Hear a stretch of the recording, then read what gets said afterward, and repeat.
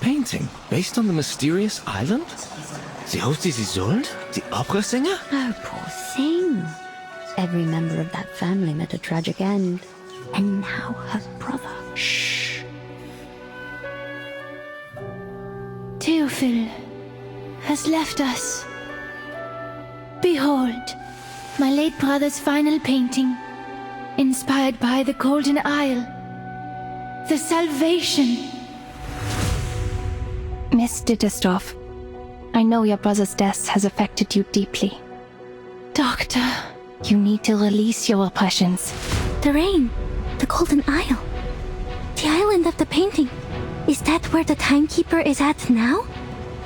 How did Theophil know about the storm and the island? He belonged to an organization called the Circle. It's the symbol of the Circle. Are they really just a group of artists? What do you see in the mirror? I see golden circles. Theophil in the fire. He burned all his paintings. And then I heard a shot. All these assassinations at the same time? Will our people be able to defend themselves on that island? To help them is to help ourselves. I can see how you burned with passion. Welcome to the Circle, Miss Marcus. We share the same dream as you. I am intrigued by the name of your little group, the Circle. Even if the world ends tomorrow, we still have a show to watch. Please, enjoy.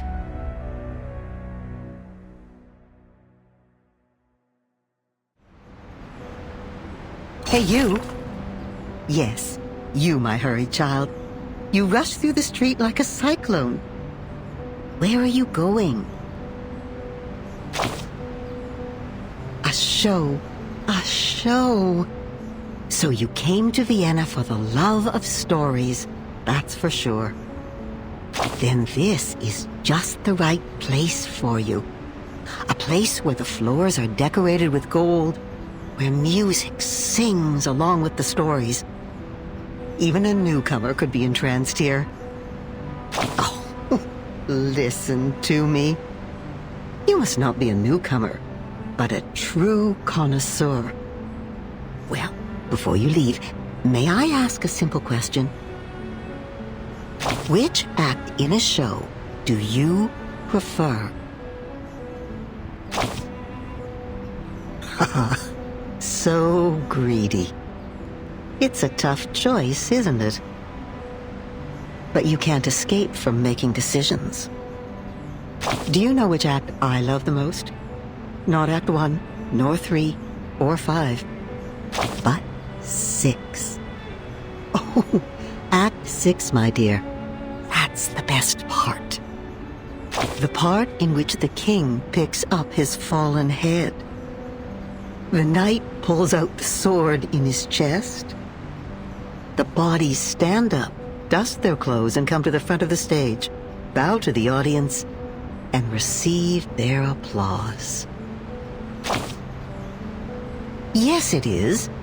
My child, that is precisely when the real show begins. I have a good script here. Let me put on my glasses. Let's start from Act 6. The princess, a nightingale decorated with diamonds, an opera singer taking center stage, steps into a building of gray and white diamond patterns. And the curtain falls forever. The smile on her face seems too serene. She is still dreaming. Her madness keeps them on alert. But in the court, she seems so meek and mentally steady, like a docked boat on calm waters. Nodding elegantly to every gentleman she meets, she makes the shackle on her neck look like a piece of dazzling jewelry. Next page. Oh. In a transparent room under an unyielding limelight, her dignity is stomped on, like a silk handkerchief thrown on the ground.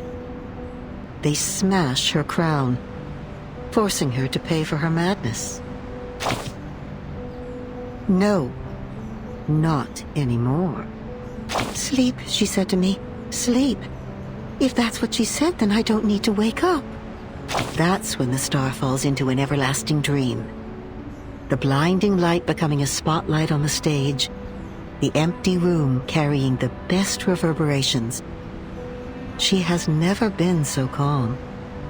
Everything beautiful in her is there forever, frozen in time. Or found eternal peace.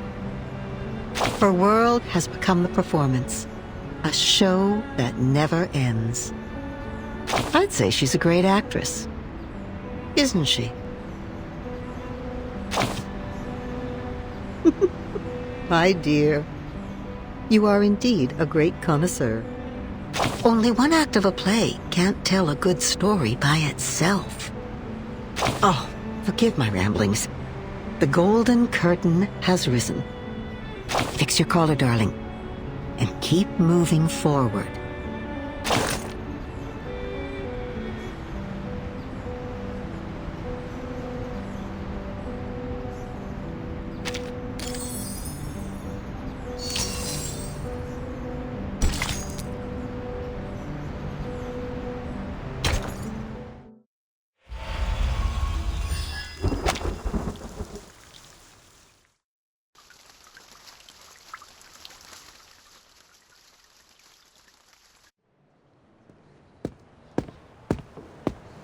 Meine Damen und Herren, willkommen!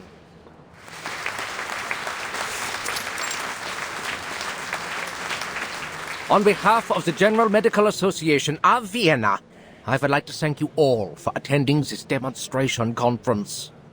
It is a great honor. As we can see, dear friends, the era of science has arrived. The era of man has arrived.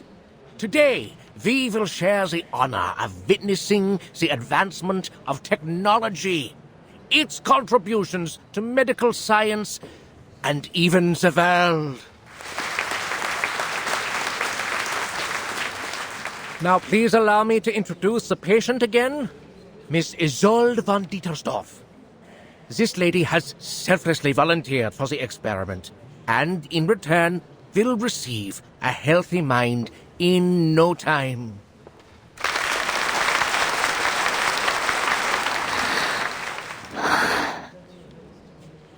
She's been living a miserable life due to hysteria. How terrible it is for a young woman like her. As we all know, mental illness is taking an increasing toll on our country. Even suicide has become more rampant. The tragedies are piling up, and our dear lady is in excruciating pain as we speak. Thanks to the development of medical science, we can again be rescued from the abyss of pain. As I said before, the electroshock therapy uses the most advanced technology available. The medical use of electricity dates back to the 18th century.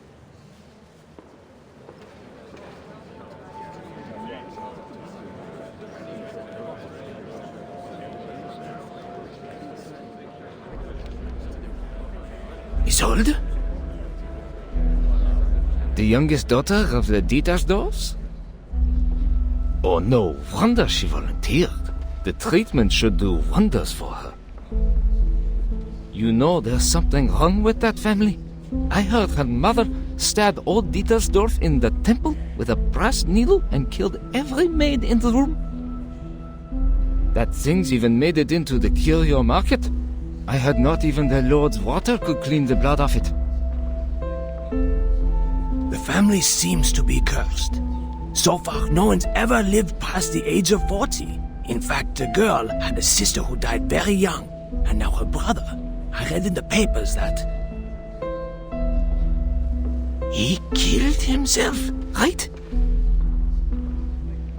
Well, the artist did what an artist would do. He wrote a sad poem and then set fire to his paintings, together with himself. You know what? My uncle works for the police. He showed me the autopsy report. The truth is, Theophil shot himself. He was killed by a bullet. Gosh! Good thing he didn't have to suffer all that pain before he died. Poor boy, he was so talented and handsome. But the girl, oh, she's less fortunate. Fainted at her only brother's funeral, didn't even get to see him one last time. I hope the latest treatment will alleviate her suffering. Lunatics. The whole family is a bunch of lunatics. Manners, sir. This is Vienna where we call these poor people arcanists. I sincerely hope that Isolde can put an end to her miserable nightmare. After all, she is one of the most talented opera singers in Vienna. Just like her mother. You know what they say? Talent and hysteria go hand in hand. Think about it. They both come from the mind.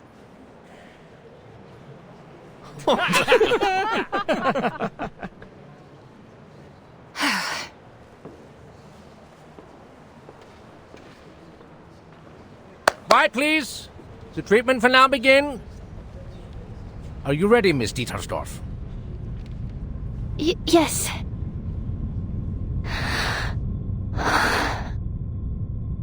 I'm ready.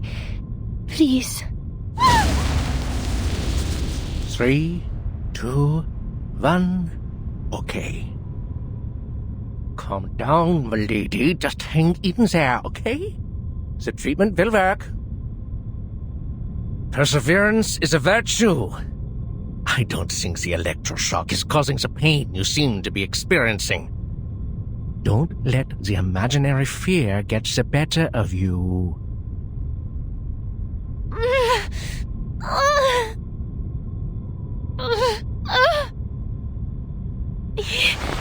Yes. Good. Now we'll begin stage 2. The voltage will be slightly increased.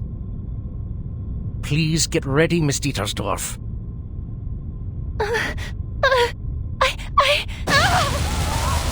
No! Stage 3, an even higher voltage.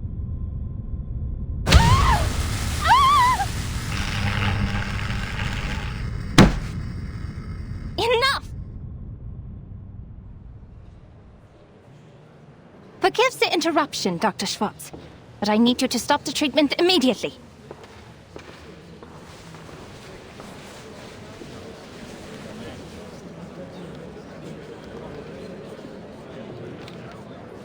I can't help but to question your methods, as well as the methods of the General Medical Association.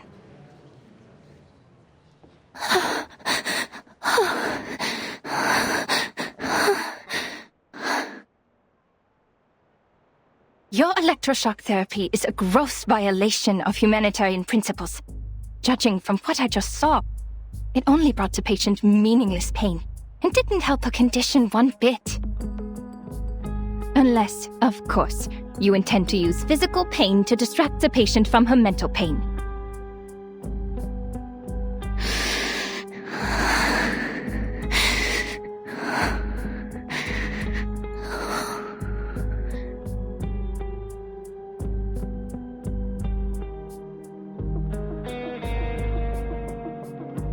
Even though this is a conference meant for conversation, you're being a little rude.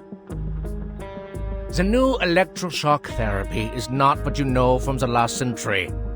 Now that man has tamed electricity, there's no doubt that the EST is the best choice for treatment. You shouldn't take it at face value, because it's not like the underlying principles are the same as that frog experiment, huh? My treatment is supported by systemic theories and reliable references, and it is approved and sponsored by the General Medical Association, which means it's reasonable and legitimate. Well, you are, correct me if I'm wrong, a social activist known for her little arcane tricks, Miss Cacania. Or should I say, Miss Clara? As far as I know, you don't even have a medical degree. Besides your so-called art movement. Is this secession, is it? It confuses me, really. Anyway, in order to have a more professional conversation, I suggest we talk later. You know, after you get a medical license.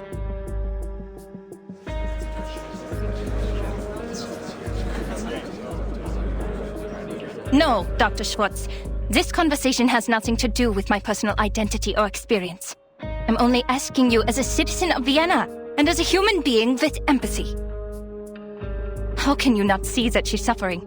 Have you been thoroughly brainwashed by the supposed authority of medical science? Or have you two been blinded and deafened by hysteria? Oh! You rude little... Please allow me to reiterate, the EST is an advanced and reliable treatment. Besides, Miss Dietersdorf has signed an agreement before we started. The experiment is conducted under mutual consent. Your objection is of no use, and it is even harmful to the patient's interests. But we always welcome debate. Since you question my methods, please be my guest and indulge us with your thoughts on her condition. As I understand it, Mr. Sigmund Freud published his studies on hysteria in 1895. He believes that hysteria was a psychological disorder caused by problems in the nervous system. It was not a simple organ disease. His trauma theory explains that the patient's personal life experiences were the real cause of the disorder, affecting the patient in subtle ways. It makes much more sense to analyze the patient's traumas than to harm their body. As to whether his theory is advanced enough, you can read The Totem and Taboo, which he published last year. What?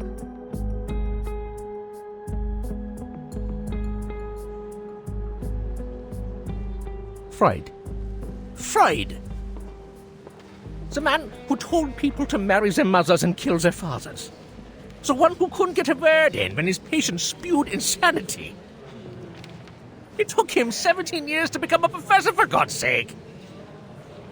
Miss Clara, I've tolerated your immature antics, and I always welcome advice and opinion, as long as they're rational and reasonable.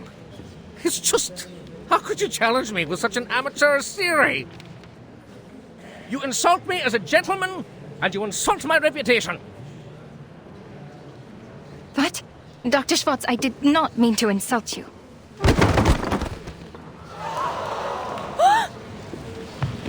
Miss Dittersdorf, she's unconscious. How? Get her off the chair, now!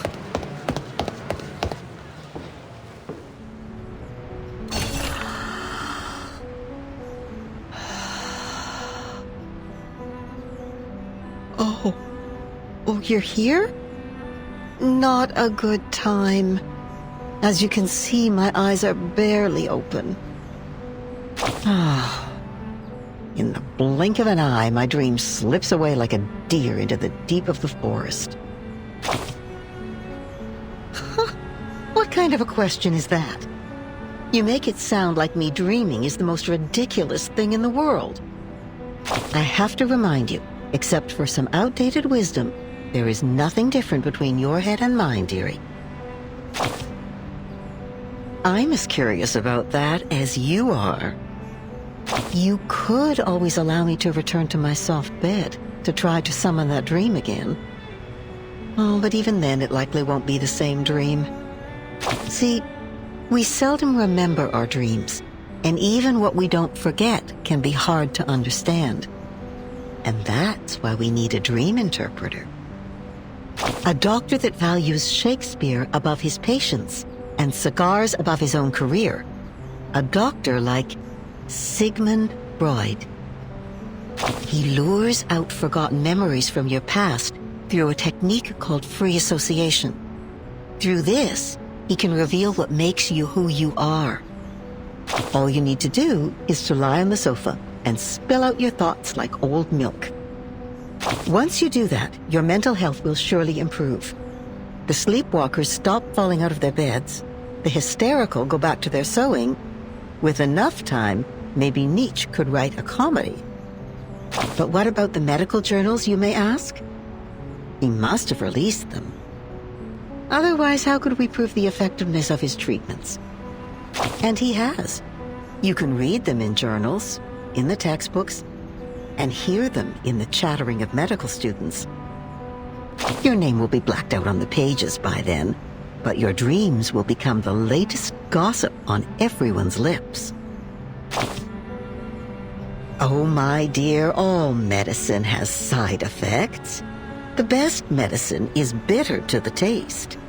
It must be tolerated for the sake of the treatment. How else will these patients free themselves from their mental cages of unconscious desire and delusion? It really is the smallest of prices.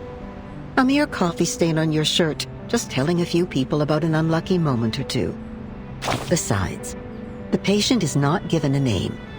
The true protagonist remains a secret between you and the doctor. Perhaps you're right. It's not the only way. Come, listen. Do you hear that? That shrill, piercing sound of metal on the skull? The blood-curdling screams. Even the strongest soul would quake in fear. But this is the other way.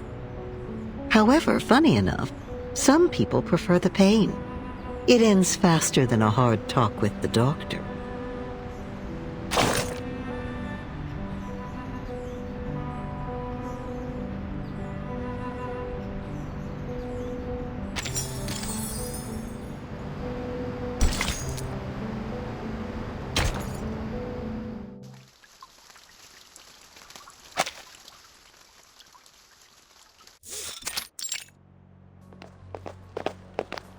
Move! Oh, move!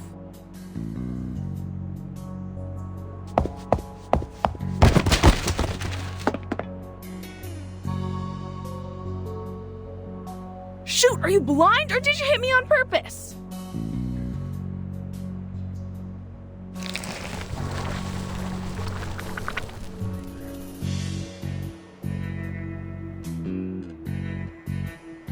Hey, hello! Do you know how to control this thing?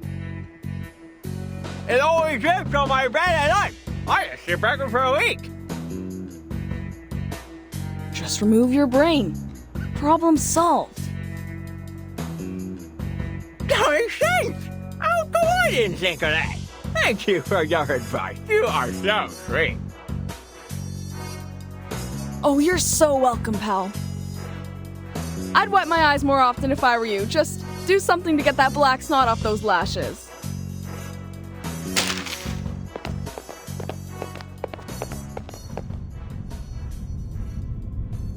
The good news is, the persons in charge of this place are all dead. The bad news, the one in charge right now is not a person! Hello, Researcher Medicine Pocket. Your meal allowance is being deducted to pay for door repair.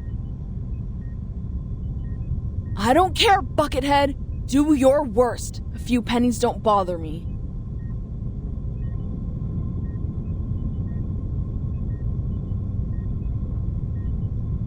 You could have called me from your lab terminal.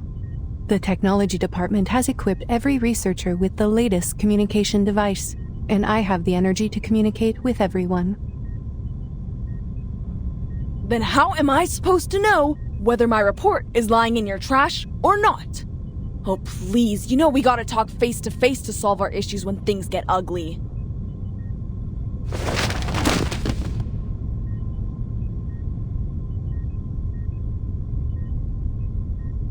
Congrats on the one and only achievement you got from the Manus mask. We're now fully aware of its side effects, and this great achievement is filling the halls with oil and insanity. You should thank the Hatted Cuckoo for her report. No one's turned into a crazy monster yet, or the Manus would be attacking the headquarters from Laplace right now. Damn it! What are you doing? Are you even listening to me?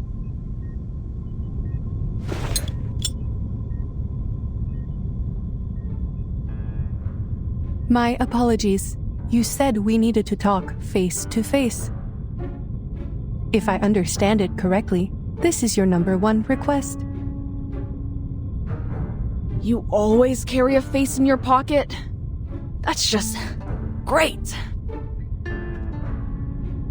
You are welcome. It is our duty to learn and meet the needs of every researcher. This will help them reach their full potential while respecting the nature of their being. I received some letters of complaint. They asked me to develop a better sense of humor. They said it would help me understand the researcher's sarcasm, so I am studying it. 75% of the complaints mentioned they did not want to see a face on my head. Some even used strong words like, "Never let me see that face of yours again." I am glad that you are one of the other 25% researcher medicine pocket. You know what? I don't mind if you keep that face on, as long as you let me kick it around a bit.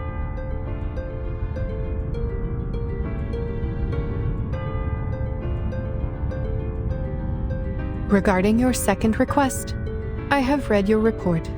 I fully understand the side effects of the mask as well as the feasibility of the decryption. Then what's the point? It's like trying to get the syrup formula out of a Coke can. Ugh!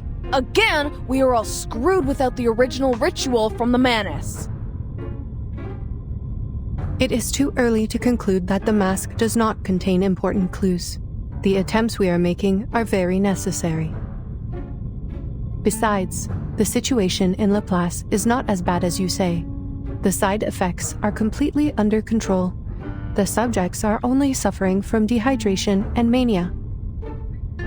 Fortunately, the Rehabilitation Center has extensive experience in dealing with manic patients, and some researchers, like yourself, are already manic without putting on the mask, so the side effects will not affect them much.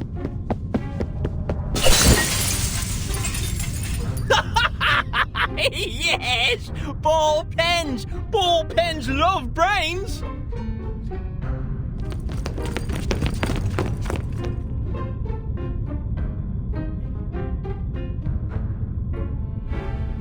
Extensive experience, huh? That is right. I am glad you have noticed our efforts. We have prepared a large amount of polymer materials in case of minor vandalism by the patients. Haha, amusing. So this is the logic of a machine, huh? Humans are as expendable in the lab as glass. You should be glad that your head is harder than my teeth, or I'd... Your opinion surprises me, Researcher Medicine Pocket. There is a big difference between the human body and glass. As for the original ritual, you are not the first researcher to make this suggestion. We are fully aware of its importance. We have dispatched investigators and members of the Field Agent Administration to investigate various regions. Here are the images they sent back. Field... what? Field Agent Administration. If you have not heard of the name before, most prefer to call them the History Guards, given their function. Right. That team of cannon fodder. The thought of people being thrown around like garbage makes me feel lucky that I'm just a piece of glass.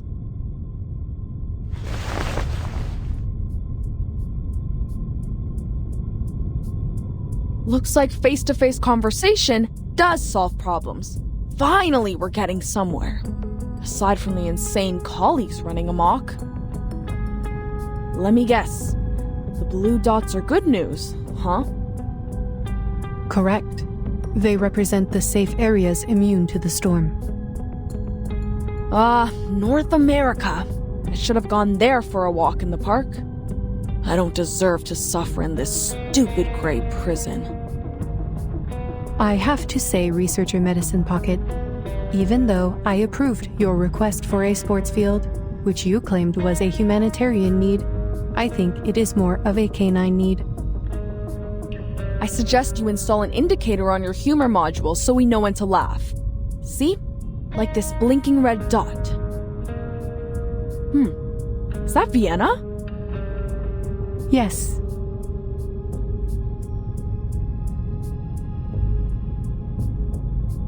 All right. Not privy to the information, huh? I know of your tricks. One day I will find the logical fallacies in your words, I swear. And this here... Yellow. Better than the worst, worse than the best. That's the agency. What's all the fuss about? Don't tell me there's a 500-meter-long blue crab. No sightings of large marine organisms other than the Gorgon.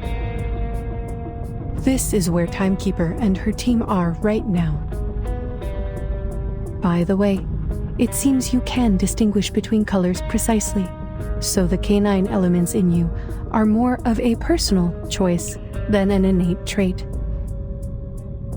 I see your efforts on improving your sense of humor, I do, but that's enough now.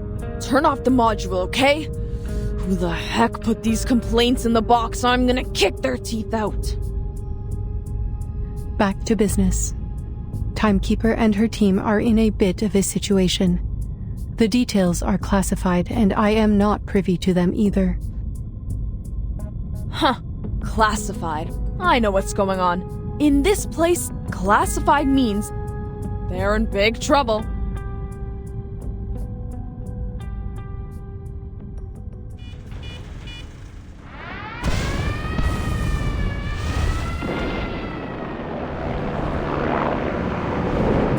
What are they? Hoop did not tell us about these things! Get away from me, you arcane fiends!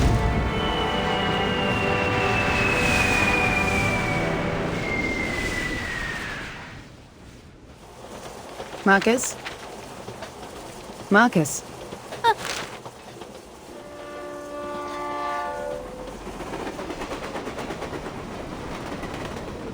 I'm sorry, Madam Hoffman. I was reading the newspaper.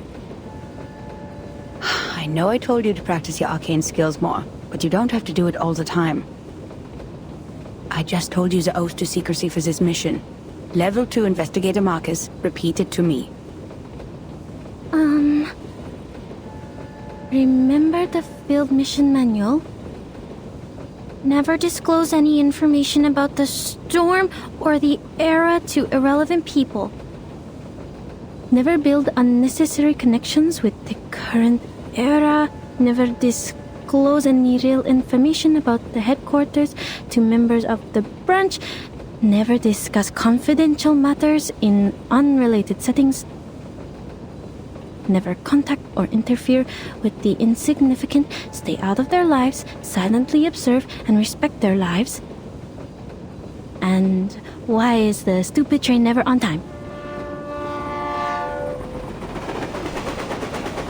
Did I really say that? Yes, in a low voice, after the last random stop. You have a talent for multitasking, I'll give you that. But the point is, as a rookie investigator, your focus should really be on the mission. Yes, Madam Hoffman, I'm so sorry. Laplace has analyzed the information from the field agent squad and suggested several critical points on where the storm may arrive. One of them is Vienna. The history guards have reported sightings of menace leaders there. Considering they will probably do the same things they did in 1929, you know, escalate the international conflicts to accelerate the reverse, this mission is probably quite risky. It's okay, Madam Hoffman. I am fully prepared. I've been waiting for my first field mission since I joined the Foundation. Thank you for approving my application, or I'd still be talking to rusty filing cabinets and diamond patterns on a wall. No need to thank me, Investigator Marcus. Your application has been approved by headquarters, as your arcane skills would prove very useful on this mission. This time we will track down Manus Vindictae in Vienna and gather intelligence on their rituals. The intelligence should help with the storm immunity research, making it the top priority of all other missions. That's why I said your arcane skill reading will be useful on this mission. Yes, understood.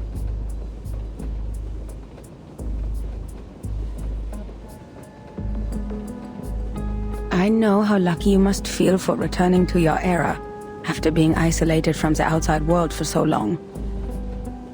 I will take you to Romania and visit the orphanage where you used to live, if we still have time for that after the mission.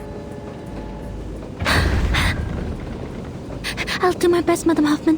Whatever you need, as long as my arcane skill can do it. By the way, how's the timekeeper doing on Agent Island? Marcus, have you already forgotten what I just told you? This is a confidential matter. But it's in the news. Unknown island appears on the agency. Forces attacked by arcane creatures. Ownership over island causing conflicts between Bulgaria, Serbia, and Greece. Austro-Hungarian Empire and Russian Empire to establish a negotiating committee.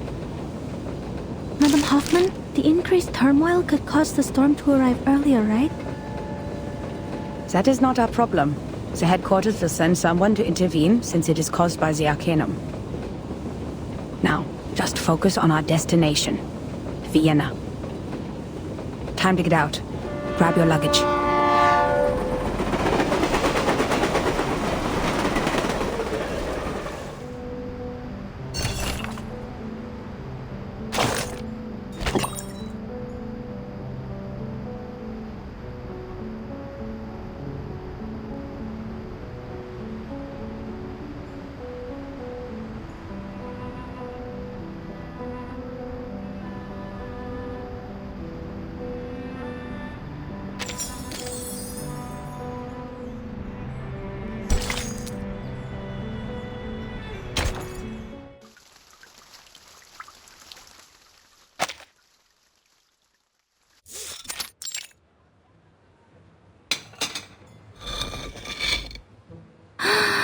Here it is, the national treasure of Austria.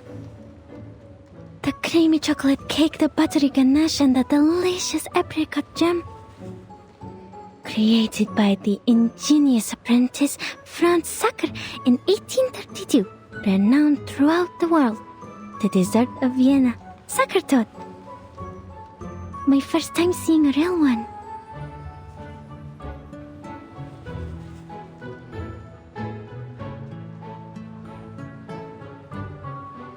How should I cut it?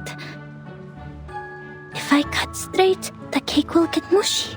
If I cut sideways, I'll miss out on the apricot filling. What if I eat it in one bite? No, how unrefined. The director would scold me for that. I have to think carefully. There must be some other way. Remember all your training, Investigator Marcus.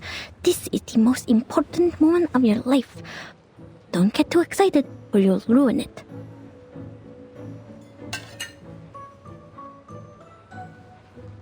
Oh no.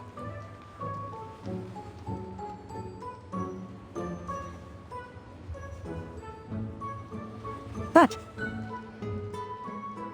No, nothing. Thank you for deciding for me.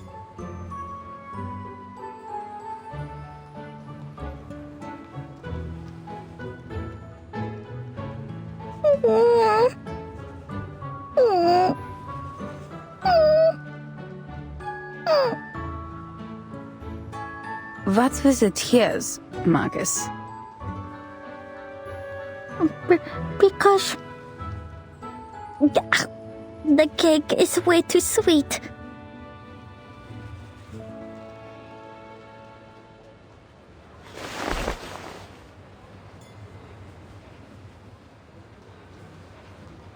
According to the plan, the head of the Vienna branch would pick us up and guide us through the necessary procedures of this era. But our train was 2 hours late. That being the case, our Mr. Carl should have been waiting for 2 hours, but so far there is no sign of any gentleman in the Foundation's uniform. So Mr. Carl is also more than 2 hours late. A clever deduction. Let us hope otherwise. I'll go check if he got here before us.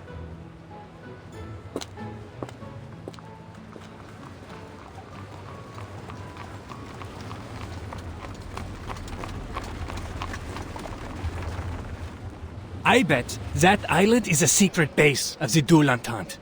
That's why the Bulgarians are so anxious. They're worried about their exit on the Aegean Sea. A friend of mine is in the Navy. He saw a ship leaving the harbor loaded with gold. War is coming, friend.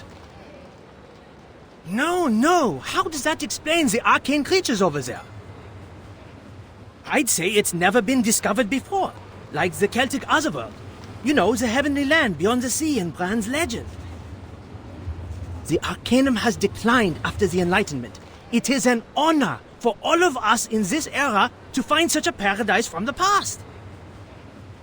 You're not fit to be human if you don't understand what that island means to us, my friend. Secret base. Other world. Fascinating.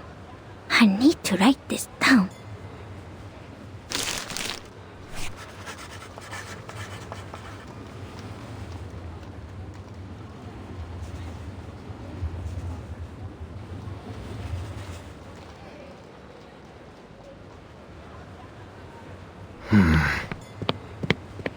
Miss, could you show me your papers, please? Ah, right. I'm sorry. My friend has it. Could you hold on a minute? I am an arcanist sent from the headquarters of the St. Pavlov Foundation. I have a letter of introduction from the head of the Vienna branch. Arcanist?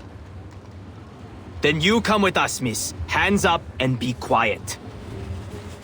Bring over the golems! We have an unregistered arcanist! Huh? Huh?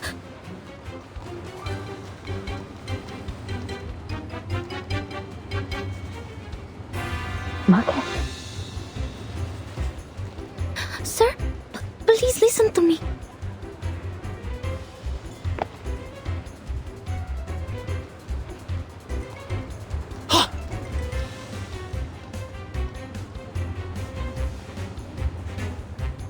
Don't let her get away!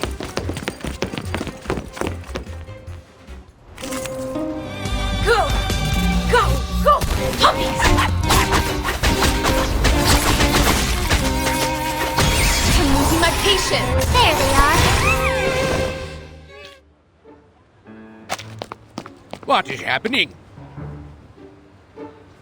At ease, gents. Allow me to explain. This respectable lady is most definitely not a Russian spy.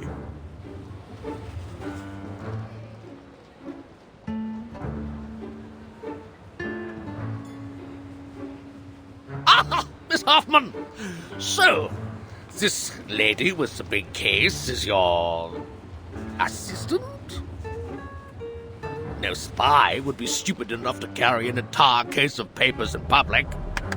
So we'll be all gentlemen.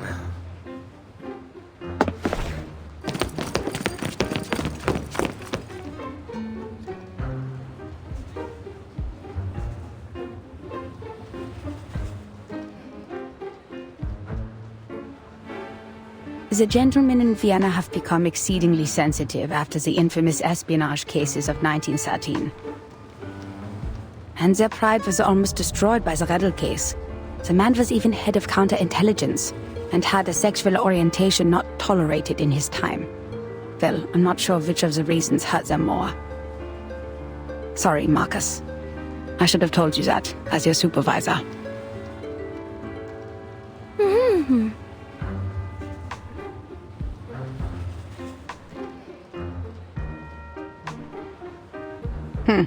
The belief that arcanists cannot cast arcane skills without the ability to speak. So old and superstitious. Like muzzling a dog when it gets out of control. Can we dispel it now, Mr. Carl? I have to remind you, Miss Hoffman, that theoretically we have to go through an entire approval process before I authorize the dispelling of the mute spell. But, whatever, who cares? They shouldn't have treated a young lady like that, for whatever reason.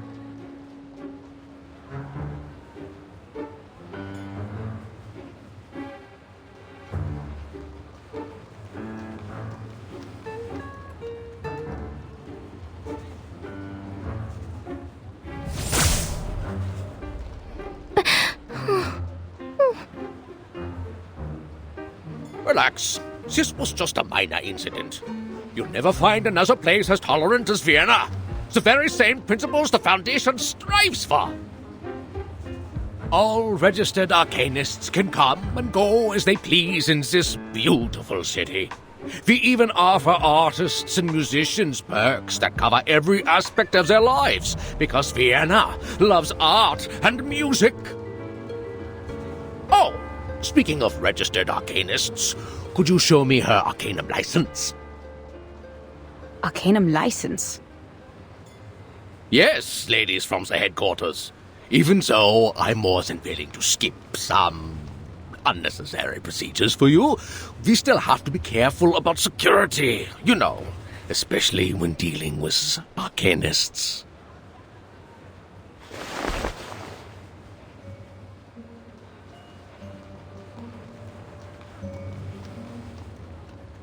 I don't think the headquarters issues such a license. No one told us to apply for one. Oh, there must be some mistake. All arcanists entering Europe must possess an arcanum license issued by the local government. Austria enacted this policy in 1756. We abolished it in 1868, but we're in the time of great tension, so... you know... Perhaps this lady knows something. Miss Marcus? Yes? You are an arcanist, even though you're sent by the headquarters, correct? Show to me then. Your arcanum license.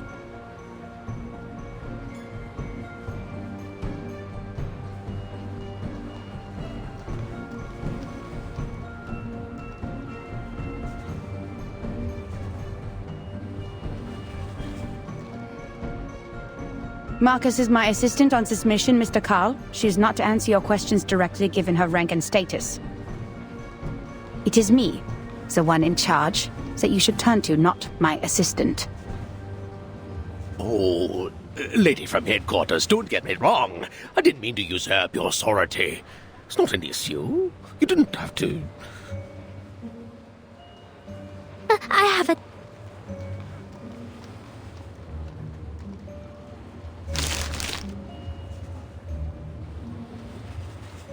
Here. Oh. Hmm?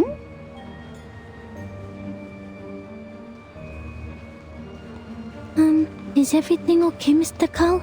Is it not acceptable? Oh, yes, it's a perfectly good license. I can even smell the ink from the government office. Welcome to Vienna, Miss Arcanist from Romania. You should have shown it to me sooner. It would have saved us a lot of trouble.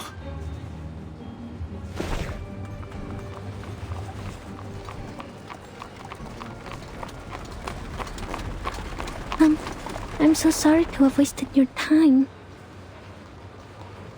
Speaking of which, no offense, but you are 2 hours and 15 minutes late, Mr. Carl.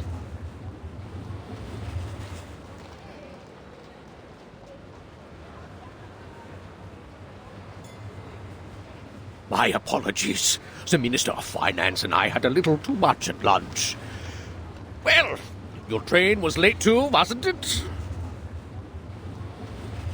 You were having lunch when you were supposed to be here. We agreed. Relax, lady from the headquarters. You're just not used to this pace around here. Look at this industrialization and so-called modern designs. They have turned our beloved city and our carefree life into a cold, impersonal machine. Please forgive the train staff, the sewer workers, and the plumbers. It is their right to be a little unpunctual, and enforcing this right is a symbol of our free will. In the end, you didn't wait too long, and I got to enjoy my lunch. It all worked out, right?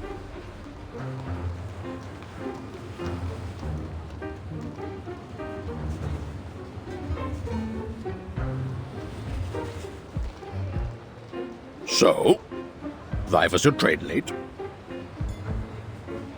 It crashed into a deer. A deer with free will. Tragic. All right, forgive this old Carl for his minor mistake, ladies. The rumors about the Golden Isle had kept the branch busy. There was no one else but me to pick you up. It wouldn't have been so embarrassing if headquarters had sent us manpower instead of taking it from us. I am also on the job, Mr. Carl. Should I include your complaints in the report?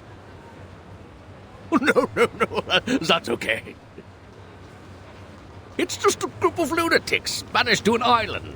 They're arcane criminals from a small country, and people will forget about them in less than a month. Only a few would believe that it has any real influence on Vienna. You know, the young artists who think highly of themselves, the schemers with evil plans, and the conspiracy theorists suffering from neurasthenia. The Megars and the Bohemians are already giving us a headache. Arcanists, they are not at all the Empire's top ethnic concern. But aren't you in charge of the registration and management of Arcanists? Well, first of all, isn't my loyalty to His Majesty and the Empire? Before you use the title Head of the Vienna Branch to define me, I am first and foremost an honored citizen of Vienna, and I serve our great Emperor, lady. And I thought you said this was a tolerant city. Oh yes, we are responsible for dealing with the problems caused by the Arcanists, just as we deal with the Megars and the Bohemians.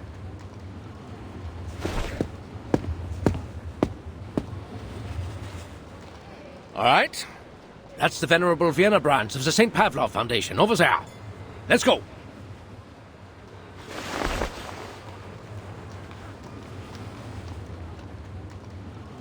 Mr. Call is very different from the staff of the headquarters. In fact, most of the time the branch members aren't comrades who share the same goals with us. They're more like local officials we have to deal with. We need them as a buffer between the Foundation and the local governments. They can help us maintain peace in the human world. But you can't ask too much of them. Not all of them are cosmopolitans. Most of them put their emperor and their country first. That's why we shouldn't disclose classified information to them. Does it still hurt? Oh, it feels much better now. Good.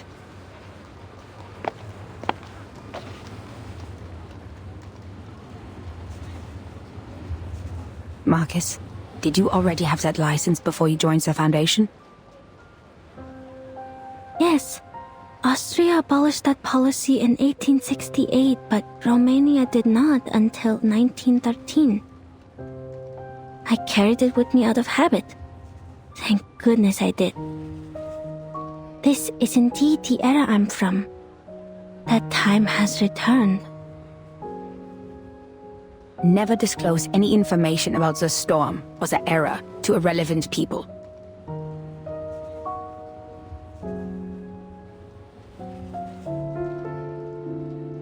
Put away your license. We need to catch up with Carl. Remember my words, Marcus. Never trust anyone, even if they're a branch member of the Foundation.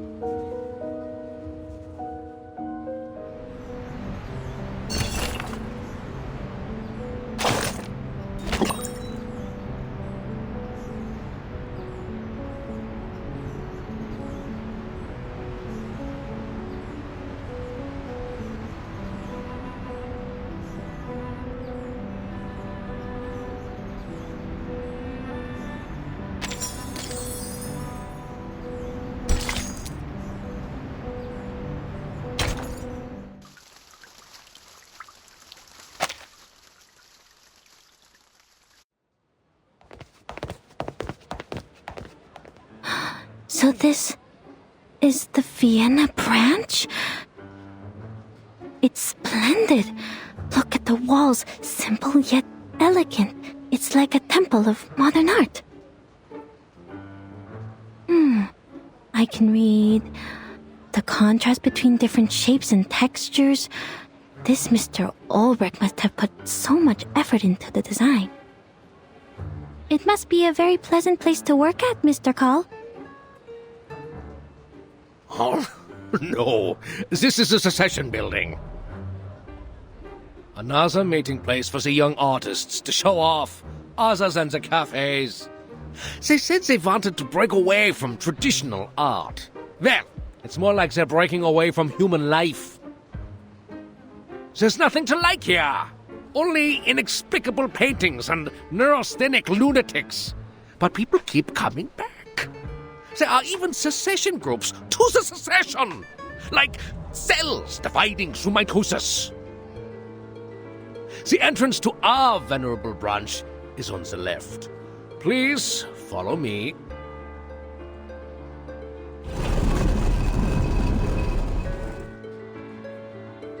Notice the guard?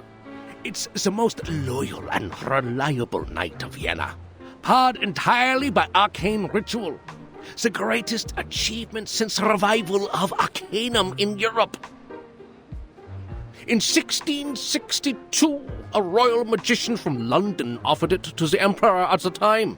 Since then, it's guarded the empire for centuries. Ah, sir!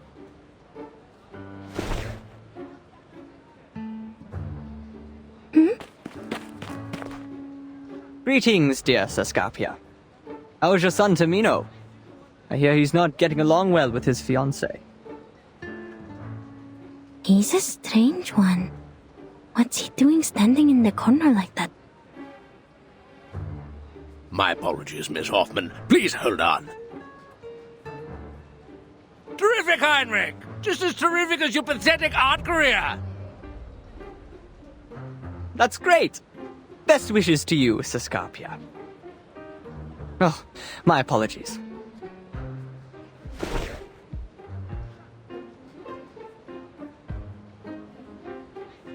Greetings to you, Angelotti.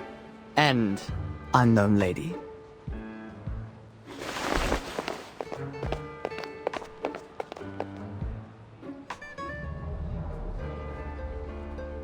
See, he is one of those crazy artists. Everyone knows that I only have this beautiful daughter of mine. This mustacheless gentleman went to study in Berlin and has just returned. I guess he didn't learn much in class, and now he's throwing himself into opera. He must have listened to Wagner and Mozart so much it damaged his central nervous system. That's why he sees everyone as a character in an opera. Operas and music, they do harm to your eyes and fill your ears with useless sounds. Is every artist like this? Scarpia, Angelotti. They are indeed characters from the opera Tosca. Oops! I am getting off topic.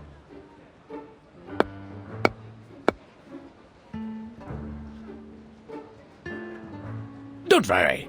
We've modified its original ritual to meet the needs here. Lots of people come in and out after all.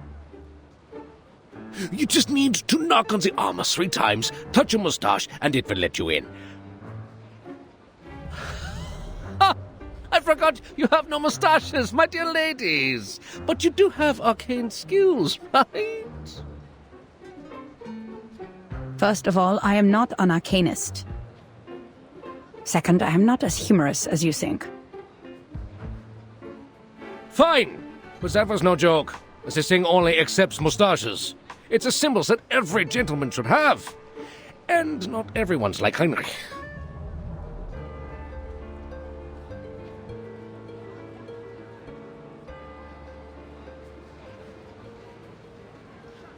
Just give me the list of arcanists we mentioned in the letter, Mr. Carl. We don't need to go into the branch. Oh, no. Do you really want to miss the scenery of the Donau? At the sight of the modern transport system, there's no better way to tour the ring roads than by carriage, and we've booked a room for you at the Zaka Hotel. By the way, have you tried the treasure of Austria? Thank you. We already had it while you were enjoying your lunch. Now, please, give us the list.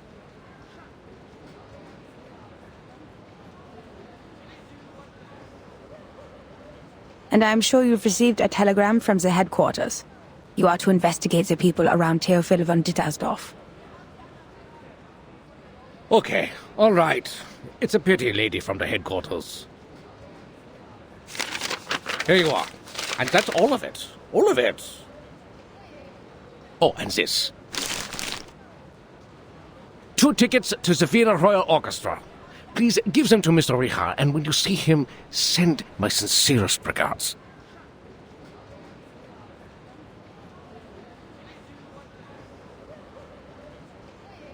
I will. Who's Mr. Richard? The contact between the Foundation and the Vienna branch in 1914. A phantom of history.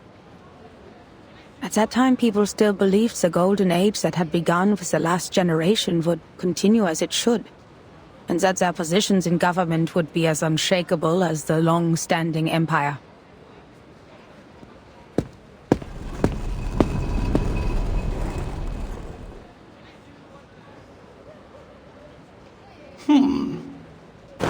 Oh, shoot. It won't let me in. You're not joking, are you, Mr. Carl? I am not. Darn!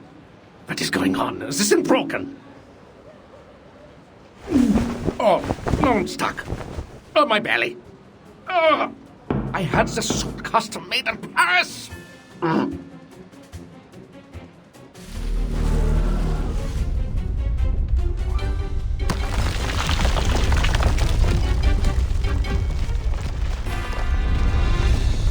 What on earth is going on? Why is the defense system activated?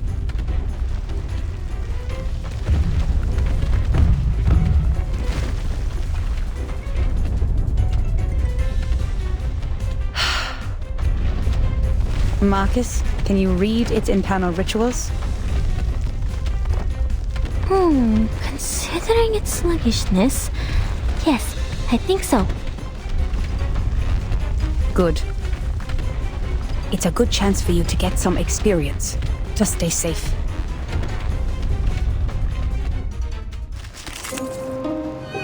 Oh, don't worry. I have prepared it all. I have prepared it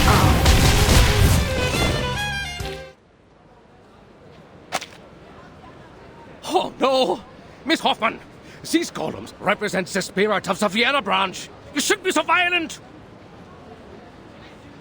Adapt, improve, and advance. Arcanum should be kept up with the times, not lock itself away in a museum and wallow in the good old days. There was something visibly wrong with this thing, and we were rightfully doing our job. If you have any concerns about this, I'll include them in the report. And I should remind you that you've spent too much time on your free will. We're running out of time. 9! Procedures are not the problem, darn it. You're not German, are you?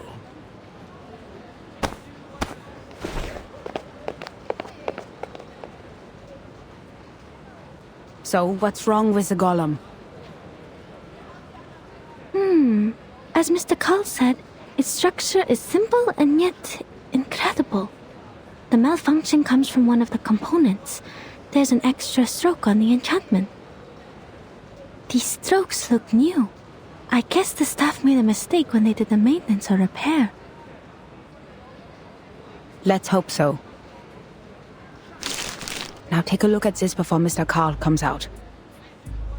Several days ago, a member of the field agent squad found a painting that was reported in this magazine, The Pan.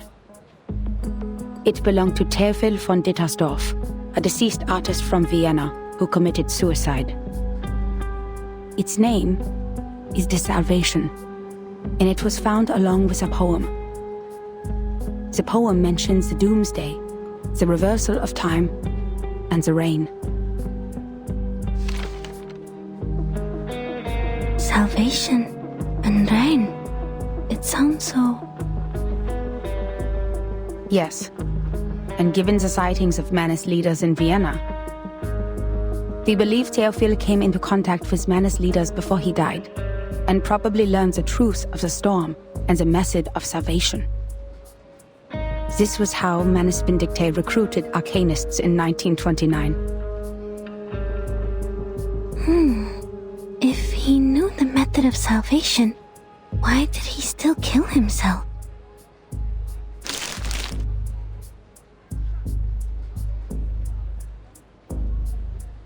Auf der Suche nach Silenus im Walde fragte ich ihn: Was ist das Beste und Wunderbarste für den Mensch?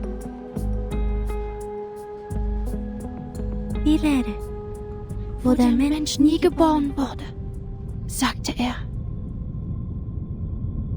Ich betrachtete ihn, den Ring des Lebens, den Ring aller Leben. Deine Hände formen den Ring, und das Urteil wird ausgesprochen.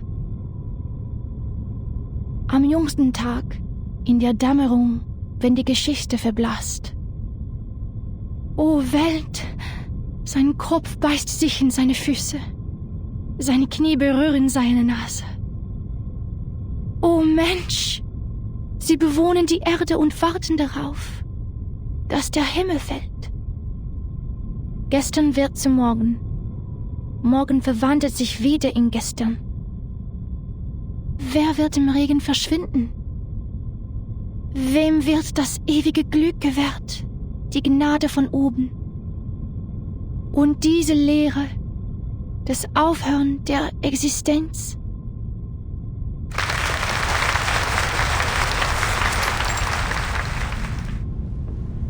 Oh, that was so moving, Miss Sieglind.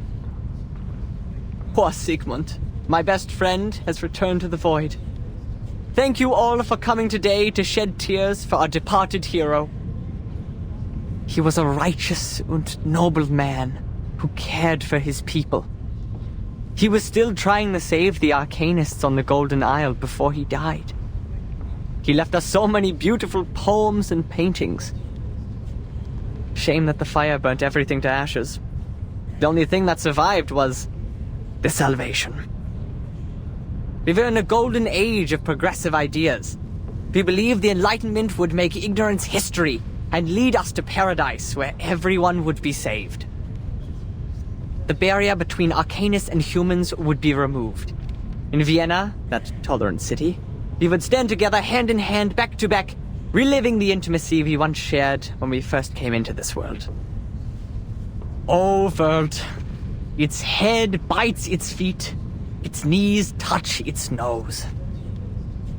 But the reality is, the survival space of Arcanists is shrinking. We tried to speak up in our own language, but that only makes us strangers in our own land. That's why we have decided to exhibit Sigmund's last work. Not only in memory of the deceased, but in memory of his noble spirit, his sincere concern for his people, and his scrutiny of this tragic world.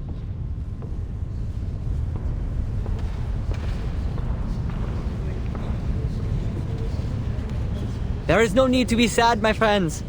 He has left us with the Rheingold. We will found a committee with the funds raised by the exhibition to improve the conditions of unregistered Arcanists. The youngest and the most outstanding opera singer in Vienna, Theophel's sister, Isolde von Dietersdorf, will present the details.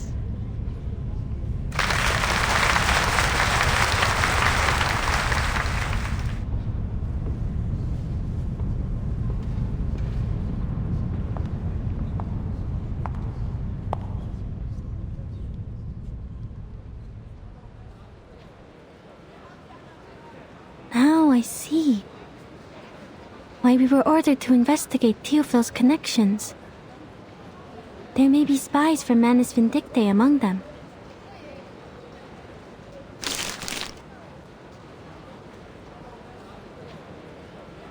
I know the Vienna branch has a lot of bureaucratic problems, but if we need their help to carry out the mission in this era.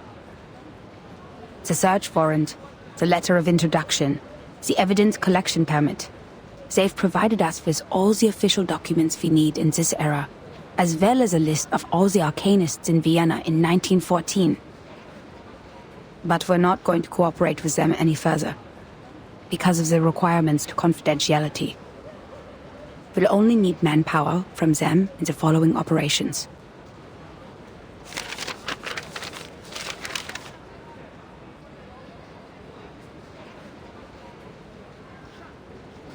In case you spend a whole day on the A section, Marcus, we're looking for Theophil. Starts with a T. How did you know I was starting from line A?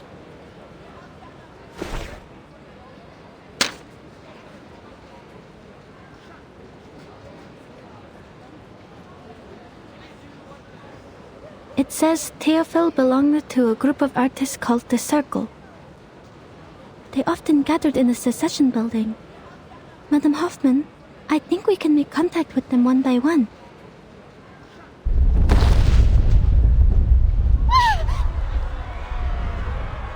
What's happening? I sense strong arcane fluctuations over there.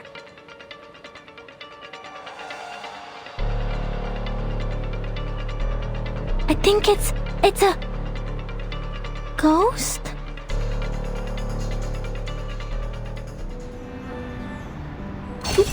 Look at this, dearie. This kind of hand mirror has become the latest fashion. Oh, it's a trifling thing, but people like me have to stay in the loop to make a living. Come here, gaze into the mirror and fix your hat. What do you see? Do you like what you see? Oh, look at our little artist in the mirror. Something of a narcissist, then.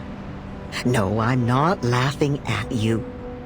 In this place, valuing one's uniqueness, one's own voice, is much to be desired. You have to be loud enough, firm enough to show no fear nor hesitation, so that at the end of the waltz you will have the strength to break their instruments. So in the warmth of spring, the ice cracks deeper. One splinters into two, and each begins to splinter again. They set up the mirror and lift the cloth, exposing to light the good, the bad, and what lies beyond them both. Then the factions split and then split again. Secessionists, by their nature, are not in the business of keeping things together. They won't stop the fractures. They can't. In lifting the cloth, in seeing their reflection, they scatter themselves like dandelion seeds in the wind. Oh, I don't know where, but I do know what they're doing. Some of them still paint with gold leaf. Others believe they must depict what is real. Some depict the ravings of their dreams. Some seek to change the streets into works of art, and others drive out all meaning from their work. The only time they ever reach an agreement is just before they lift the cloth from the mirror. Before the Potemkin village with all its empty facades moves somewhere else, some of them might just achieve their ends. To be like the golden cabbage, sitting atop its dome over the ring road. To be recognized by everyone.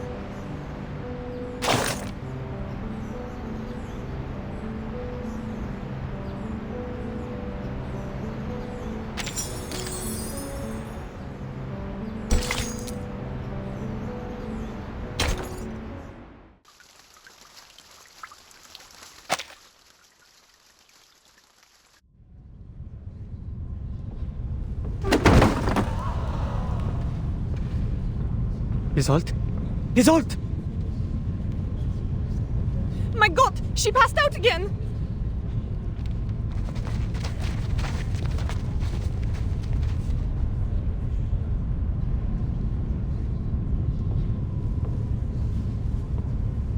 She must have smelling salts on her. Find them.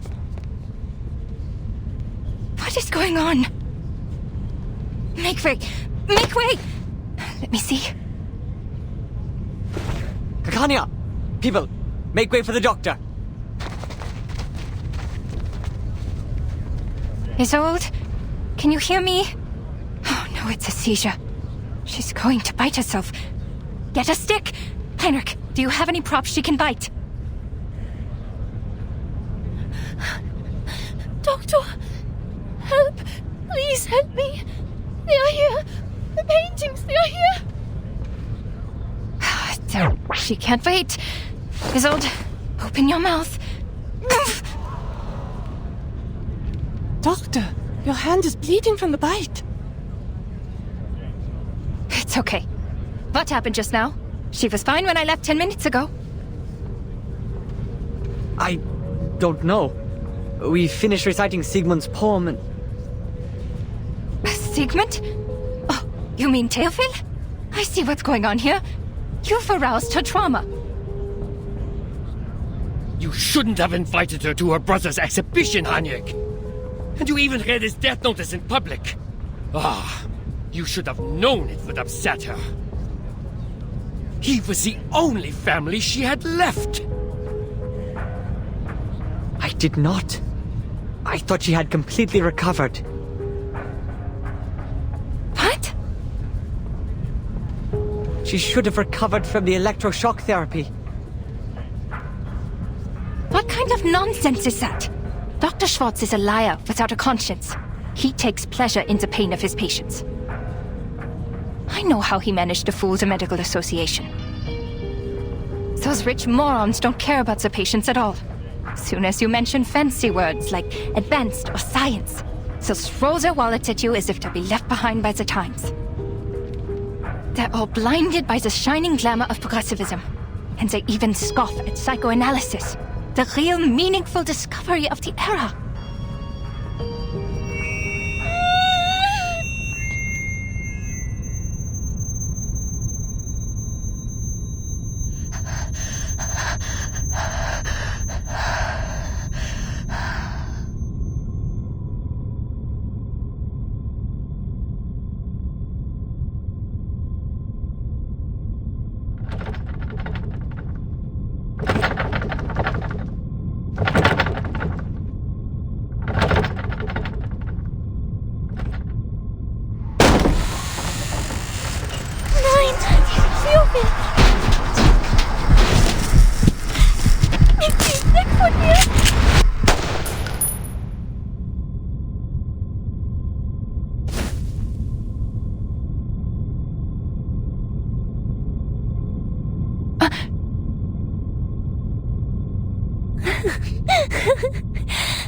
Schau dir den Ring an, Theophil.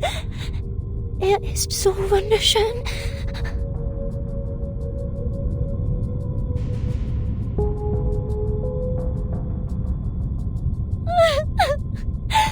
Nein, das war meine Schuld. Ja, ich werde es besser machen.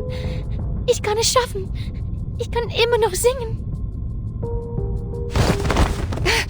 Isolde?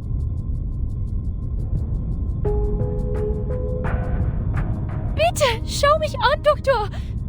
Hilf mir. Bitte, hilf mir. I will, Isolde. Now let go of me first. Oh no. It's a seance. But Miss Tusk only does it before performance. Of course it turned out this way. She's lost control. She summoned evil spirits this time, not the good ones. Nein, nein! Geh weg, geh weg!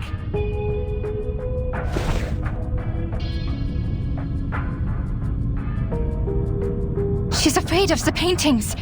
Oh, poor girl. It's her brother's paintings.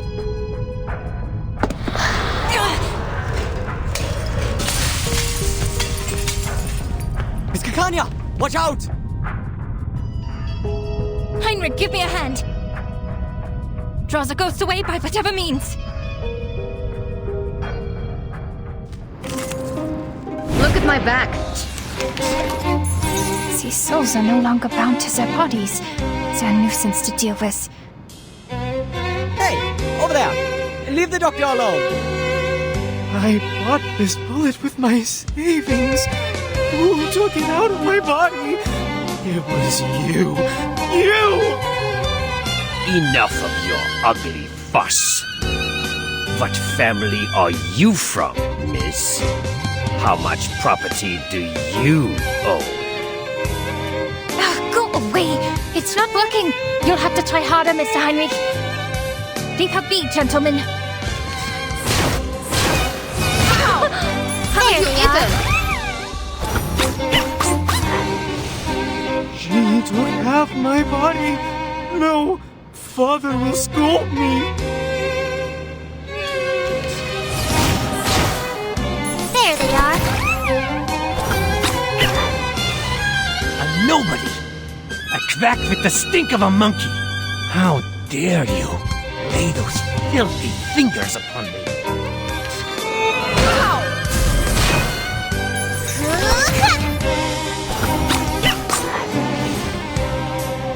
Heinrich, I'll take care of Isolde. Take this. Oh, catching a ghost with my hands.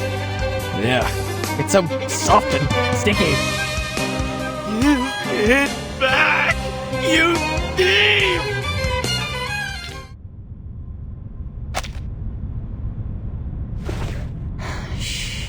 Sie sind jetzt sicher, Isolde. Spüren Sie nun den Druck meiner Hände.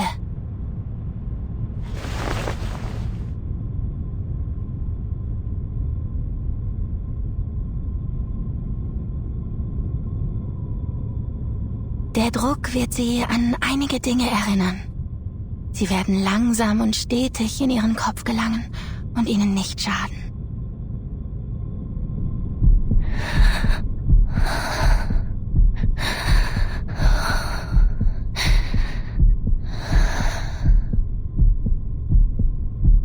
Gut, das ist es.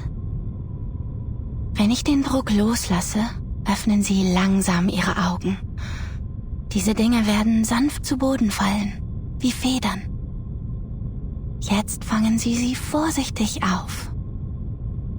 Jetzt sagen Sie mir, was haben Sie gesehen? Was ist passiert?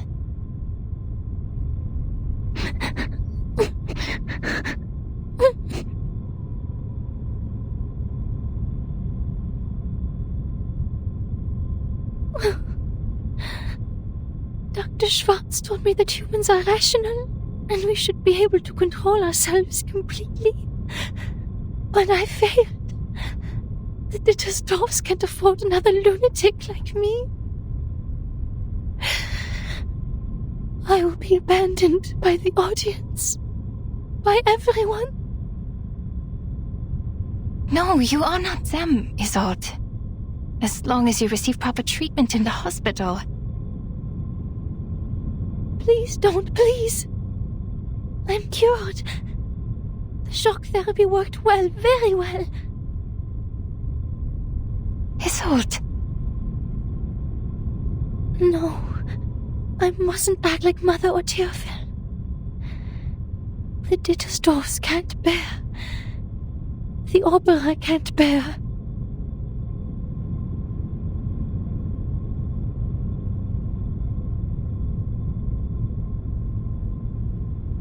Heinrich, please take Miss Dittersdorf to get some rest. I will.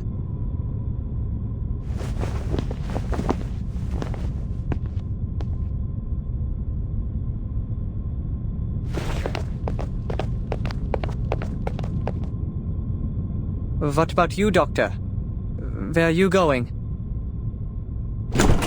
I'm going to get that Derek Schwartz!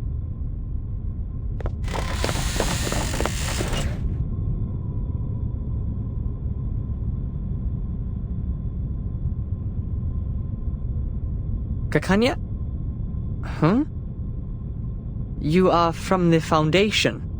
And Angelotti, and the unknown lady?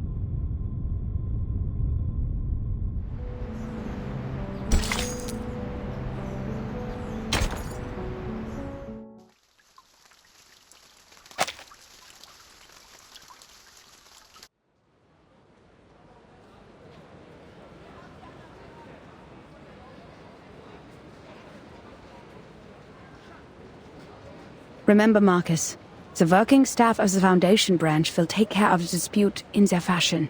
We just need to follow him in. The members of the Circle are top priority, but before any of them can be convicted, as said before, all we have to do is silently observe and respect their lives. Understood.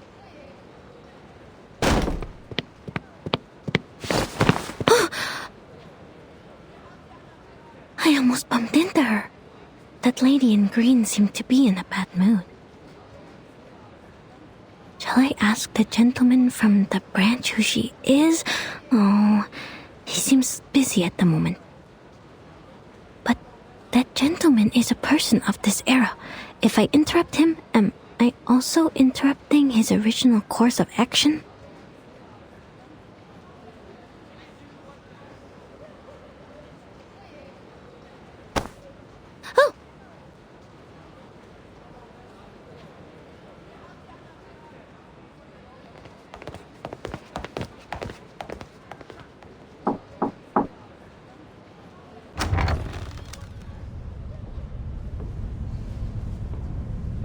My, Mr. Rigoletto. Your hair has grown so fast. To what do we owe this pleasure? Are you also here for the exquisite art? Can you just be normal for once, Henry? And stop calling me by those opera names. Someone reported an arcane disturbance here. I see candles. Are you holding a seance? I must remind you that arcane rituals are not allowed unless you have a separate permit. Excuse me? That's not fair. The first permit already costed us a... Please calm yourself, sir. Be mindful of what you implied. The Viennese government has ensured you the greatest possible freedom through working with us. Who do you think cleaned up after you people? After those fires, passionate murders, and deadly stampedes? We can't bear the consequences of you moments of epiphany forever. Not to mention the seance is one of the most dangerous acts. We've had 2 colleagues injured, still being treated for mental illness in the Vienna General Hospital. You will find no other place as tolerant and open-minded as this one. In return, you should do your part and cooperate with the government.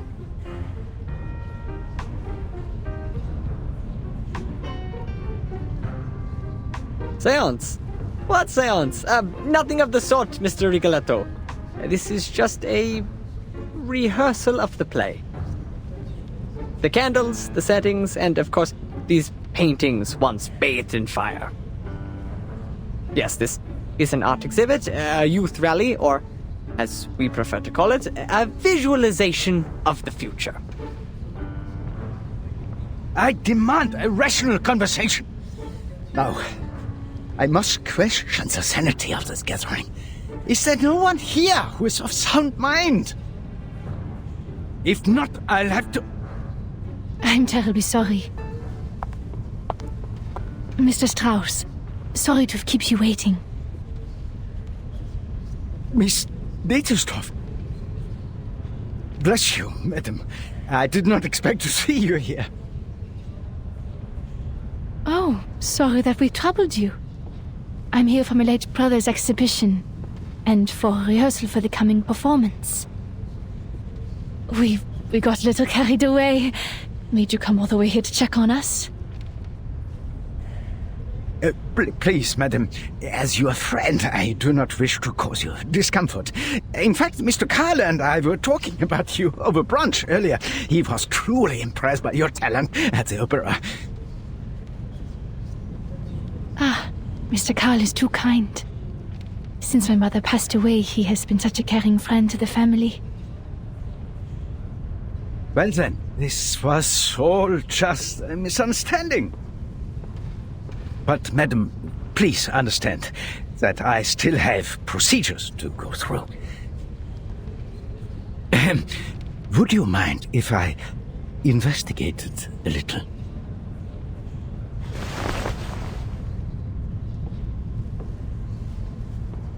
By investigate, you know, just a quick look around the building.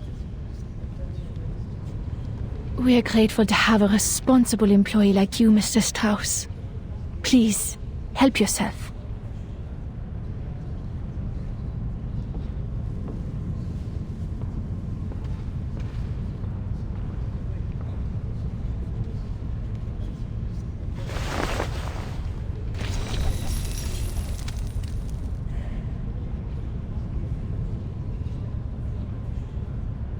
Wow! The spider tail and the detection spores. These are Laplace's auxiliary devices for perceiving arcane power. I've never seen one before. Only investigators of level 4 or higher are allowed to use them.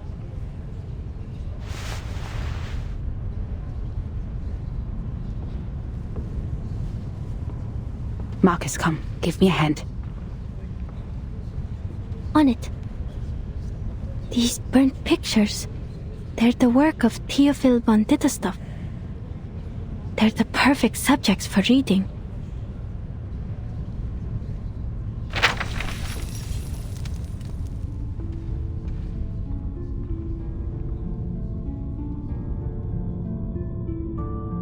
Only a third of the picture can be read, but I can see it clearly.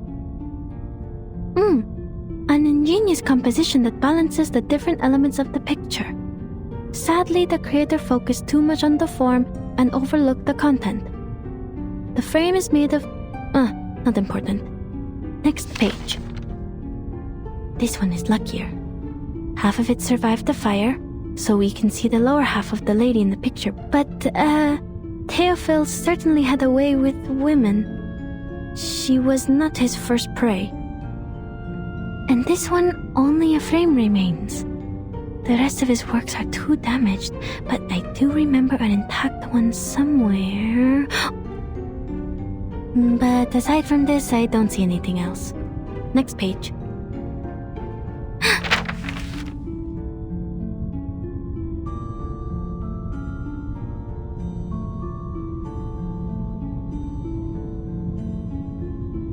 People can be read too. That person, Mrs. Old.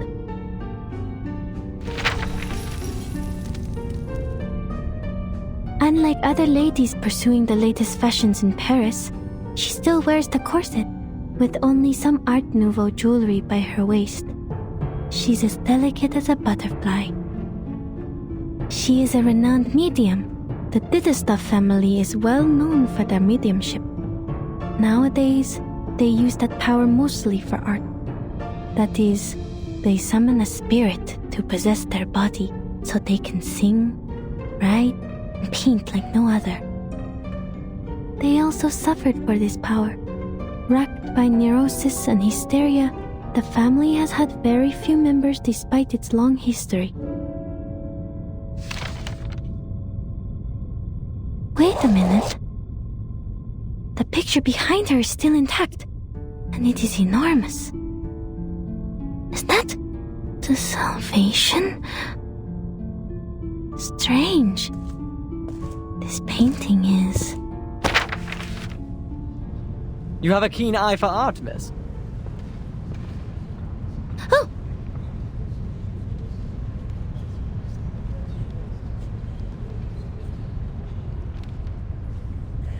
This painting is the work of my dearest friend, Sigmund. The Salvation. The only piece he left behind that survived the consuming flames. These enchanting, magical circles, one next to another. Oh, I was only reciting Miss Caccania. We're both passionate about the subject.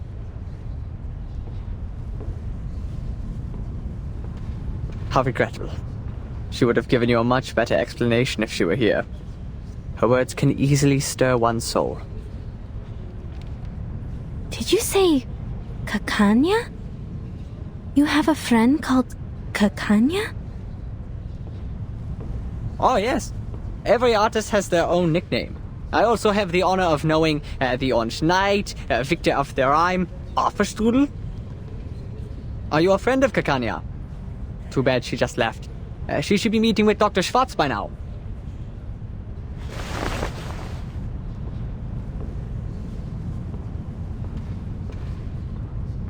No, the name sounded a little strange to me, that's all. But I appreciate the explanation, sir.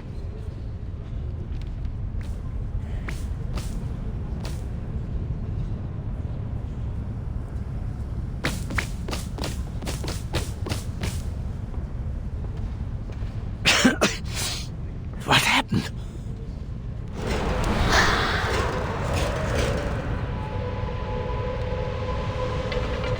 Are these ghosts? Didn't you say there wasn't a seance? This is Dietersdorf. I would very much like an explanation. Oh, they're still chasing me! The detection spores have taken effect and enveloped the ghosts. Marcus, can you still read? I think so. Good. I'll draw its attention. You take care of the arcanum part.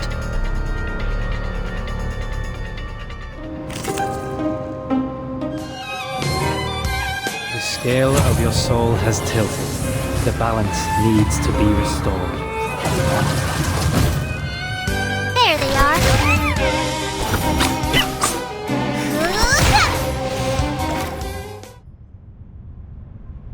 Miss Dietersdorf, you told me this was just an opera rehearsal. Now look at this mess. And more importantly, my two assistants are still here. I must ask you for a good reason to report to my superior.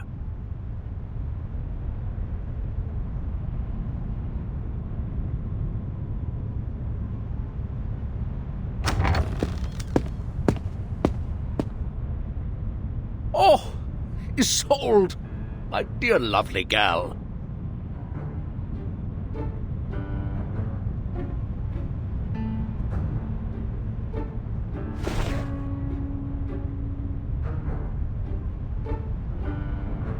Mr. Karl.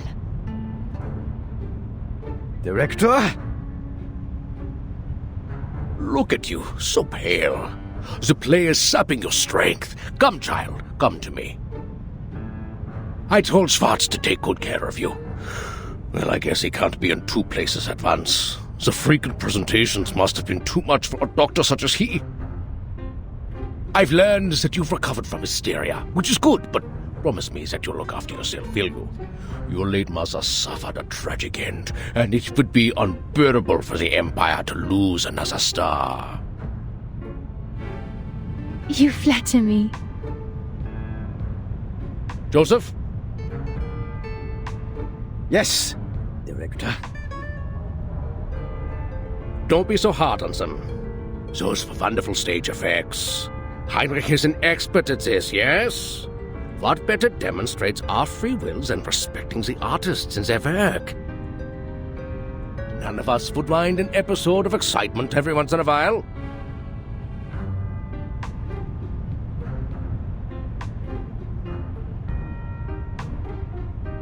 Even the gentlemen from the headquarters would agree with me, don't you think? Yes, you're right.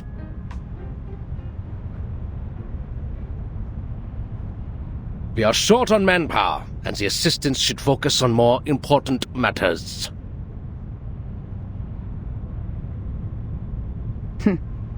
We should leave.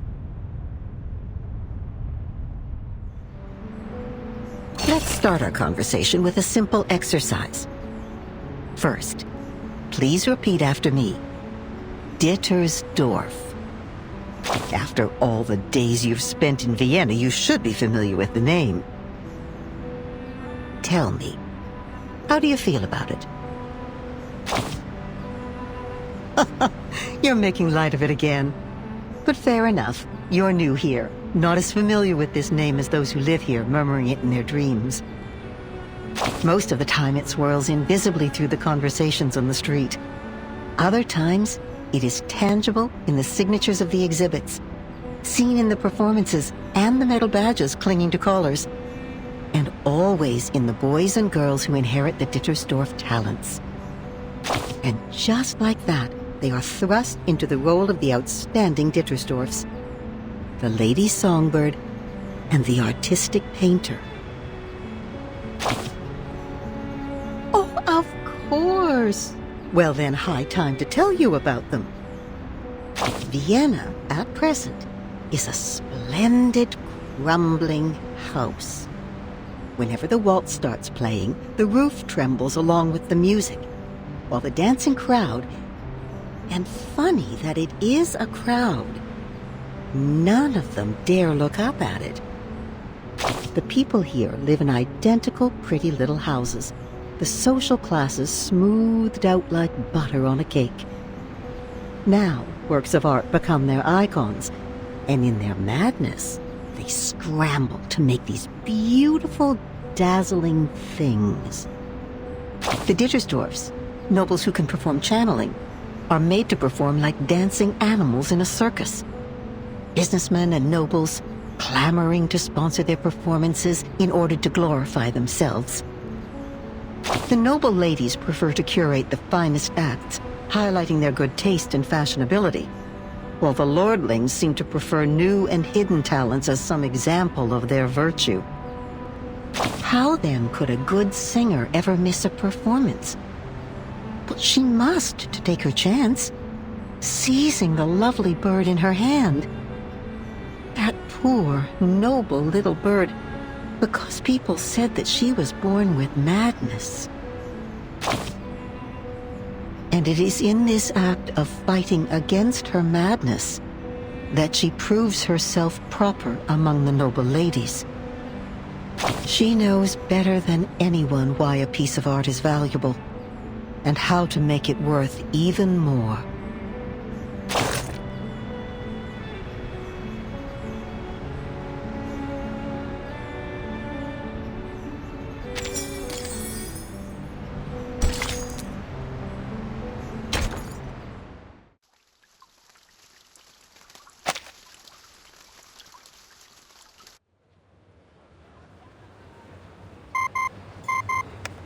Good day. I would like to check the date of a novel. Yes, it is Der Mann ohne Eigenschaften by Robert Musil. Oh, I see. What'd they say? Just as I remembered it. The novel was completed in 1930. The word Cacania was also created by Robert Musil. Cacania should not be a nickname for anyone in 1914. It doesn't belong to this era. She could be with Manus Vindictae, or at least associated with their people. What's more, when we were at the Secession building, I read that painting, The Salvation. It seemed out of place compared to the other paintings. Théophile may have applied a new technique on The Salvation, a more daring kind, audacious even. But these are only subtleties, I can't be too certain. I was interrupted by that strangely speaking gentleman, so I didn't get everything. Another thing, its content reminds me of the symbol of the circle.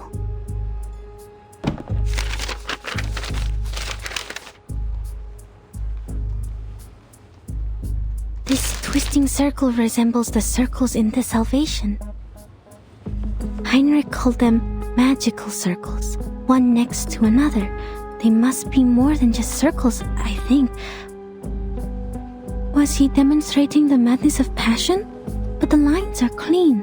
Perhaps the purity of eternity? No, the circles are too twisted for that.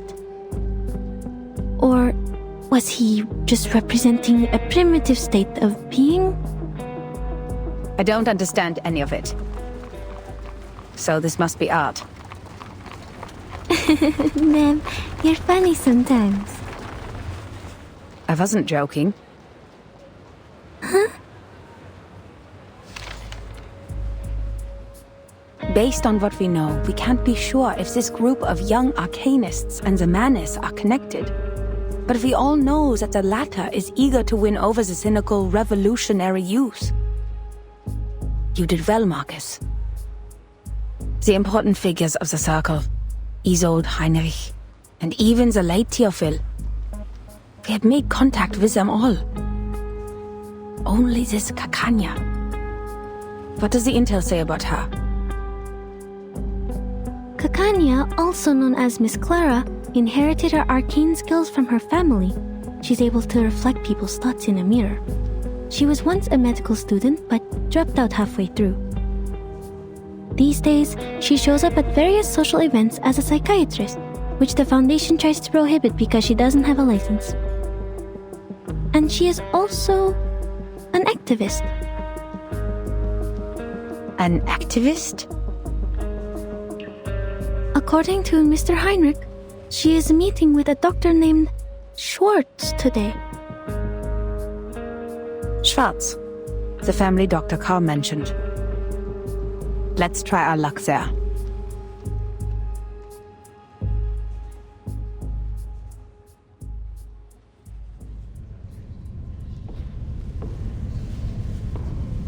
Now then, Miss Clara, Mr. Schwartz. Only 3 weapons are allowed in the duel. The army knife, the sword, and the pistol. I will leave the choice to Dr. Schwartz, for he has more experience in these duels than I do. It's an honor to fight you, and I look forward to ending your winning streak. Not so much an honorable scene for me. Excuse me, please.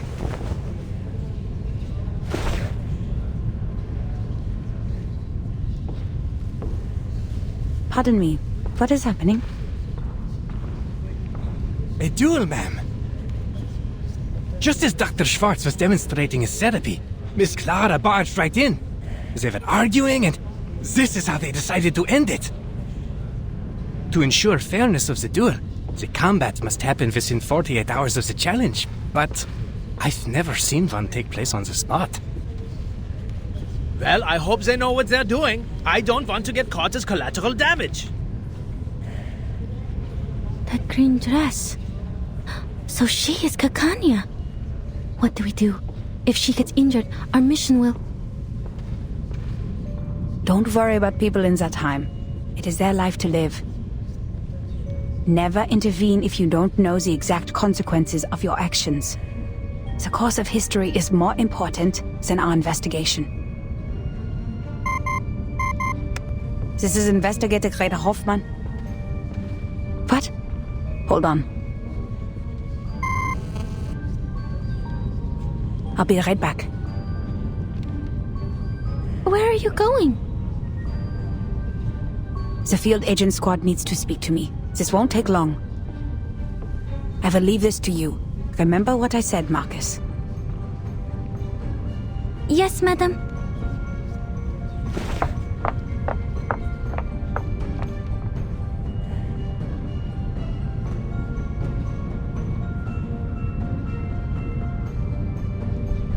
Leaving this to me.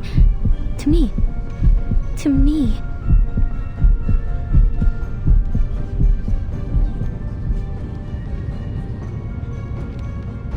Breathe, Marcus.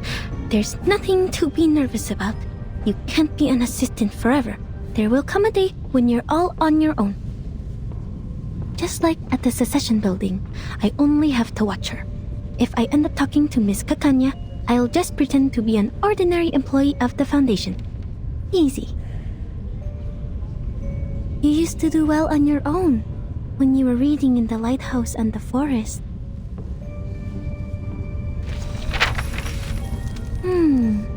Dr. Schwartz. 3 times he has been involved in duels, and 3 times he has won. Impressive. This time he's still going for the pistol. But Miss Kakanya does not have an assistant, and she has only one witness in this duel. This is not right. Why did she agree to this? She's being reckless. Even an arcanist should have at least one assistant in a duel.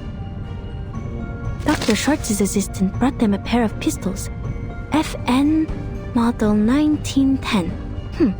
Is that a right weapon for a duel? It's too crowded here. I can't see.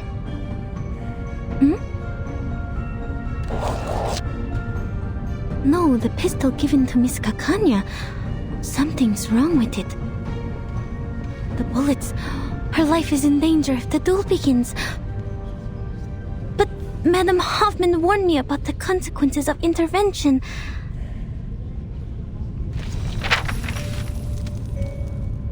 What if I just go and talk to her as an employee of the Foundation branch, like I did at the Secession building? So far, Heinrich has been difficult to communicate with, while Mr. Call doesn't want us to get in touch with Miss Isolde. Miss Kakanya is the only person who is both a friend of Theophil and associated with the Circle, but I have to be careful with this name. If she is indeed one of the Manus Vindictae, I will be jeopardizing this mission by going near her. But wait, she doesn't know that I'm from the headquarters, so she probably will talk to me. But how do I know she doesn't know my identity? What if Mr. Call is not to be trusted? And what if Mr. Call and she are in this together? Their names both start with a K. What am I thinking?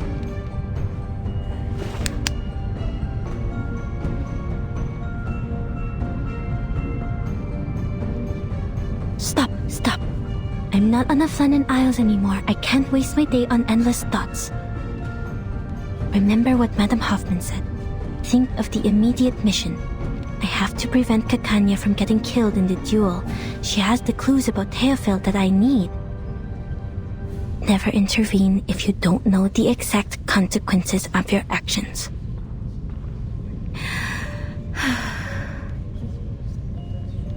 I have assessed the risks, madam. I will not stand by and watch this happen, even if I don't know the consequences.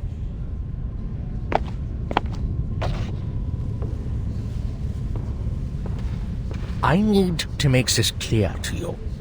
Not only have you hindered Miss Dietersdorf from getting the treatment she needs, but you have repeatedly defamed me.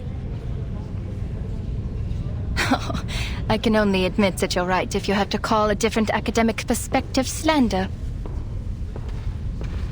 A different academic perspective? Do you really think Freud and his petty tricks are academic? One could hardly find a worse insult to science than this. Is that so? Do you really mean that? Rumor has it that you taught the militaries a method of hypnosis for a price. Do you wish to clear things up here?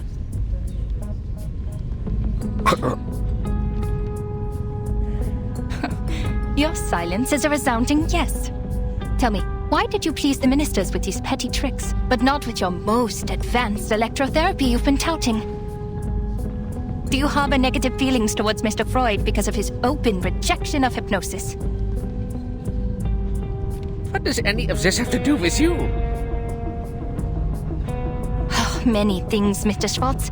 Your behavior has greatly undermined the interests of arcanists, who are your own people. Not to mention that hypnosis is a violation of a patient's free will. And I have reason to believe that this duel is entirely personal. I must make it clear that your wife's appointment with me has nothing to do with the rumors of your lackluster performance in the bedroom. I'm not the real enemy, Mr. Schwartz. The gossip mongers and tabloid writers are. You... Are both duelists ready? Perfectly ready. I'm ready to... No! She's not! Huh? Miss Kakanya needs another minute.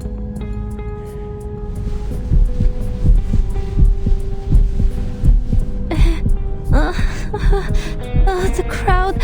Shoot me. I want to go home. Why, oh, why did you apply for this mission, Marcus?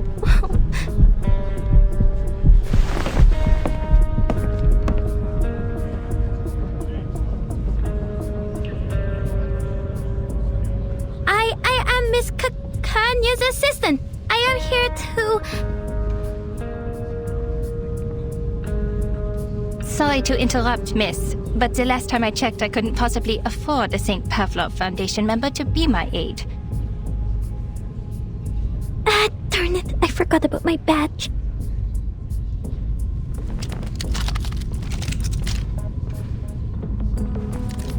So, the Foundation is trying to intervene.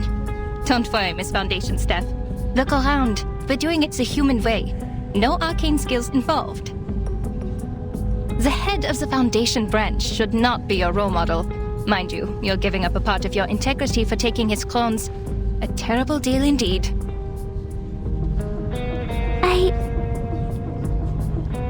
Besides, they're using human guns.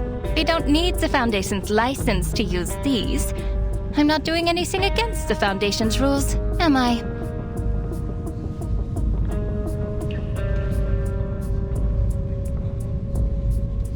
If it's urgent, can we wait until after the duel? Please stand back. The bullets can't tell the difference between friend and enemy.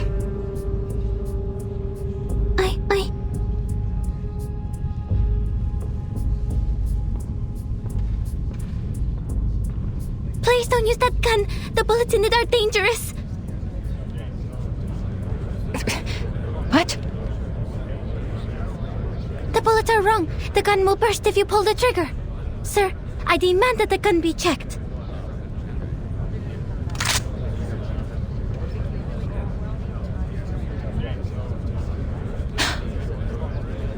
The size of these bullets.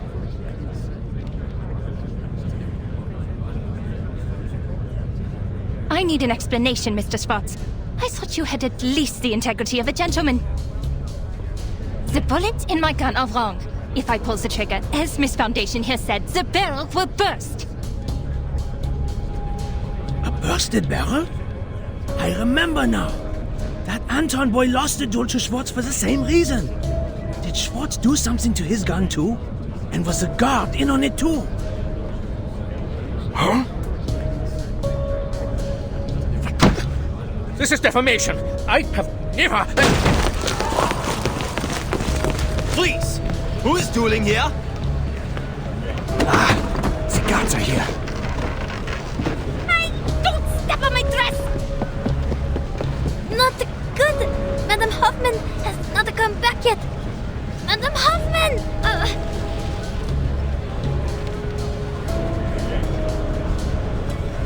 Hey, miss! The helpful Miss Foundation employee! Miss Kakanya?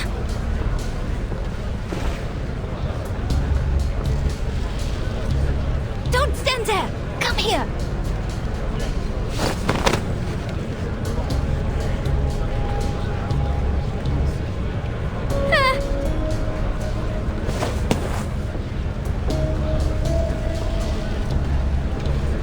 Okay, this is a quiet road.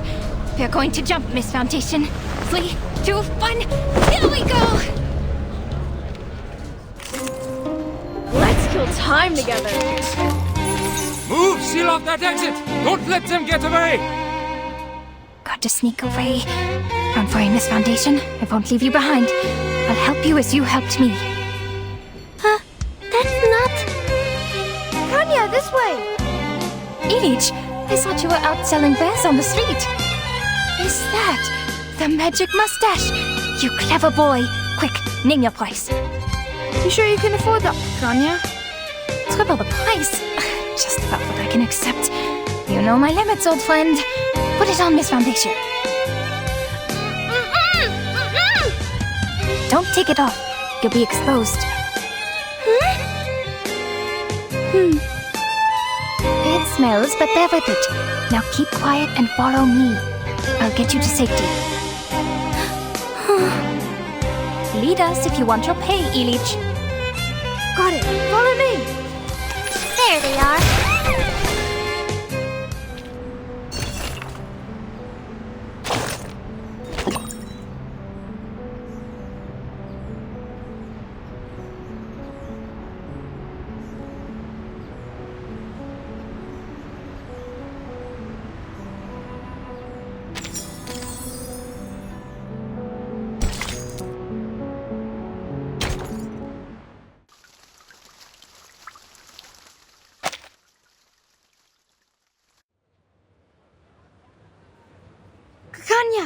This way.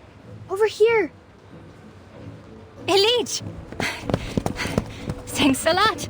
The prop sure came in handy.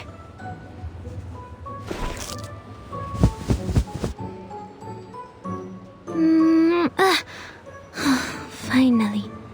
Why do I keep having things stick to my lips? Ha! Be careful with that. It is no ordinary beard.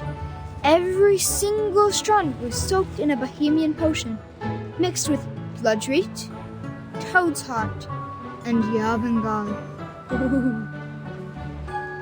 Why were the gods after you? That's a long story. And oh, don't worry about this kind little lady. She saved my life, and she's sort of a friend. A third of?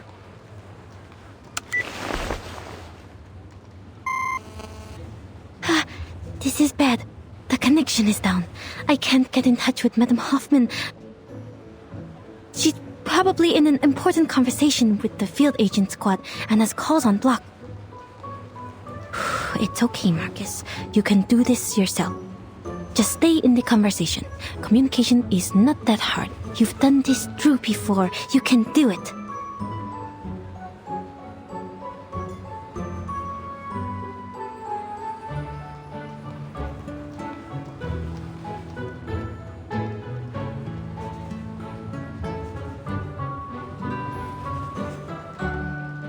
My, Kakanya. Are you friends with the government officials now? Times have changed indeed. I've been here for a whole year, but I've never seen an official without a beard. Where are you from? Croatia? Moravia? Galicia? I grew up in Romania. Oh, I'm from Bosnia and Herzegovina. That makes us friends, since we're both from somewhere near. Be careful on the streets these days, Ilich. You could be in trouble too if the guards catch you. After all, you haven't got a license. Huh? You don't? Oh, of course not. Have you read the requirements? Records of the safe use of arcane skills within 3 generations. I was born in the streets. I don't even know who my grandmother was. And the records aren't the hard part to get around. If you're applying in Vienna, the license has to be issued by the central government. It's not an Austrian problem, nor a Hungarian problem. The central government sits in the middle. And no official has any idea of what's what. Should this be the Kaiser's concern? Or the König's? Or both?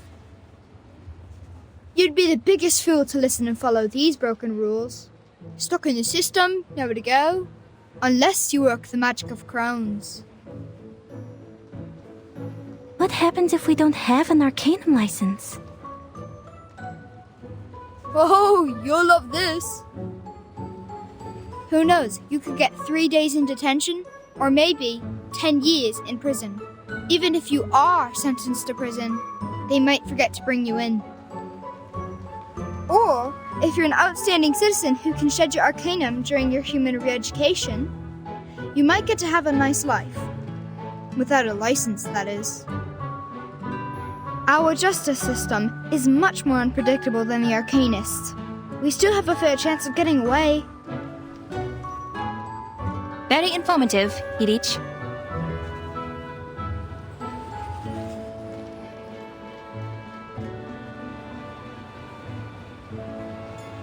Oh, well then.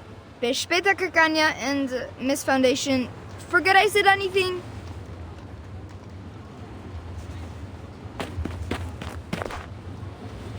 They are... Some Arcanist kids on the streets. I'm surprised you know nothing about them. The country has changed, lady, and not everything in Vienna is as decent and sumptuous as the buildings on Ringstrasse and Herrengasse.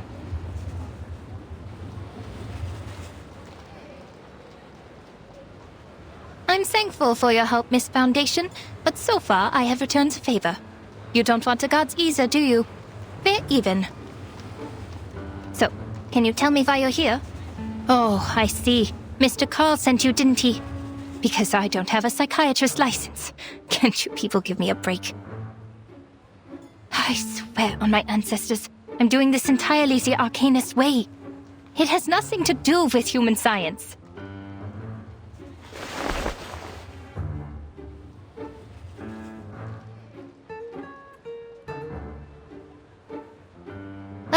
Don't you people ever sleep? Do you not have a life? This is the 10th time this month. Even got rest after working 6 days in a row. I have an Arcanum license inherited from my family. It is nothing to be ashamed of. My fees are reasonable. No one's ever complained. No, Miss Kakanya, this is really coincidental. I just happen to know that you are a psychiatrist. Huh? So? Are psychiatrists considered doctors now?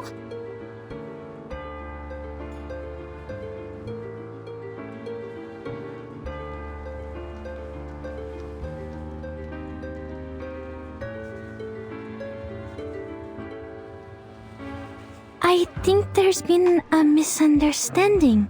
Wait, I'm not here to check your credentials. Then what?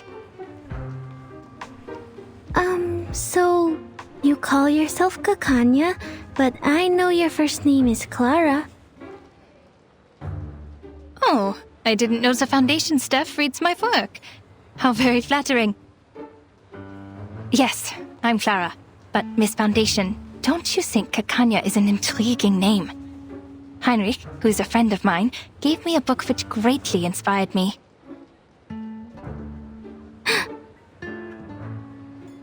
Our country is just like that name.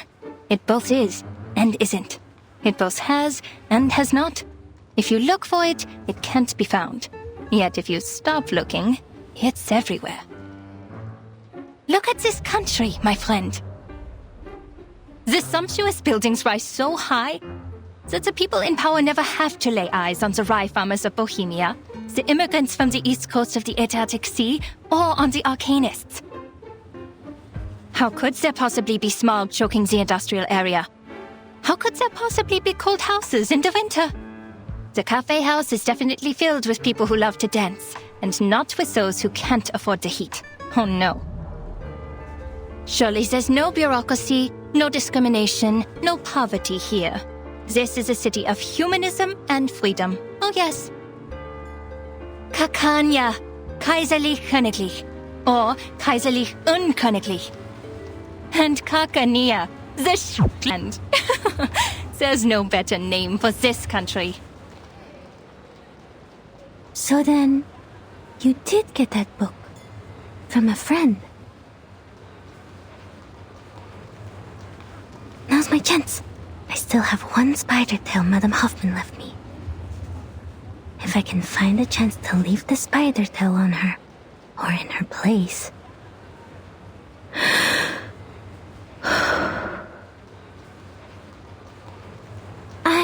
I'm intrigued by the book. Can I see it?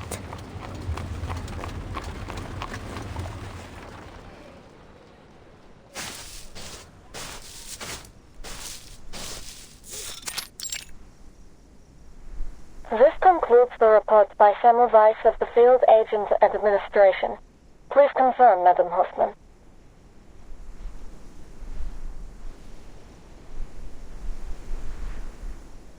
Yes, report received.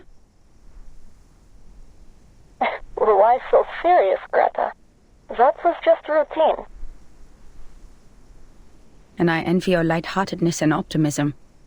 They got you out of Vienna on such short notice. I can only imagine that must have been difficult for you as well. According to your intel, the Empire's had too many assassinations in a short period of time. This is not good for the critical point, Semmelweis.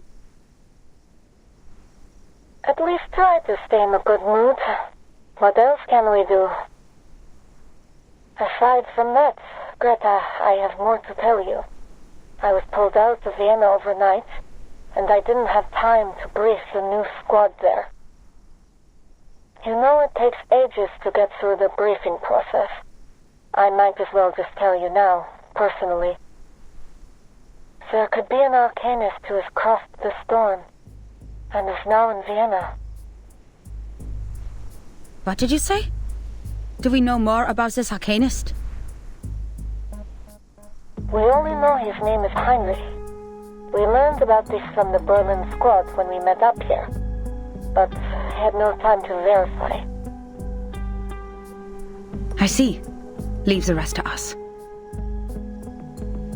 It's true. He traveled to Berlin during the 6th storm and survived the 1913 storm there. And after the 1966 storm and the one in 1929... And now it's 1913 for the second time. For all the arcanists who crossed the 6th storm. This is exciting news. Their time has returned.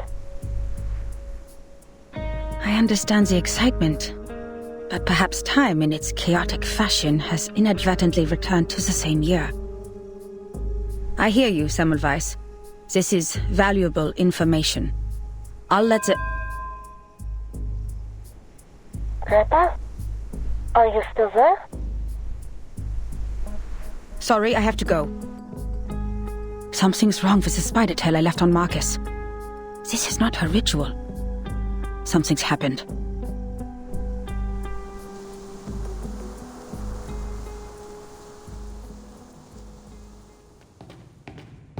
I'm surprised, Miss Marcus. You know so much about Cicera. I thought the Foundation was nothing but bureaucrats and bookworms. Oh, have you been to the Secession Building? Did you like it? Shame that book isn't there.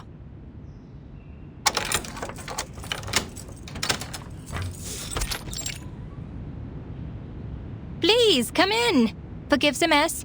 I must say that it is at least more orderly than the administration of the Empire.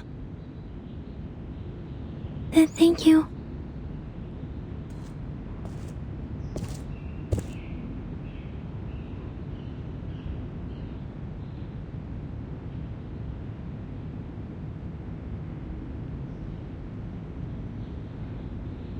These are stage props. Heinrich left them here. He certainly learned some useful things in Berlin. Make yourself comfortable. I'll get you some tea and look for the book. Please don't bother, Miss Kakanya. I won't stay long. I have to go back to the branch soon. I just need to confirm that you have that book with you.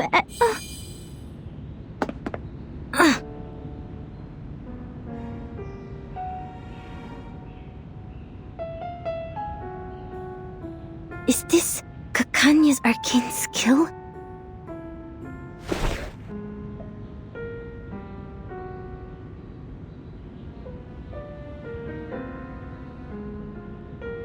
Oh, Miss Foundation, it's okay. Just a little trick I use to ensure my personal safety. I usually even charge for this. Look into the mirror which reflects your inner world. This trick has been used by arcanists for thousands of years. When it was first used, the Roman Emperor still ruled this land. Speaking of which, Miss Foundation, how did you know that the pistol was tampered with? Your arcane skill?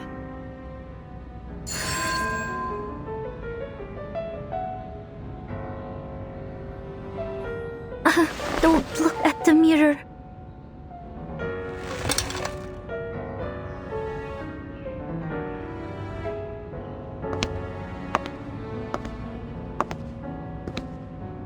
I am curious. No need to be alarmed.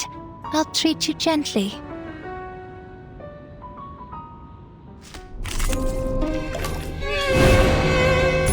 Deep breaths, miss. Look at the mirror. This is a private session. Your secrets are safe with me. Now, what do you see?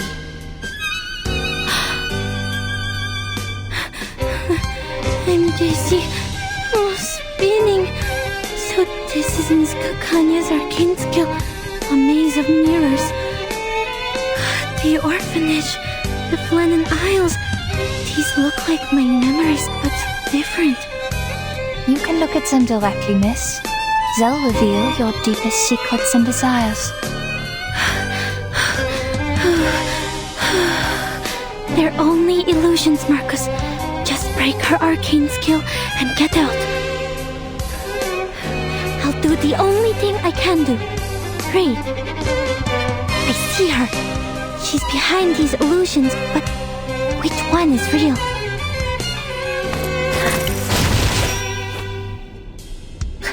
You found me. Did you see through the illusions, or was it pure luck? Focus. She can move through mirrors. Got to keep track of her.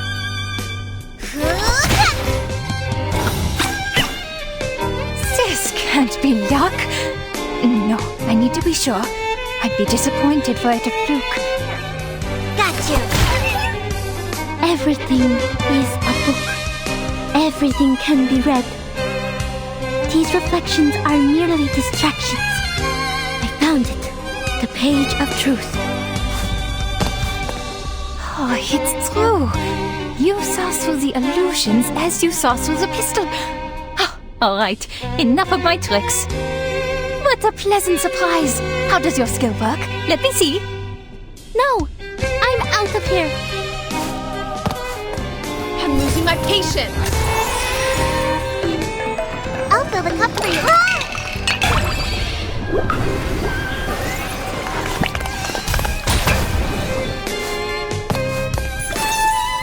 Ouch! I won! The Danube, a river born from dewdrops grown into a mighty course, she is a mother to many children, and all are eager to be fed. Here is the Empire, founded by two of her strongest children, a rich and admirable duo. There's an alluring charm to the music of Music-Varen, captivating everyone who visits this place. I can talk about its art all day, and that's just the beginning. There are 11 children in this empire. When bound together, they are invincible. Their enemies will face catastrophe. See their flourishing cities, the cheering citizens? Even the chirping birds are singing a song of a land of freedom. Ah, you're just buying everything I'm selling. Be smart, my dear. You'll see. If we dive deeper, you'll see something different. You'll see charity dances raising funds for the poor. The icing on the cake for the philanthropist, they said, though no one knows where the money goes. You'll see mice eating the bodies of the beggars. The arcanists being ousted from their arts. And poverty spreading its misery like an illness. Except in the great duo, Austria and Hungary, in the vast and intimidating centers of power they've built together. The other children, however, were shut out at the door. They may have their talents, but that alone cannot buy them a place at the table. Bohemia, Moravia.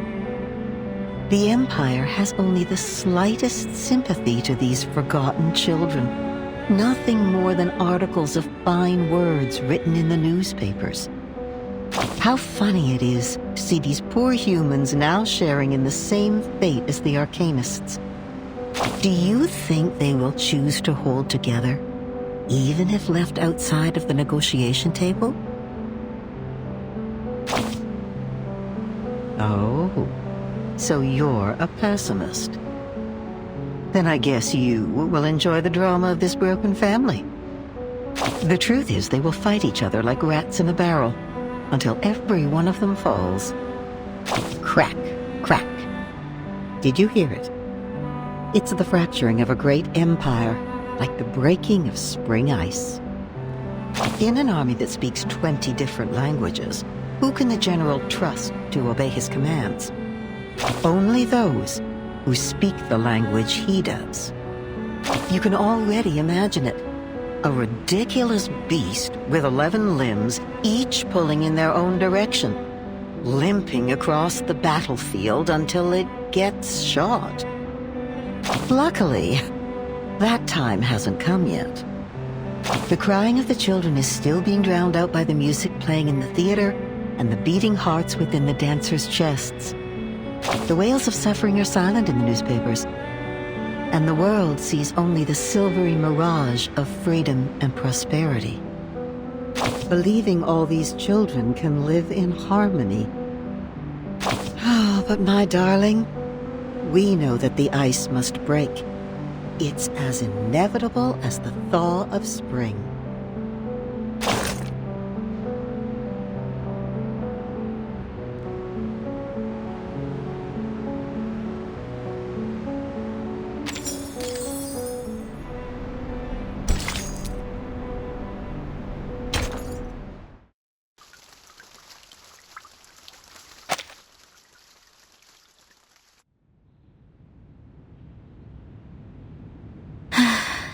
The reflections she created were real enough, but not perfect.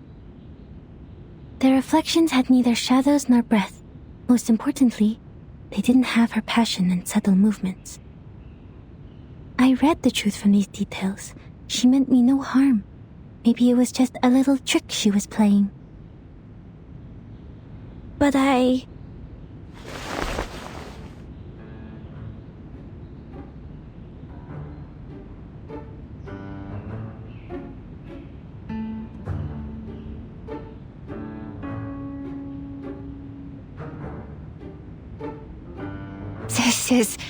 That was...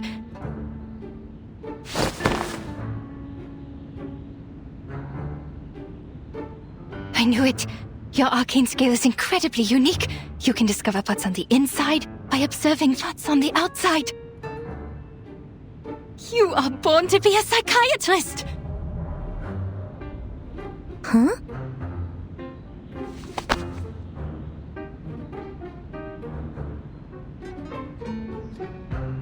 Look at you. You are so tiny. And they gave you this big coat? How can they do this to a child? How about you quit the Foundation and be my assistant?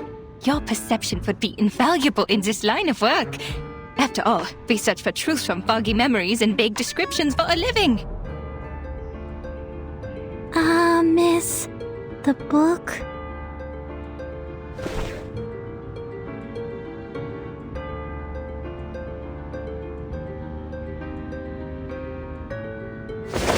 Forget the book!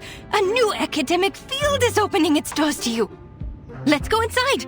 Oh dear, I forgot your tea. Gosh, she's bubbling like a parrot.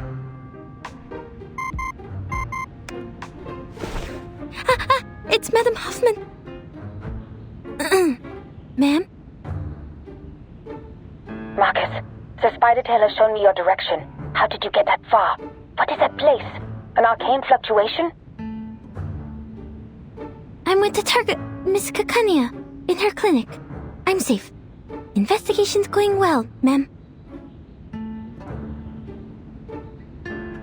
Stay where you are. I'm on my way. And take care of yourself. You hear me? Yes, ma'am.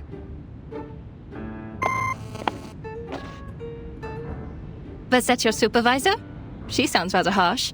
I do have to question the Foundation hiring underage children and all.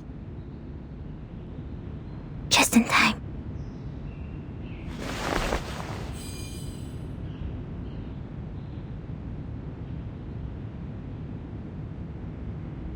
Well, actually, Madame Hoffman is very kind to me.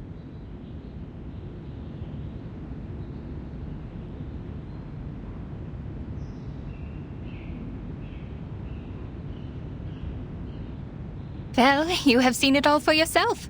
Me, my clinic, my arcane skill. I showed you everything. Have they cleared up your doubts, Miss Marcus?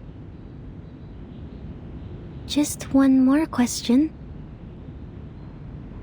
Please, go ahead. About this circle. Huh? Did you go through all this trouble just for that?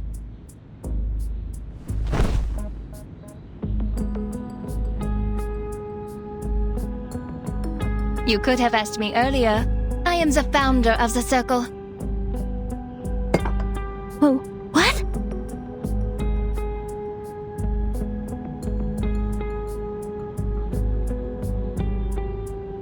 You're awfully excited. Are you an admirer? Joking. It's just a little group a couple of friends started out of interest. Completely legal, nothing nefarious. We're committed to changing the Arcanist's current situation. More committed than the Foundation. There will be a non-profit exhibit soon, and all donations will help lower-class Arcanists get their license. Which should have been your responsibility.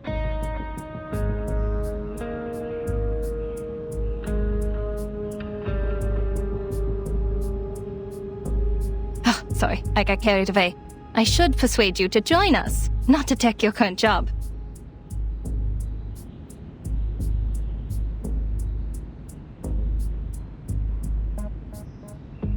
And the painting in this exhibit will be the salvation? That's right, you've been to the Secession building. And that's a masterpiece which would be hard to miss.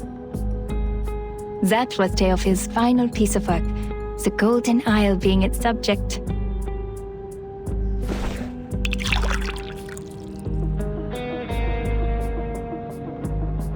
It was big news at the time. The island hidden from all people in the Aegean Sea, the ancient Arcanist settlement, the strange current and magnetic field around it, the animals only heard in stories, and a shadow of modern society cast upon it. Well, those are just hearsay. People have all kinds of speculations about it. A military base, a mystical kingdom, the apocalypse. The Foundation knows it better than any of us.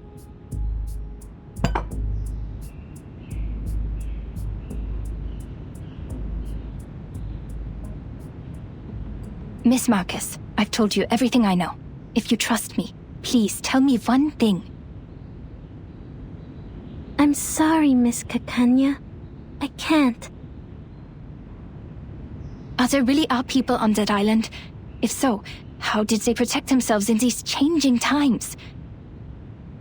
This is my only question, as an Arcanist and as a human being.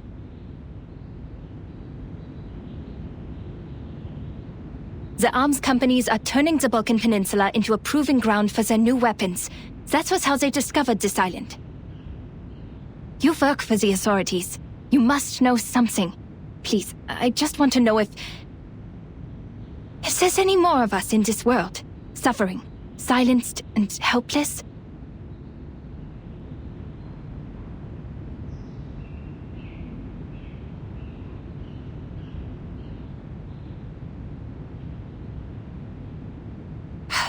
Fine. You work for the Foundation after all. I shouldn't have asked. It's just that I'm hoping for at least one rational person in such an irredeemable bureaucracy. Someone who doesn't think it's just a bunch of deranged lunatics over there. Which is a stigma the Arcanists have carried around for centuries. No! We're not crazy!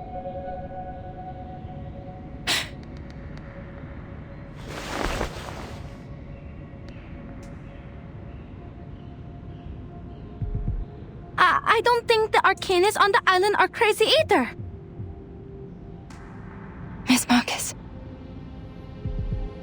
Dr. Kakanya, I know there has been discord and resentment between humans and Arcanists, but not everyone is like Mr. Call. We're from the headquarters where many like you are fighting for the rights of Arcanists. When it comes to caring for our people, we're not so different there. That was what the Foundation was for, to defend the interests of the Arcanists and to keep the world safe and orderly. Till this day, we continue to strive for this goal.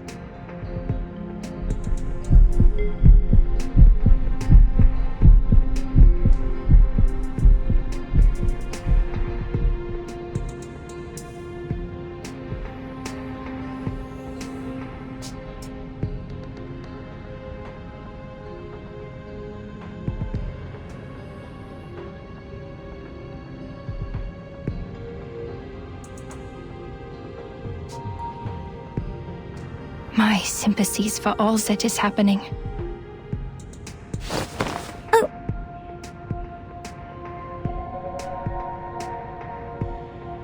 We could have been very good friends. if you weren't working for the Foundation. I know you meant every word you said. I can see how you burned with passion. The Circle was founded for the same reason. But I will not change my view on certain things.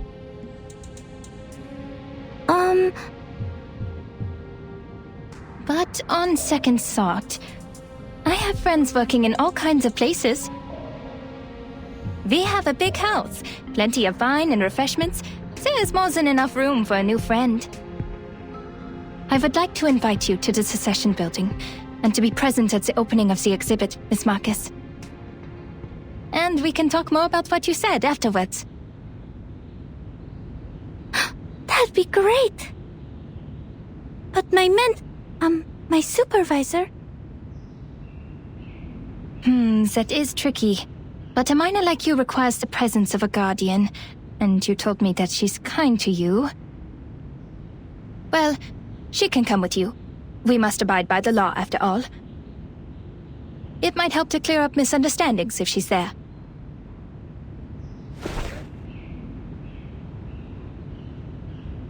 All right. I have to inform Heinrich that we have 2 more guests coming. Oh, shoot. I have an appointment today. I almost forgot the time. I have to go. I know what you're going to ask, but patient information is confidential.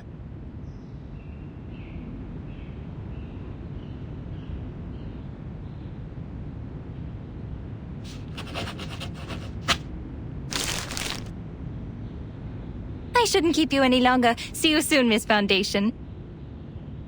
Welcome to the Circle.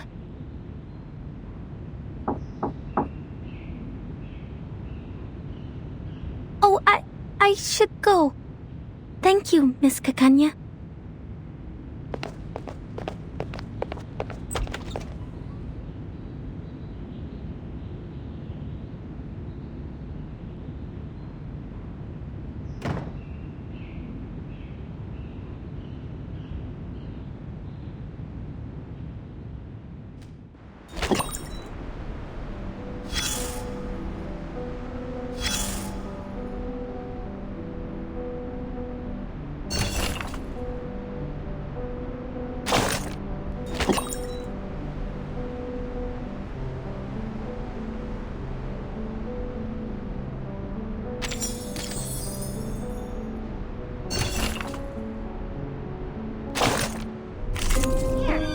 Welcome to the world of numbers!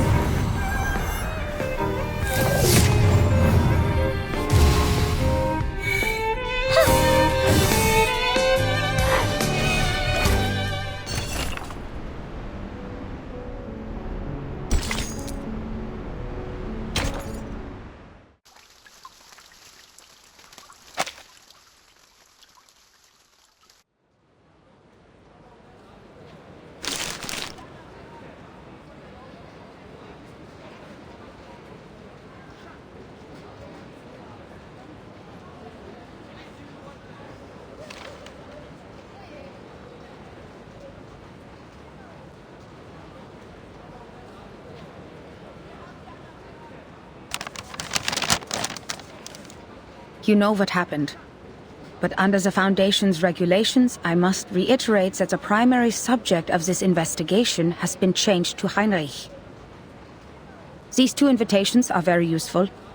I'll tell the field agent squad to act tomorrow night.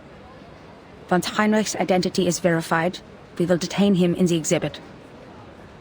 But I must remind you, Marcus. What you did today was a serious violation of the field mission manual, and I have to report this to the headquarters. That island is not of this era. Everything about it is strictly confidential. You have crossed a line.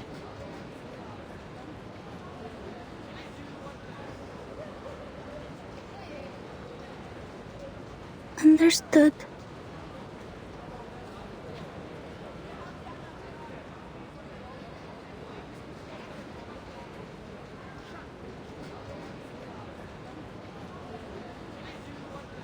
I know what you're thinking. We need to get closer to this group. You might think their ideas are closer to those of the headquarters, and therefore easier to work with compared to the Vienna branch.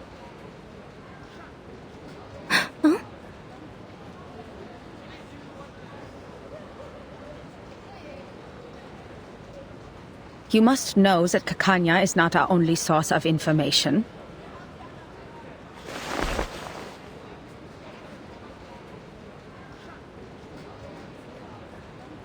On the one hand, Carl has given us a list. In principle, everyone on this list is useful. On the other hand, the branch has its own connections too. More importantly, it takes more than a conversation over tea to get the people on the same side of a conflict.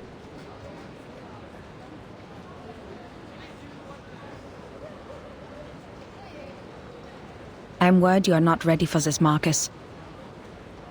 There's too much wickedness out there dressed in the skin of kindness. The most horrible atrocities are always committed for the most seemingly justified reasons. Even at the headquarters, people are mired in power struggles and compromises. Sorry, ma'am. I was naive. It will be the Foundation's judgment call. If the information you've gathered outweighs the risks, you may be treated leniently. Marcus, look at the street.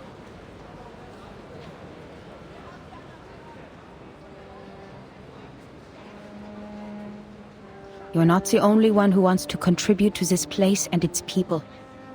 We come for peace, and many before us have tried to prevent foreseeable tragedies, only to cause greater tragedies. The rules are there for a reason. Nothing in the manual was written out of imagination. Every one of them came from a mistake of the past. We are only here to observe.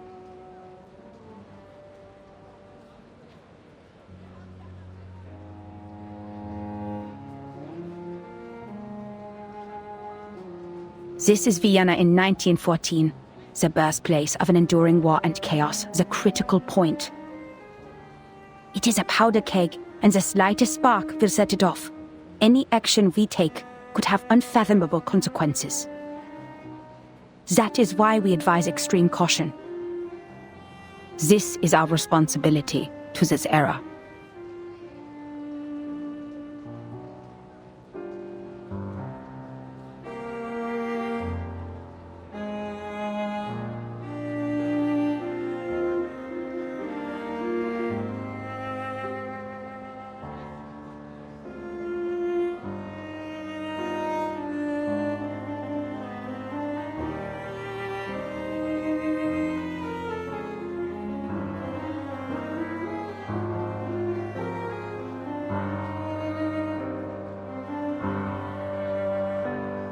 I understand completely, Madam Hoffman. I won't make the same mistake again.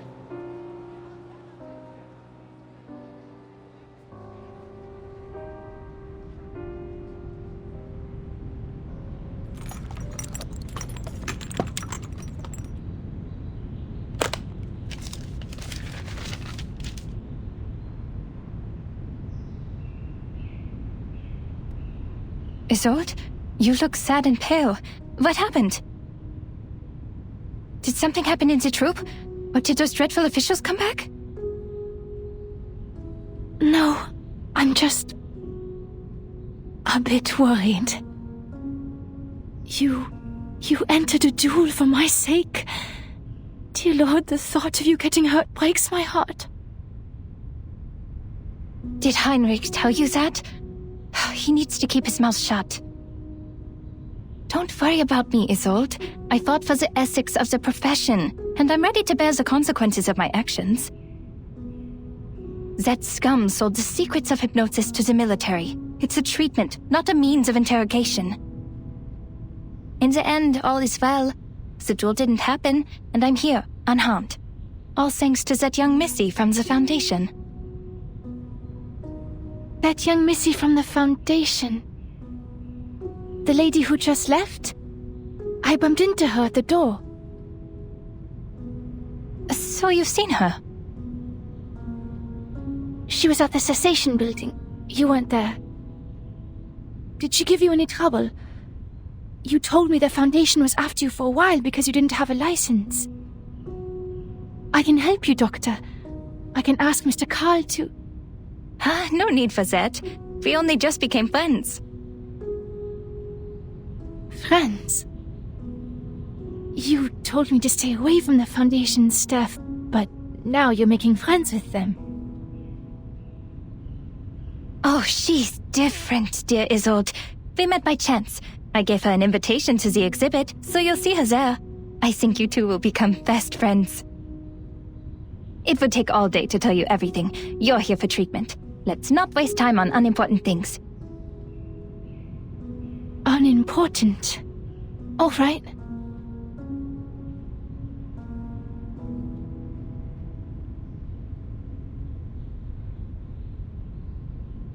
You're a personal friend, Isolde, so I didn't want to give you therapy in the first place. Because I'm not good enough, or sick enough to be your patient? No, because I'm not good enough. I wasn't properly trained. I don't have a medical license or a degree. This is the cold, hard truth, and you're too important a friend to me. But I can no longer watch you suffer from the horrible treatments those quacks gave you. I may not have a license, but I have the knowledge and ethics that they don't. I never overcharge my treatment, nor sell unnecessary things to the patient, and I will never experiment on my patients.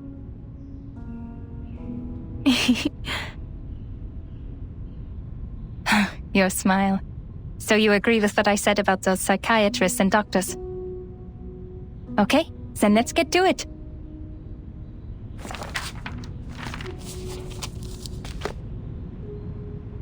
Dr. Sigmund Freud wrote that repression of desires is one of the primary causes of hysteria. You need to release these desires. I'll guide your memory to find the deeply hidden thoughts.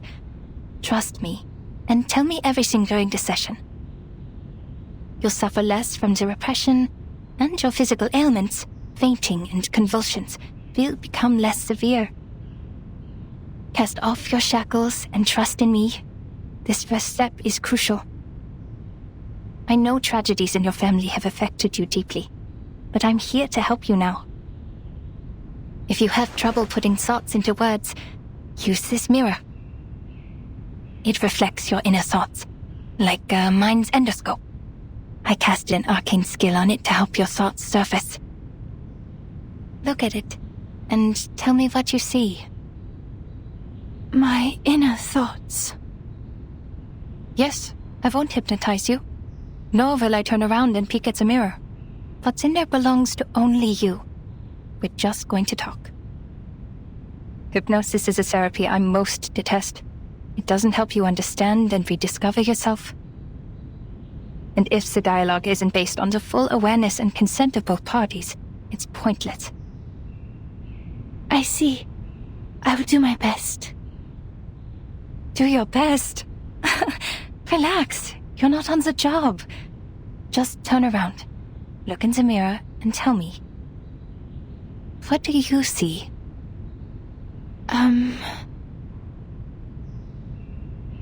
I see golden circles. Theophil in his study, on his feet. His hand gesturing intensely in the air. Ah, yes. I am there too. I'm...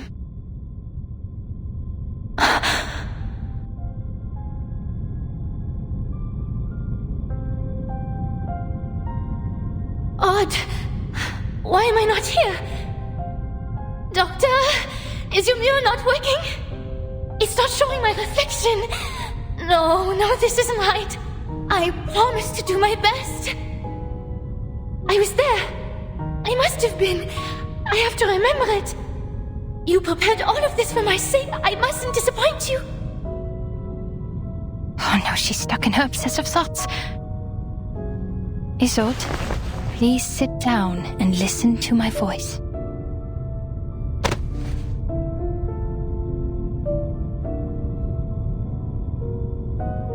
Who am I?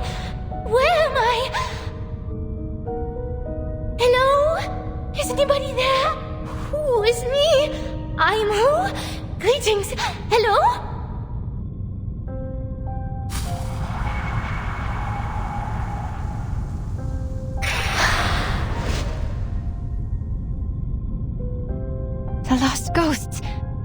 last time in the Secession building. Now I understand. I have to get her to stop relying so much on her arcane power. Luckily, not completing my education is why I know a little bit of everything.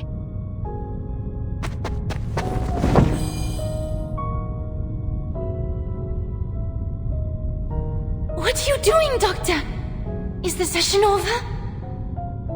Was it because I did something wrong? Did I mess up? Nonsense, you were doing great. I just have to clean the room a bit.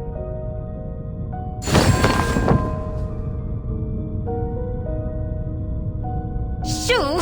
Go away! Mirrors are useless to ghosts. Leave my patient alone and never come back. Can I start running?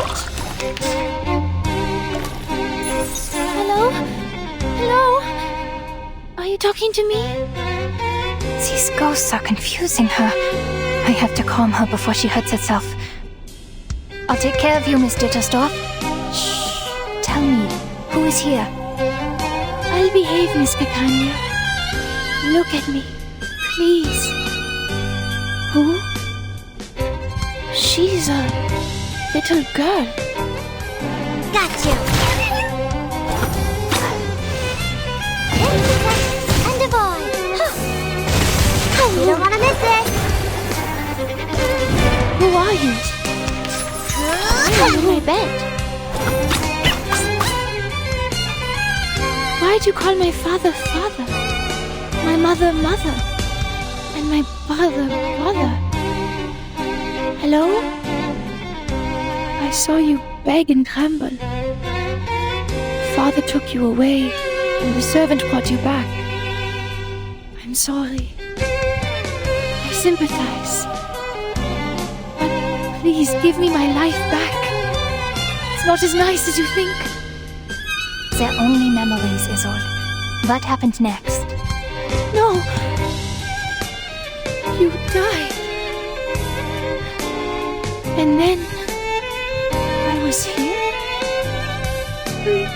Miss Picania? Tan, another ghost? The story was not over. It continued with our bloodline.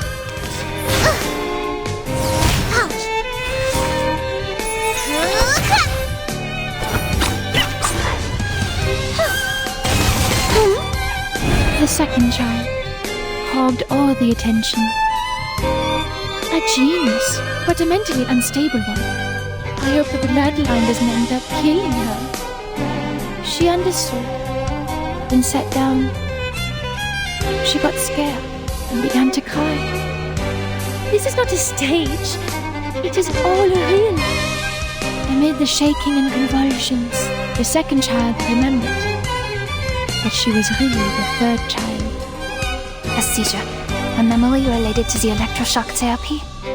At least my treatment's working. She's exploring her repressed memories. No! No! I don't want to hear. Are you a rational member? Shush. Hear that? Someone's crying fire. Shh. What color should be used for a burning cage?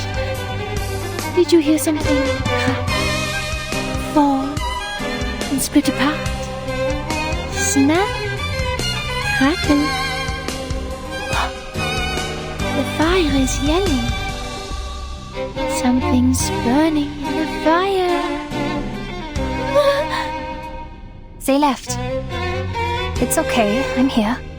You'll be alright.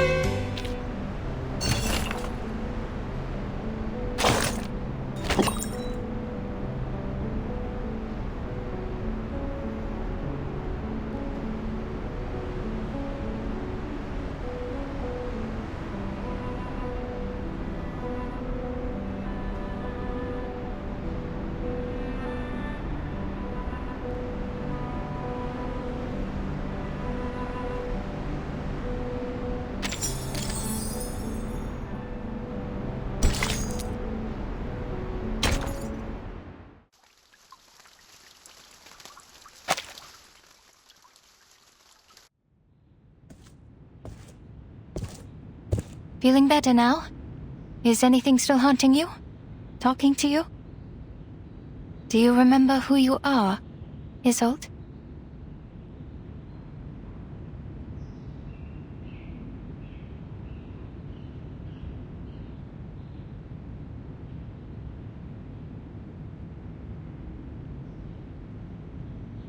Oh, yes, Doctor. I see it now. That fire. The fire that devoured everything. How could I ever forget? The raging fire consumed everything, including Theophil. He was screaming. His mind was already gone before he ignited it all. How could you ignore everything with such disregard? Who allowed him to forget with such disregard?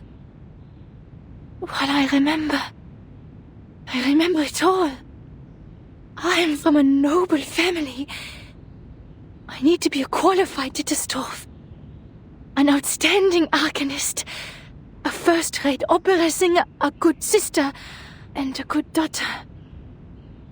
Never forget my manners, never forget the family. But he got away with it. If Theophil was truly a man of courage, he should have joined the army, or fought a duel with someone. That would have made his death more honorable. Yet, he chose to die this way, after a life of debauchery.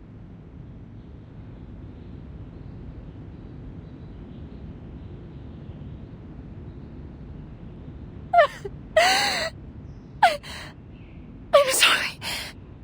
I shouldn't have told you that. It's okay, Isolde. You're doing it right. That's what therapy is for. These memories are exactly what we need. What's been deliberately repressed and ignored in the depths of your heart will manifest into words and help you reconnect with your emotions. Soon your symptoms of hysteria will diminish. Don't be afraid. You can talk to me about anything. In the name of my family and the Hippocratic Oath, I will keep things between you and me. Everything will be a secret. Our secret. Our secret.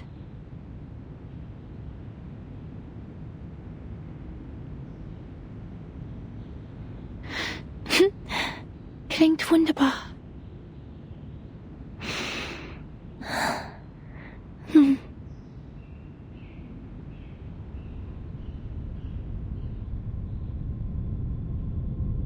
Ich erinnere mich an dieses Zimmer.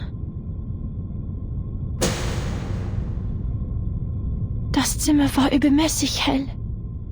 Ich konnte mich nie an Glühbirnen gewöhnen und bevorzugte das sanftere Licht von Kerzen. Meine Mutter hatte immer eine weiße Kerze brennen, wenn sie mich beim Zubettgehen sah. Was ist mit dieser Kerze passiert?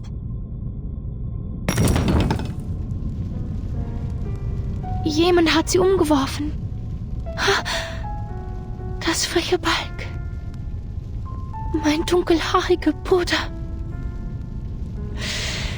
Er zündete die Kerze an, setzte das Zimmer in Brand und verbrannte all seine Gemälde. Er rannte zu mir. Sein Körper brannte. In seiner Hand war eine Waffe. Ich sagte Theophil einmal, er sei kein Genie wie Weininger.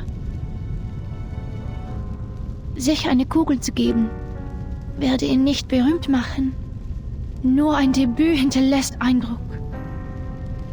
Die folgenden Shows sind langweilige Wiederholungen. Er lachte. In der Tat, zu viele haben sich für Ruhm erschossen. Nur durch leidenschaftliches Feuer würde die Welt sich an mich erinnern. Ich verabschiedete mich von ihm und ging nach unten, um mit den Damen zu sprechen. Blut durchtränkte den Holzboden und tropfte in meinen Becher. Tropf, Tropf, Tropf. Ich ging nach oben und fand Theophil in einer Blutlache liegen. Ein Revolver lag in seiner Hand. Ah, wie sein Zylinder wie Musik klickte. Ich hob mein Kleid an, damit das Feuer wie Wasser herabbrüllen konnte. Ich lehnte mich über das Loch an seiner linken Schläfe und sagte: Theophil, wo ist dein Feuer? Theophil setzte sich auf und sagte: Isolde, wo ist deine Waffe? Ihre Waffe? Meine Waffe?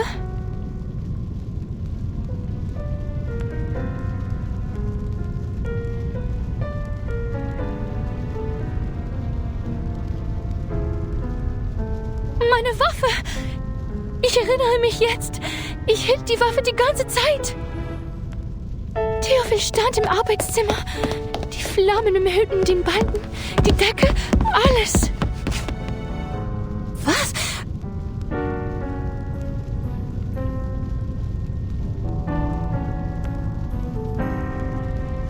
Er rannte auf mich zu, schreiend vor Schmerzen. Er brannte.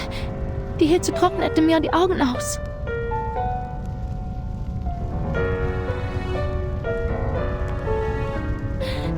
Er stand in Flammen und rannte auf mich zu.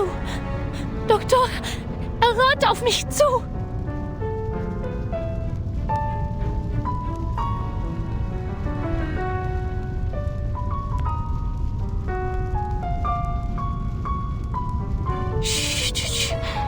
Tief einatmen. Ganz langsam ausatmen. Es ist alles in Ordnung, Isolde. Ich bin hier bei Ihnen. Sie sind sicher.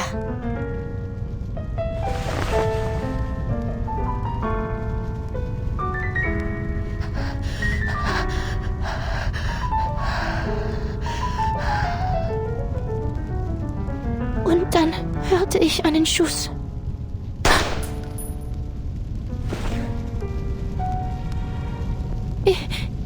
Ich kann mich nicht erinnern. Der Abzug war schwer zu ziehen. Nach dem Schuss ist es mir aus der Hand gerutscht.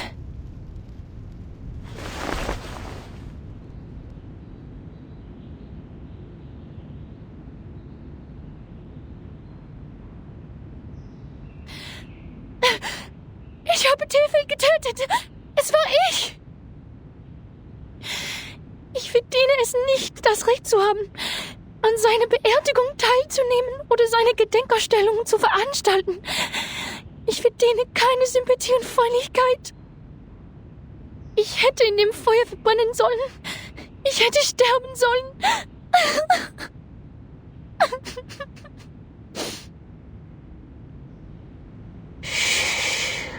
Alles ist gut.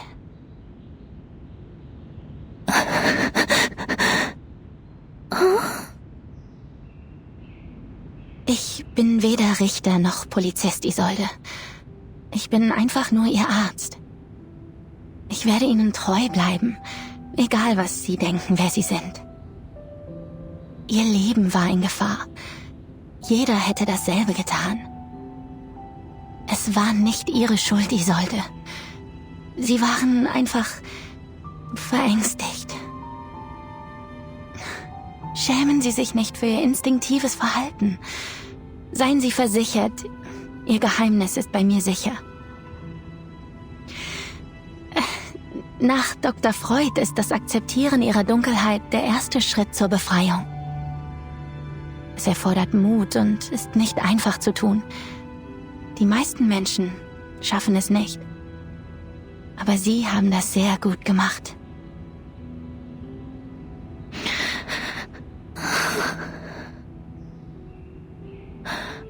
Habe ich eine gute Arbeit geleistet? Ja, eine ausgezeichnete Arbeit. Doktor!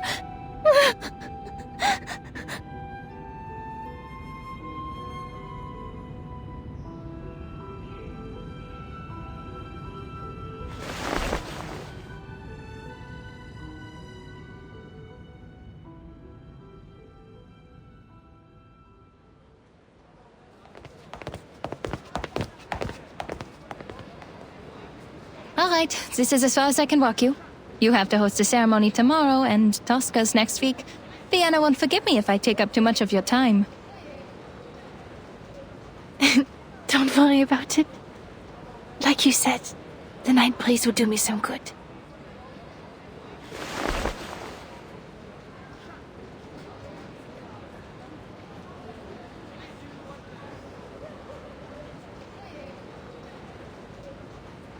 I heard from Heinrich that you're trying new things. I read his stage design. The style of Berlin expressionism he adopted is quite refreshing. I have to admit, he became a little strange after his trip to Berlin. But his passion for art didn't change, nor did his love for his fellow Viennese. I appreciate his hard work as well. But sadly, the Vienna Court Opera didn't approve our performance application. So we turned to the Wiener Volksoper. Well, I'm not surprised. Understand that Mr. Mahler is the artistic director of the Vienna Court Opera, and even he could not bring Salome to the stage. Those boring, stale old-timers will never approve of new forms of art. They always expect something predictable and unvarying. The same old pieces and settings.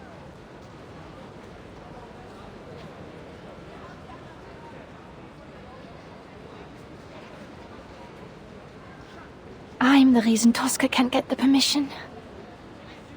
Because I, the star, am a medium. A maniacal arcanist. Oh no, that's not it. In Vienna, the great composers, conductors, and performers, almost all of them have been arcanists. Wiping out the unique talents of arcanists and their artistic contributions would be like setting fire to the cultural tapestry of Viennese society. Oh, sorry, a flood. A flood is better.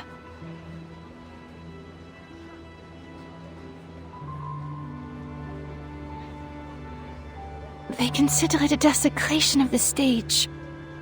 When a singer is channeling, she's essentially asking a spirit to possess her and speak directly through her. Thus, she becomes the character in the opera. People will question the authenticity of the voice. Is it still the singer's own voice? Or is it a fraud? No, Isolde. They think that because they know nothing about performance. Not even the slightest thing. The nature of the stage is to be someone else. If they're so intent on the presentation of the true self, the mayors in my clinic would like a word with them. It is an actor's job to become another person. On stage, in a fictional world, they briefly trick our eyes into thinking it's real. And to achieve that, we rehearse rigorously through sweat and pain. We take care of the music, the costumes, the settings, the lights. Your gift helps you do this better than others. That's all.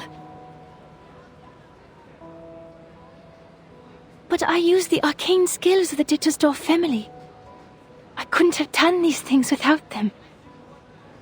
What if an arcanist's talent for art is also a curse? Maybe I'm just a fraud, Doctor. I'm propped up by my illness, and once it's cured, my talent will be gone with it.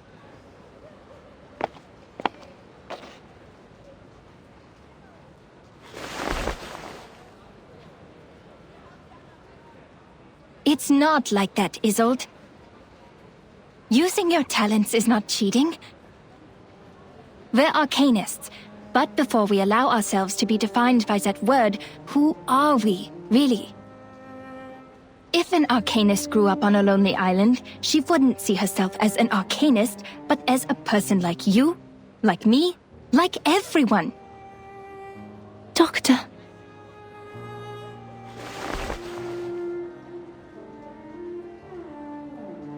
But you know, the truth is, when I look at a crowd, I don't see any arcanists.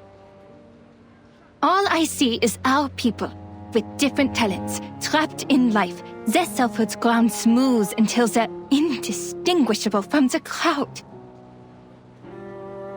Humans celebrate their flaws, yet they persecute our gifts. They control the narrative. They define our gifts as diseases, our talents as weaknesses, and our bloodlines as curses. If we're cured, we're just another face in the crowd. But if we live on with our diseases, we're forever ill, forever afflicted. We Arcanists have to live in such a world, where we survive through suffering. Look at this city. This most enlightened, tolerant city. Under the sweet surface of the Sachertorte lies powder and poisonous vine. Arcanists are recognized for their artistic abilities, nothing more. We hold no parliamentary seats, no professional titles, and no professional credentials. We are exiled and marginalized. Our only voice in the culture is to be declaration, because declaration impacts nothing. The restrictions and discrimination against Arcanists are worsening by day. First, we had to register with the government. Then we needed residence permits. And now, permission to cast arcane skills. And we can do nothing but tolerate, stay polite and dignified. Be a good Arcanist, show no signs of instability, because we're supposed to stay rational. Otherwise, we're animals. But people are complicated. They can't stay rational forever. As Dr. Freud said, we're just seeing the tip of the iceberg.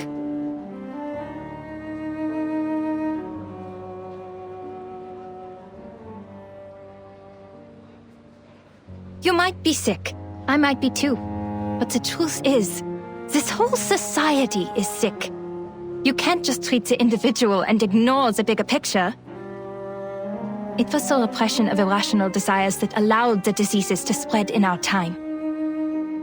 In this case, the people on that island are much freer than we are. You mean that mysterious island? I hear gold is in the ground there.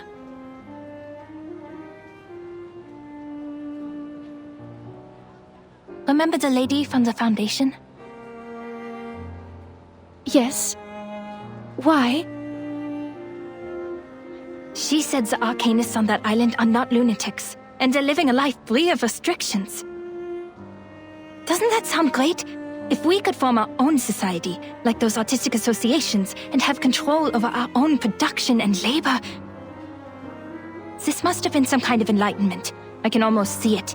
They'll show us another way of life, a kingdom free of oppression. To help them is to help ourselves. And that's also what your exhibit is about. Me? No, I'm not as great a person as you. But you are working for a great cause.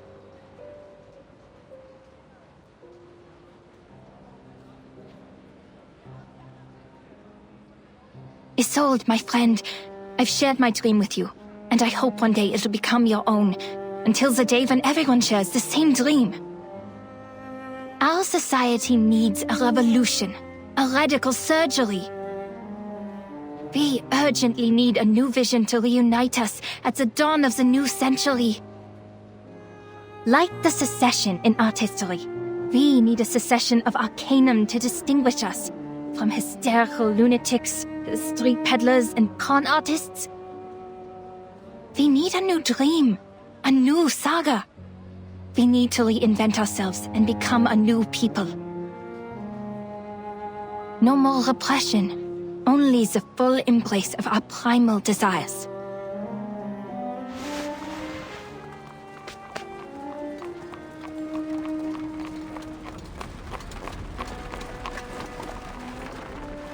That's why your work has not been in vain. From Theophil's art exhibition to the promotion of new art. Do not doubt yourself. You're helping a great cause. Thank you, Doctor. This is the first time anyone said that to me. I will bear that in mind. Your words in the breeze of night have been stirring. Can you walk with me a little longer? I'd like to hear more things about the cessation you mentioned, so that I can prepare my speech for tomorrow's ceremony. Yes, it is my pleasure. Would you like a walk to the Wiener Volksoper? I think they put up new posters.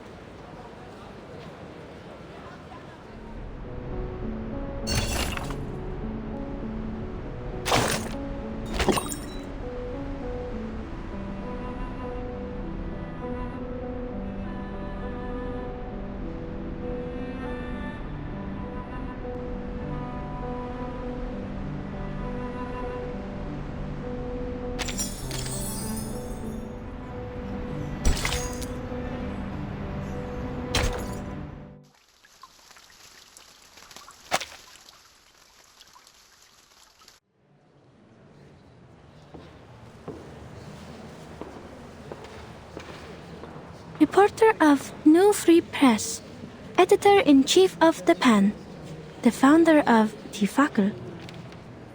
Oh, that's Aegon Erwin Kish, the reporter who uncovered the scandal surrounding Colonel Alfred Redl. I had investigated this before.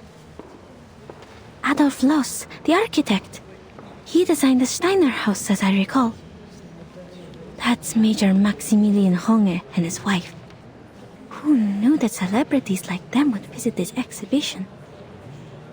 But they look different from the pictures in the papers.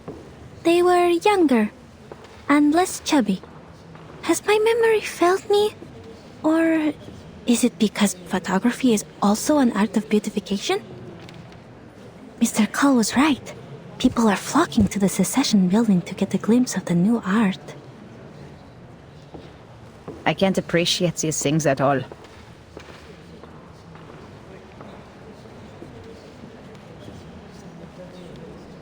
I've informed the field agent squad. As soon as Heinrich shows up, we'll get him under control. Ideally, we will take him away for illegal use of arcane skills. It is the best reason and the least risk. It also complies with the laws of this time. If Menace Vindictae is behind all this, they will show themselves for sure. The squad will assist us with the perimeter by then. Marcus, your mission is to watch everything closely. Heinrich could be disguised and hiding in the crowd. Also keep an eye on the Menace and the rituals. That's what we were originally here for. Leave it to me. I won't miss a thing.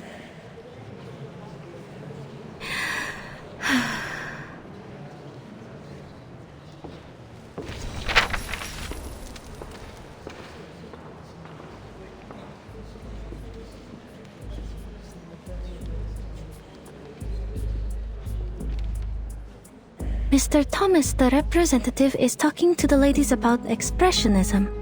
His parents did not foresee the success of Impressionism, the works that made no sense but became priceless on the market. That's why his generation overcorrects their aesthetic standard and pays compliments to any art they don't understand. The reporter for the New Free Press and that major are discussing the frequent suicides in Vienna. They've written articles about it, and many of them attribute it to the publication of The Sorrows of Young Weather. Kakanya is describing the founding idea of this circle. This is the first magic circle drawn by the primitive man. Quite a strong woman.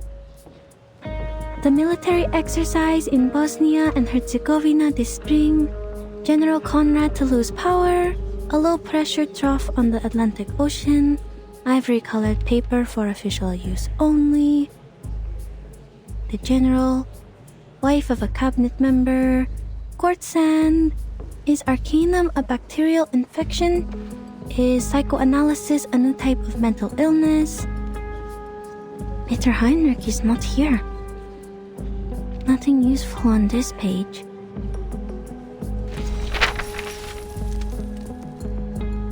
Ah, Miss Isolde again. She's the host of the exhibition. She seems healthier than the last time we met. I don't know why, but I'm happy for her. She's about to make a speech. It is my honor to host this exhibition. Before we begin, I'd like to express my gratitude for Mr. Heinrich, who is Theophil's friend and the curator of this exhibition. Heinrich still hasn't shown up. Did he notice something? And also, a friend of mine. The founder of the Circle, Miss Clara. Without her tireless work behind the scenes, we wouldn't be here today.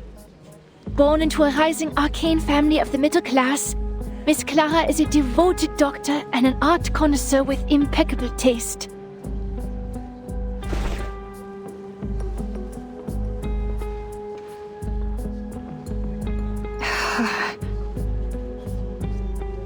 Dr. Kakanya is standing up, greeting the guests. That's an awkward smile. Looks like she didn't see this coming. Miss Isolde is giving her an encouraging look. She wants to introduce her friend to the celebrities? So they're actually very close. I told her not to mention my name. Miss Kakanya is lowering her hat. Does she not like the spotlight? No, that's not it. Is it because of Miss Didastov's gaze?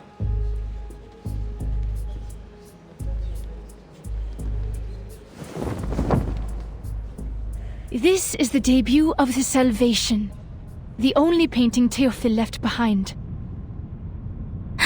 This is it. In his last moments, Théophile became obsessed with the Golden Isle. He envisioned it as a realm of art and culture, a utopia for arcanists. There, the primal vitality and passion of arcanists would be preserved and never tainted by the outside world.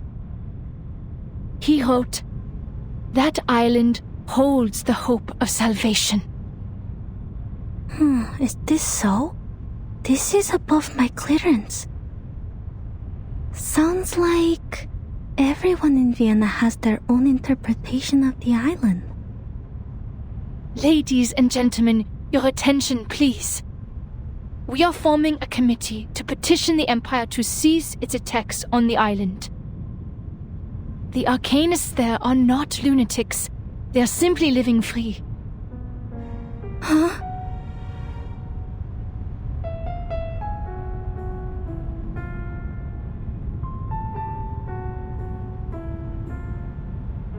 Their existence is a revelation to us. To help them is to help ourselves. Our society is sick. Treating the individual is only treating a symptom. It needs a radical surgery. A revolution that will let us rediscover our repressed nature and reinvent ourselves in this world. Something's wrong. Her speech is...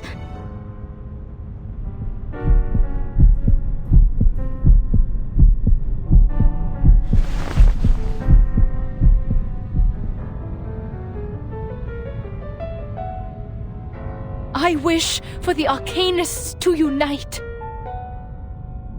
and establish an independent kingdom of freedom, free from repression and oppression.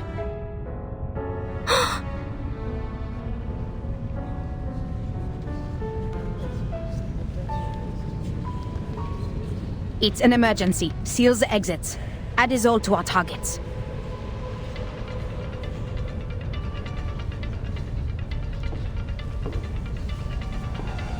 Marcus, now.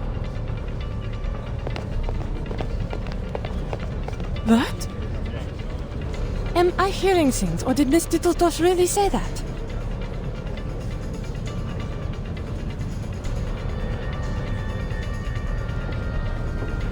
Oh, forgive her. Perhaps Miss Dittledorf hasn't fully recovered from her illness. I think so too.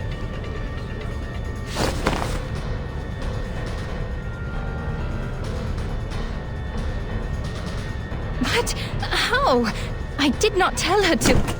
Ladies and gentlemen, dear friends, calm down!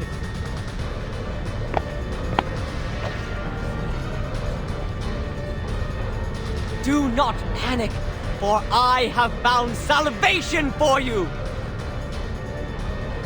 Henry? What is that behind you? Often the target showed up, but golems are attacking us. I see it too. The arcane skill of object enchantment. Marcus, give it a read.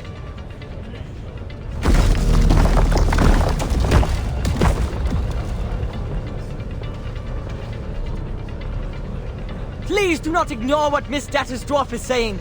This is a proving ground for a world-ending experiment. A catastrophe is coming. The clouds of war are filling up the sky. Open your eyes and look at all we have now. The music, the art, the ambitions of progress. Man's gunfire will destroy them all. What? What are you all talking about? Not to worry, Doctor. You simply don't know yet.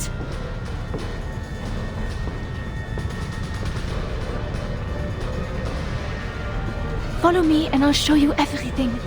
Where your dream has taken a root.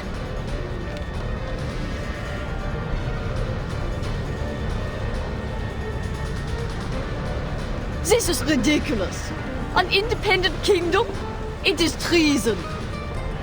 We are Viennese. Why would we want to leave our own country? Are these golems works of art too? They look expensive. I'd like one in my collection. Open the door and let us go. This travesty is a disgrace.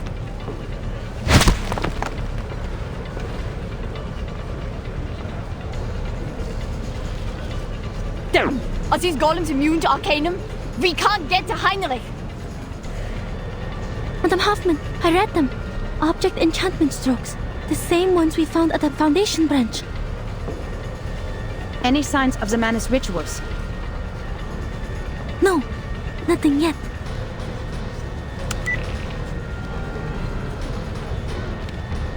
Golems can only be broken from within. Marcus, tell everyone the method. Ola, evacuate everyone and use the mute spell. Don't let more people hear about the error.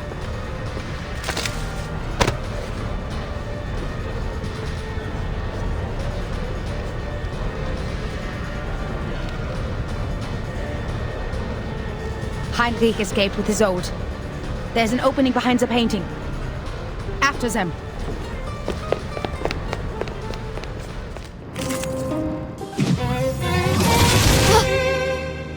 Got you. Madam Hoffman, are you all right? I'm fine. They have escaped the tunnel. Stop the chase. Let's not cause any more disturbances. This is strange. What is it, Marcus? This tunnel leads to the Vienna branch of the Foundation?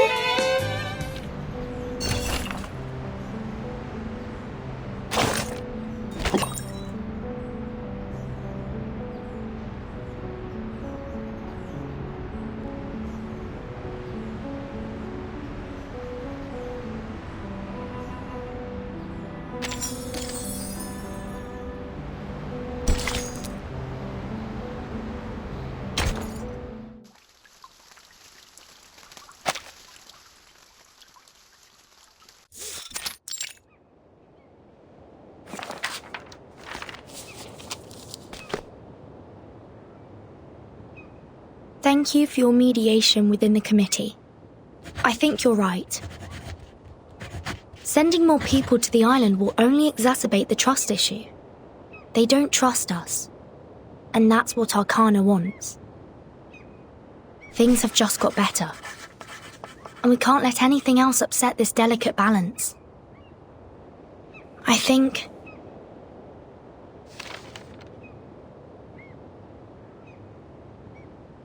if we somehow can't come to an agreement with the Apeiron, we should at least prevent them from allying with the Manus in turn.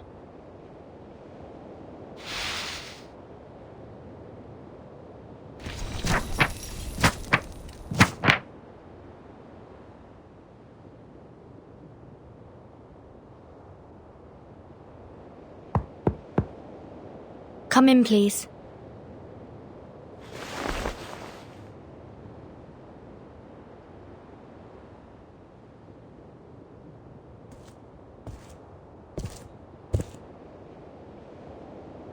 Good morning, Miss Verton.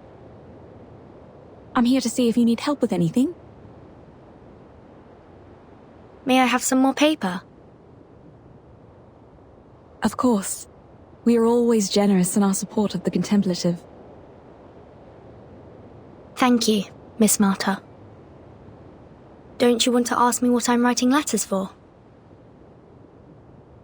Despite all the unpleasant events, the integrity of your soul number is unquestionable.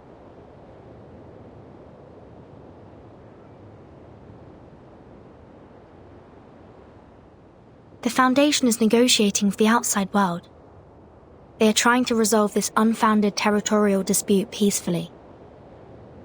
We've yet to reveal the coordinates of the island, and don't want to exacerbate the conflict. Could you convey our sincere intentions? You're such a young girl, yet you sound like an official.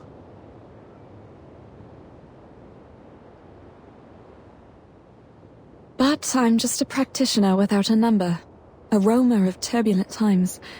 I haven't been on this island much longer than you. I will send your message, but I'm not the one who makes the decisions. It's just, from what I know about the teachings of Apeiron, what you're striving for is not of their concern, Miss Verton. I don't understand. All that is trivial in the phenomenal world is the trivialist of trivialities.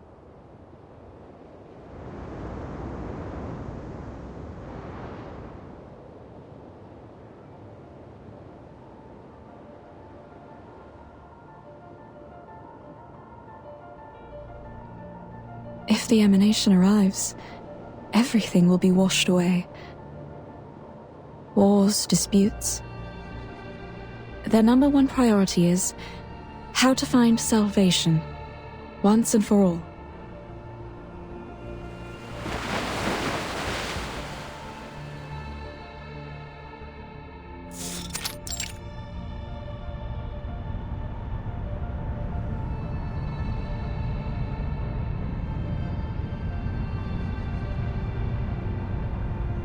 The fact is, we're going astray. The emanation in 1999 had taken away almost all our outside contacts. Ever since the incident 4 years ago, we've been cut off from the outside world and have become an isolated island in the emanation. And during these 4 years, no research on the emanation progressed. In the end, the theoretical study of its patterns was proven completely wrong. How long should we sit idly by? Until the humans take over our island? No matter who revealed our coordinates, be it the Foundation or Manus Vindictae, someone should be held responsible. 37 is the one in charge of studying the emanation. Save your questions until after she wakes up. 6 is treating her now. Also, talking about the decisions made 4 years ago is meaningless now. What's more, the Foundation is not hostile. They helped us minimize the damage from the reveal. Manus Vindictae has also given us constant material support since that difficult time 4 years ago. 37. She's just a child. Can't even handle her own business. Ever since she brought outsiders to the sacred place, everything has changed. You know you're judging a child in a coma? Even if 37 did something wrong, she's certainly paying for it.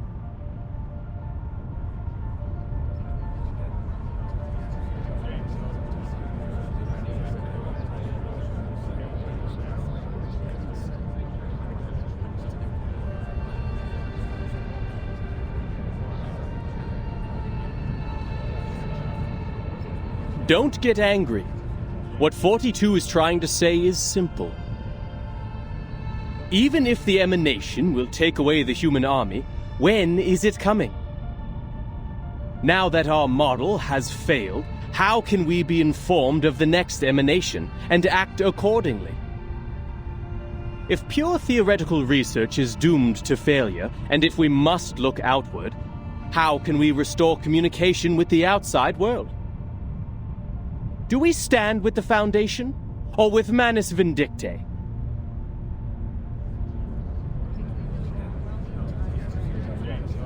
210, your words are provocation. Are you saying that we should stop being neutral and get involved in the endless faction disputes? This is against what Apiron stands for. I can't agree either. The truth is supposed to keep us off the Wheel of Birth, not on it. I was just interpreting what 42 had in mind. Moreover, we're already caught in the Wheel of Birth. Human weapons were undeniably dropped on our island before. The tragedies it caused and the thirst for justice will only keep us trapped in this cycle. But what caused this cycle to begin with? Brothers and sisters, you are blinded by the shrapnels of that conflict, and you're missing the essence. Listen to me and I will tell you. Cut to the chase, 210. It seems you're the one blinded by your own rhetorics. Who can get me the stone clock on Six's seat? I'll clobber him myself.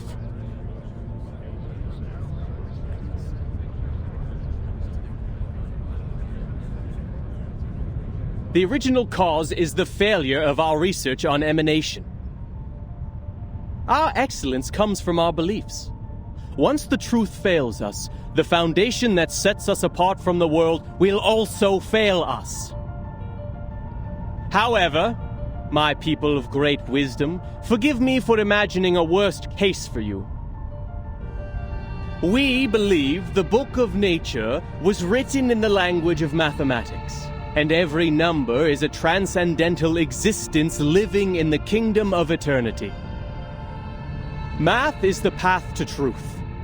The calculation of math patterns has led us to pursue the fundamental knowledge of the world, the origin of Numa. But what if the supreme existence has no pattern at all? What if the ebb and tide of Numa is chaotic and irrational? 210, are you denying our beliefs? Are you saying the results we've achieved are just coincidences? The fundamental theorems of ancient mathematics? The applications and improvements from modern mathematics? The mathematical laws in atomic clocks and leaf-venation? And every prophecy of emanation that were proven correct, were they all just a collective dream of ours? Well, like I said, I was just imagining a worst-case scenario.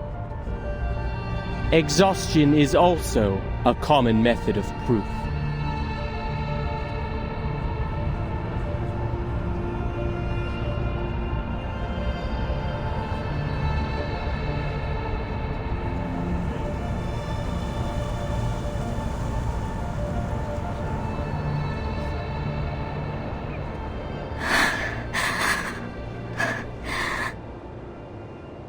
Please help us, O Apiron. Correct the errors of our souls. Bring us back on the right path. Harmonize our spirit with the flesh, our will with life. Avoid sedition from a city. Purge sickness from the body.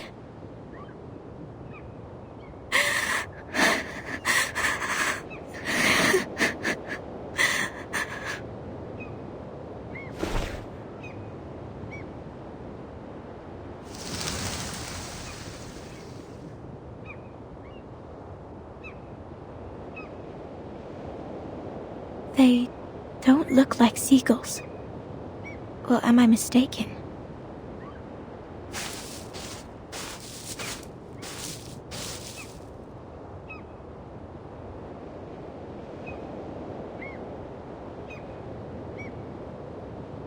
Are these all from the outside world? What's happening out there?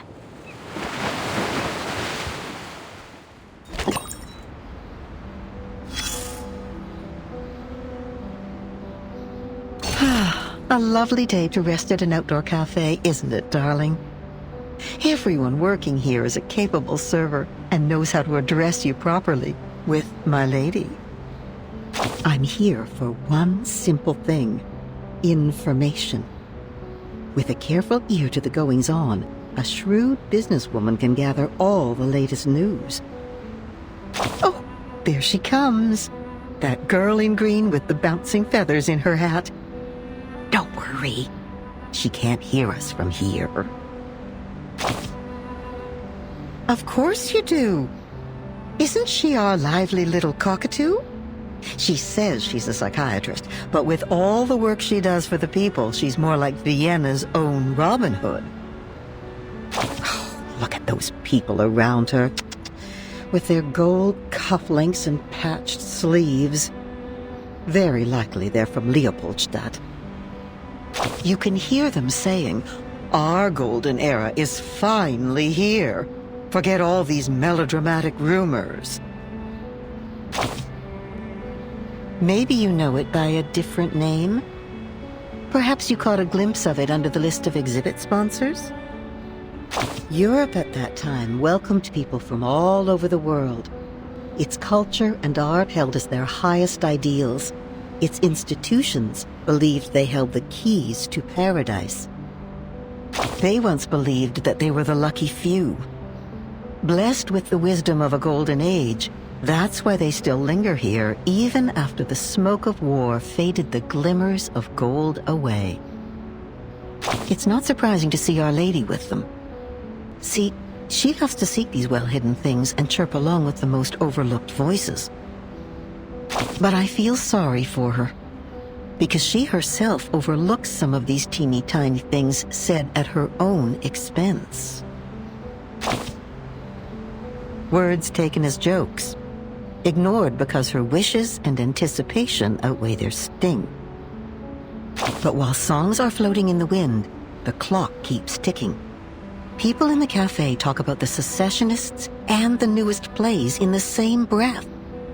No one cares about the rumors trafficked in the newspapers.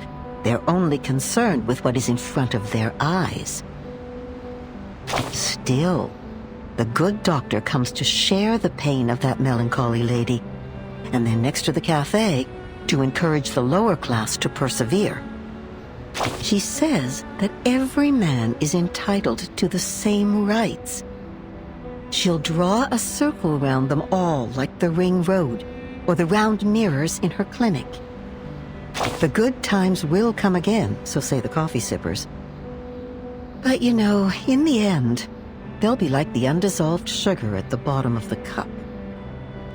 My dear, your coffee is getting cold.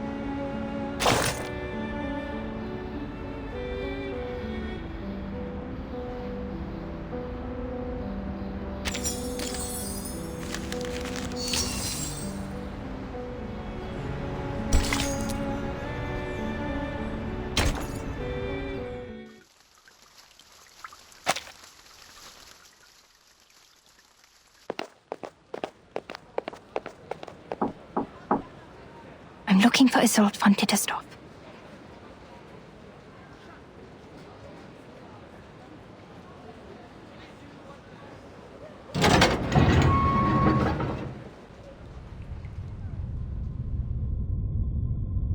I'm looking for Isolde von Tittersdorf.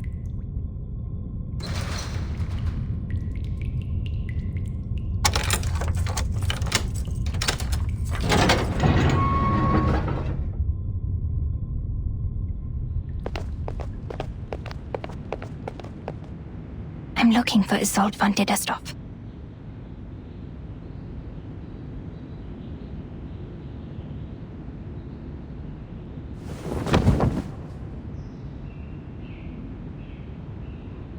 You sure this will work?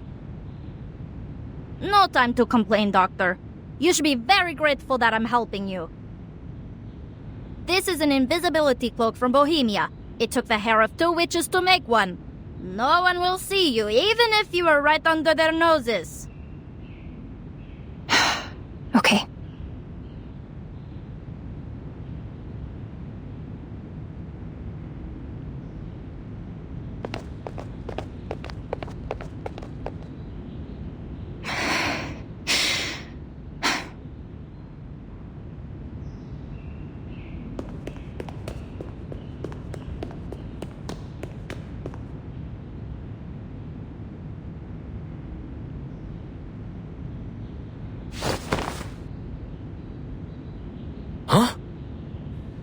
Where did the feathers come from? Holy... It's losing feathers! I should have known these arcane devices were unreliable. I'm so close.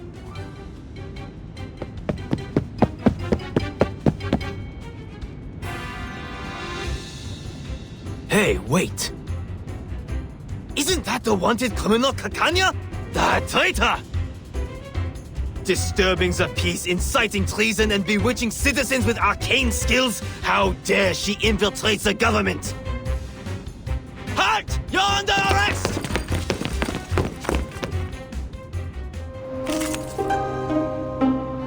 Three, two, one, down.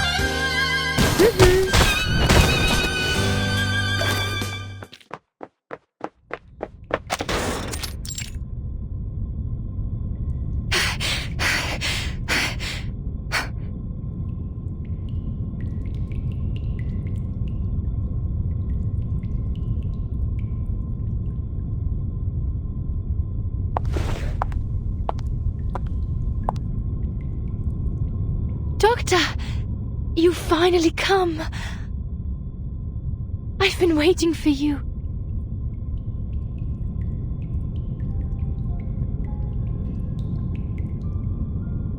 For so long! Was your journey here safe? How have you been?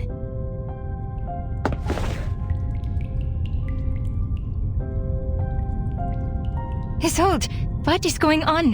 What have you and Heinrich done? Why did you say that at the exhibition?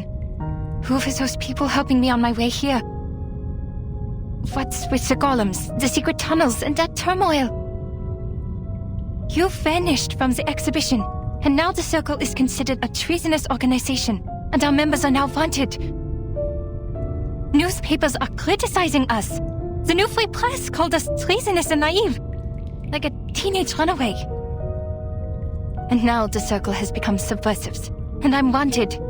They even thought the chaos and subsequent turmoil were planned by me. This is not why I founded it. And now you invite me here, claiming to have found the way to realize my dream. You're confusing me. Are you still the Isolde I know? You... Please listen to me, Doctor. I've been meaning to tell you from the beginning. But Heinrich stopped me and told me the exhibition was a better time. He said your dream is a dream for everyone. And that's why we should announce it in front of everyone. I should apologize. I did not see this coming. I have discredited you, and you have every reason to hate me.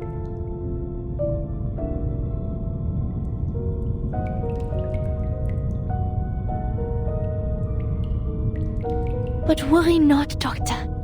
I give you my word. Soon you won't have to worry about anything. These people don't understand your dream, and they won't become your allies. But we are different. We?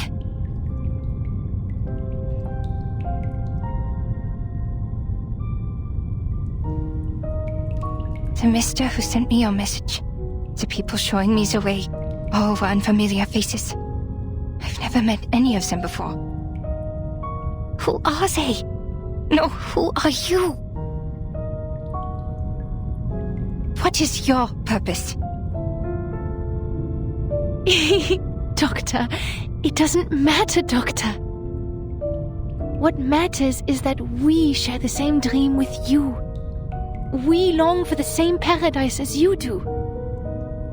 That glorious kingdom of freedom.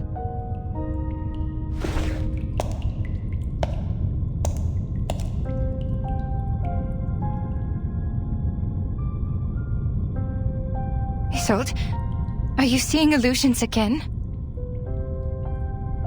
No, Doctor. I'm completely cured. You healed me. And now it's my turn to treat the world with you. Let's scrape the paint off the top, reveal its true colors, and reshape it. Until it is transformed into a perfect world, a perfect society, because we are the chosen ones. You planned the riots in Leopoldstadt, right? And the march demanding the transformation of society.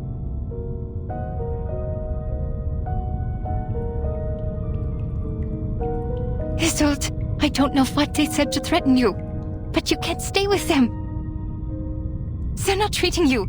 You're committing a crime.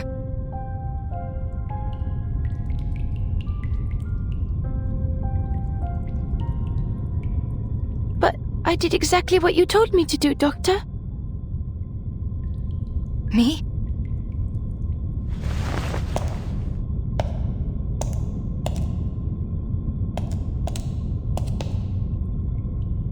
Es warst du, der mir gesagt hat, mich nicht länger zu unterdrücken.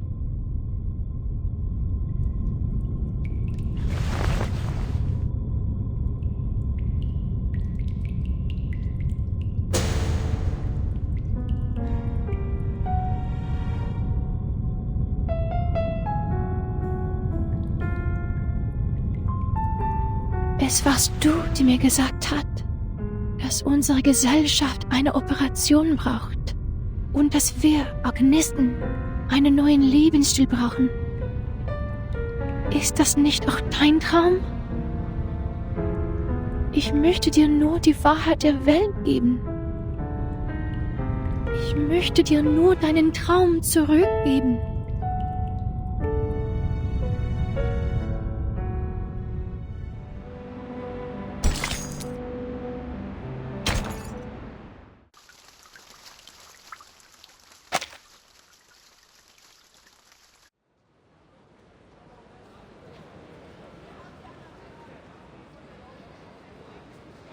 Burn these letters, Marcus. Destroy them in accordance with the Field Mission Manual Article 341, so that no one else can read them.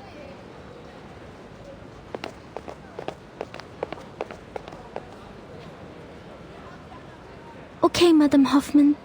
But shouldn't we reply to these messages from the field squad? Don't bother. The secret letters are sent to all active investigators above rank 4. The squad is like the watchers of the critical points. They collect and record every event different to the ones in history and report to the Foundation. These incidents will be the index for evaluating the stability of the current era. In other words, the more reports they send, the more unstable the era is. This keeps every field investigator up to date on the situation so they can plan their next move. In the past, we have seen too many tragedies caused by a lack of information. But now, our own task is more urgent.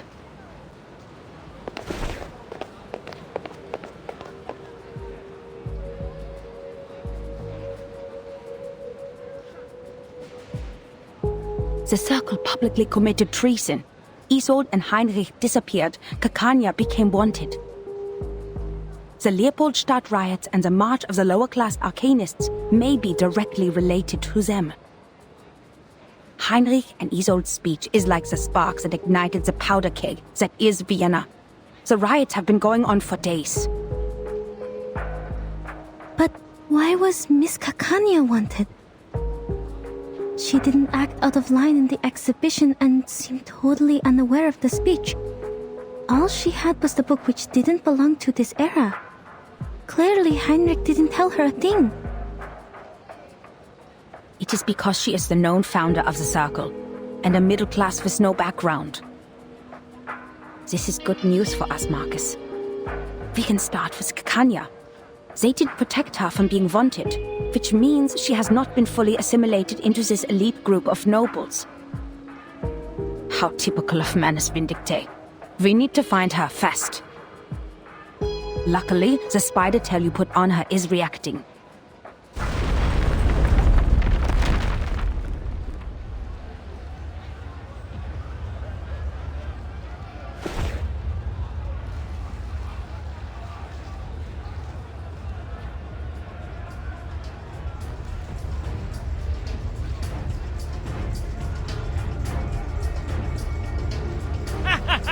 Go to hell, you dirty, disgusting officials! For a kingdom of freedom! For a kingdom of freedom. Shoot, they're attacking the Foundation branch. Focus on what's important, Marcus. Someone summoned a bunch of critters on Kärtnerstraße. They're coming this way.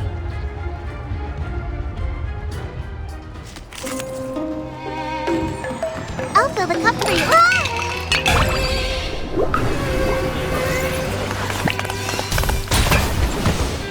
The ocean dried and I'm alone again. A little bit hot here.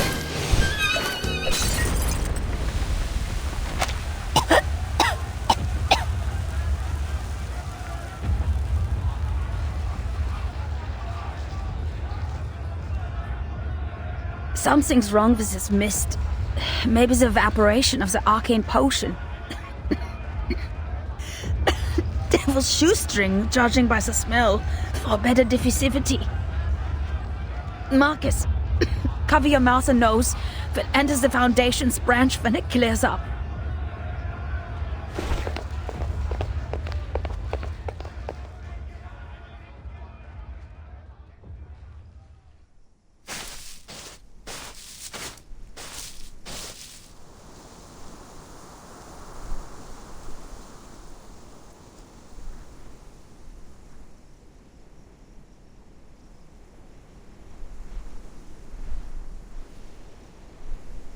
Marcus, are you okay? Did the mist get to you? No.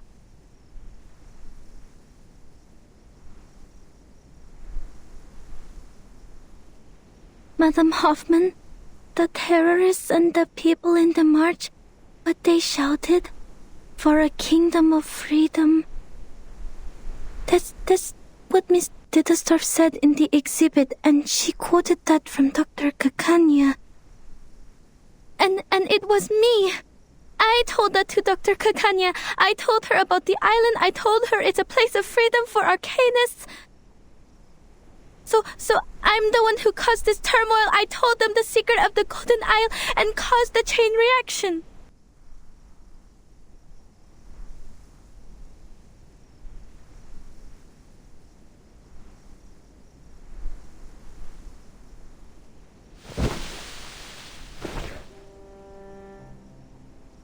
I didn't listen to you. I'm too reckless. I lack rational thinking. I'm unstable and out of control. And the one thing I can control, my arcane skill, didn't help at all. You vouched for me and appointed me to the field mission from the headquarters, but I... Maybe it is like what you said.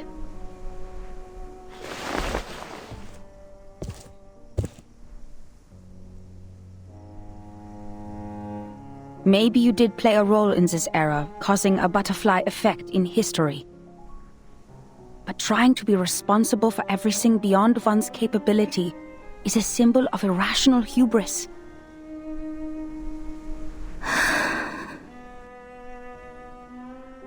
First of all, creating chaos in this chaotic time is more than easy. Just look at all the frequent ethnic conflicts, assassinations and espionage.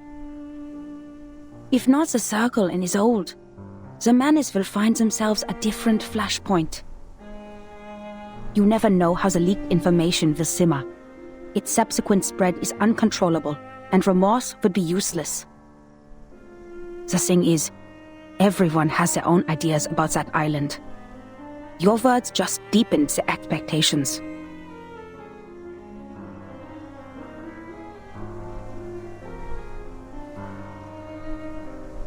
As for your self-assessment, we have all heard it.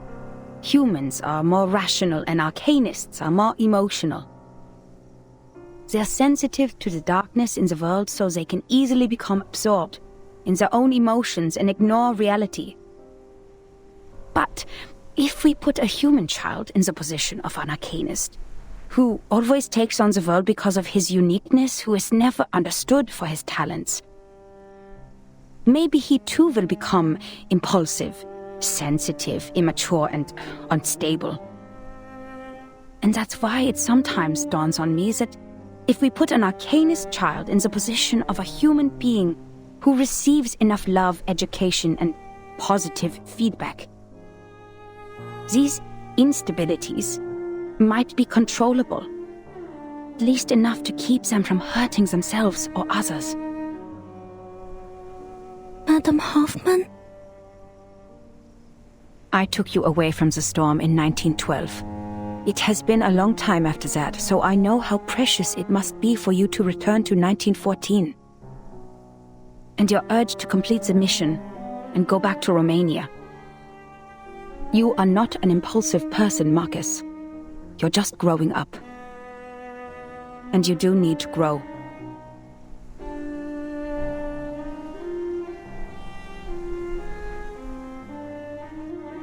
As for appointing you, it was by my own will. Because the age of humans has come to an end. The age of humans is ending?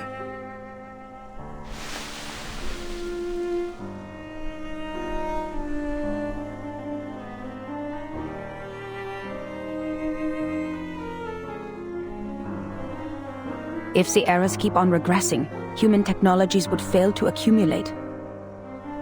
Meanwhile, arcane skills that depend largely on the individual's potential will shine. In this war of reversals, futures, and time, it is you who will survive, not us. And that's why sooner or later, you'll have to go at it alone. This is the most rational assessment I can make for the continuation of civilization. Rational. But I've been doing my best to be rational as well. Even though I keep reading and practicing information analysis, I can't make a choice. What if I make a wrong choice? What if there's no right answer? What if I never told Kakanya about... Enough. You're getting carried away. There is nothing mysterious about rationality. It simply guides us out of confusion and straight to the essence of things. The essence? The reason why we're doing a job here is simple, Marcus. Arcanists keep going to the menace. It's because they can promise the salvation while we can't. Therefore, decoding their immunity ritual against the storm is top priority. If we can't, being isolated on a small piece of land, we're bound to meet our end in this temporal catastrophe. We're not the only investigators sent by the headquarters. So our mission is to collect every clue left by the menace and send them back to La Place. Everything else is secondary.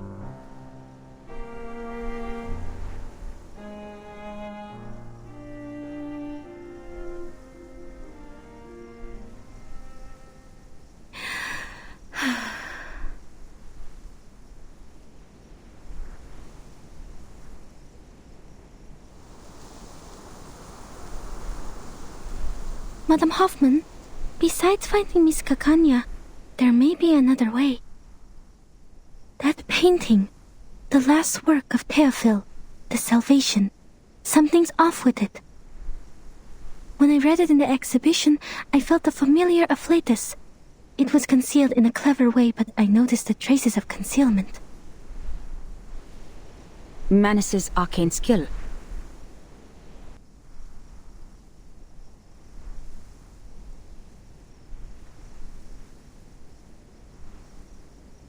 But I couldn't read anything more from it.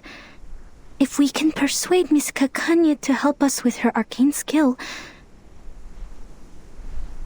Is her arcane skill similar to yours?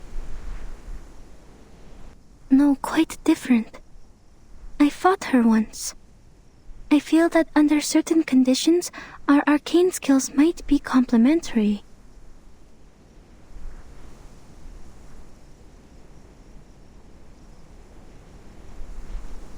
Well done, Marcus. This is something only you can do. The government has a painting now. The field agent squad can retrieve it for us.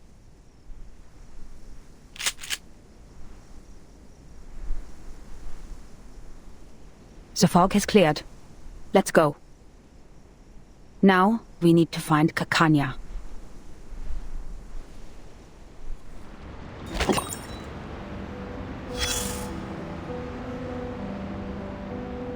Darling, did you hear that?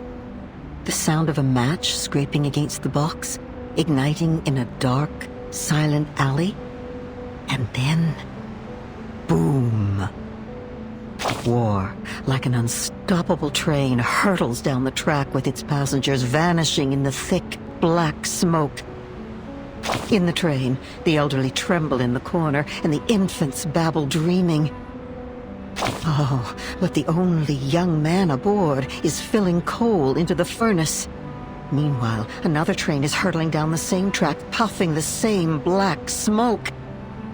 Alas, the two trains are destined to collide in a war to end all wars. Pay close attention.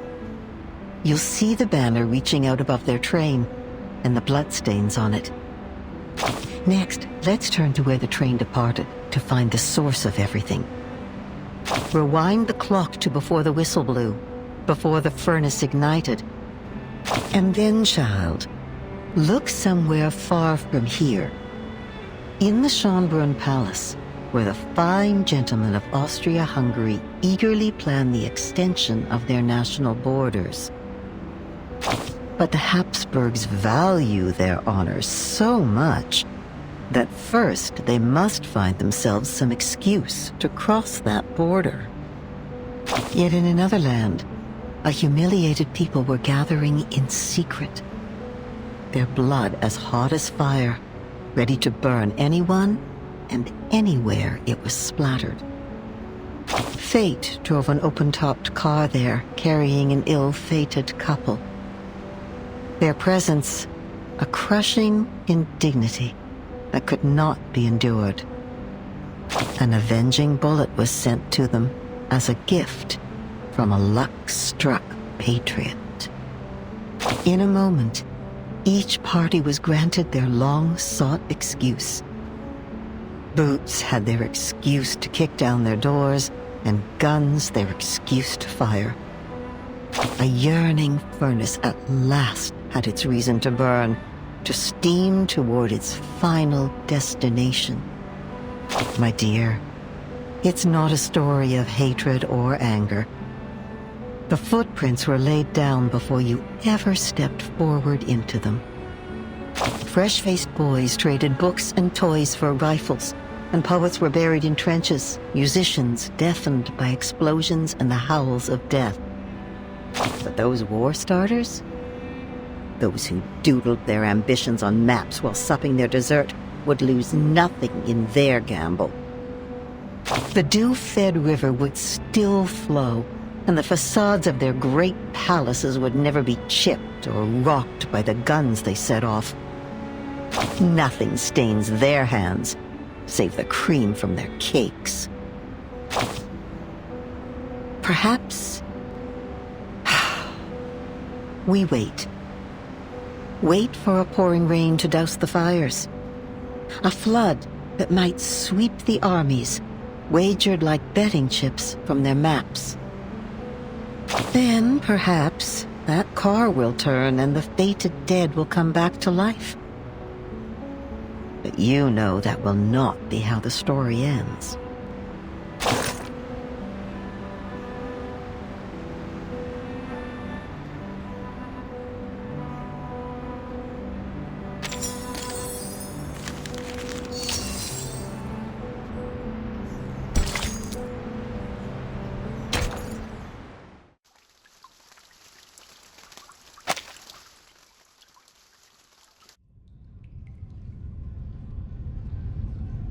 What are you talking about? Storm? The war? I don't understand.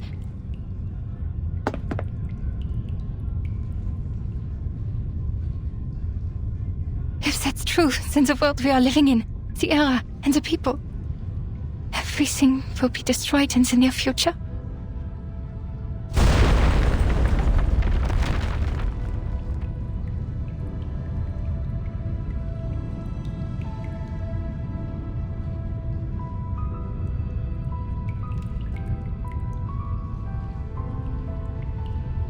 Only the chosen ones will survive the storm. What about the others? Millions out there have never even heard of the storm. Yes, only the chosen ones will survive the storm.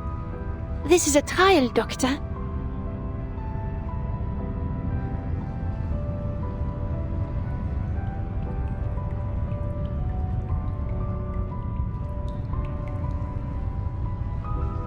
Trial? Then who started it? Who decided the standard? You? Or the so-called guiding one? God? Or the supreme existence? Who gave them the power to decide the fate of others? Who allows such absurdities to happen?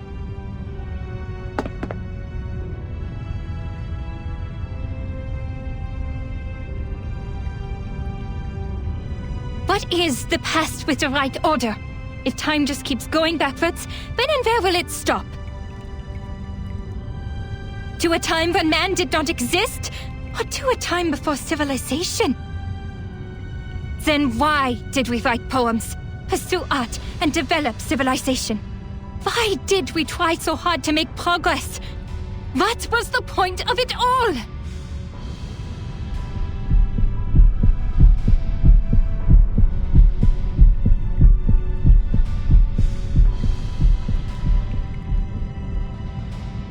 I don't understand, Doctor.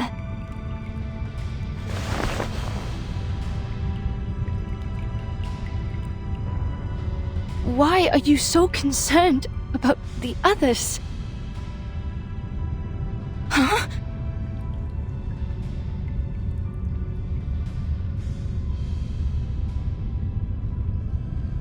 When we reach the New World, we can fully realize your dream. We will create a kingdom of freedom for everyone. As for the embers of the Old World, they are like a tumor that should be removed.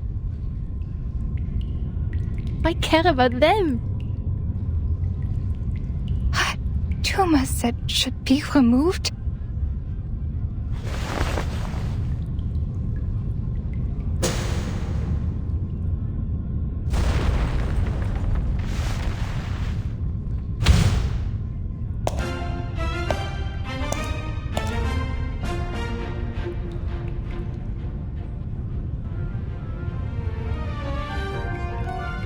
Look at this painting.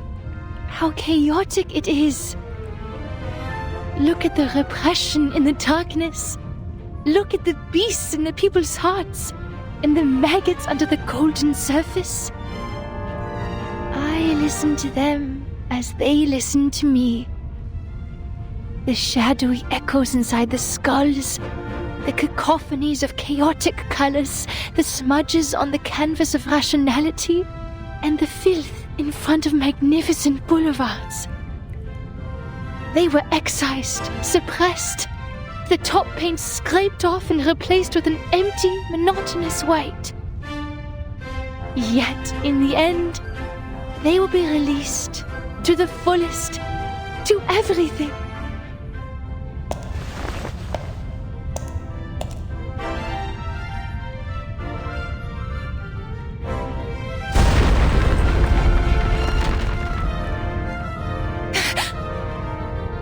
Downstairs.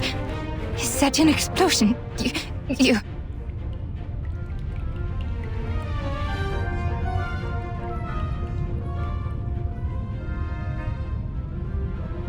Theophil has left. He shone like a star in the end, just as he wished. But the rest of them, with their rocks and shattered windows, are still left to struggle. If only I could help them. Just like how I helped Theophil. What do you mean you helped Theophil?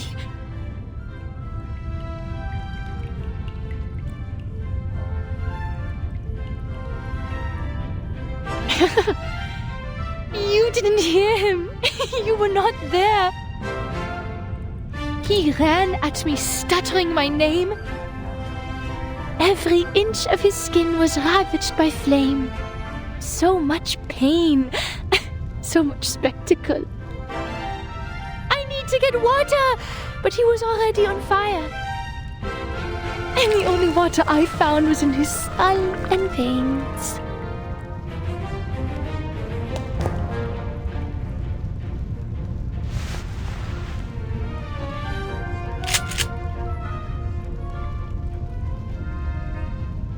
Bang!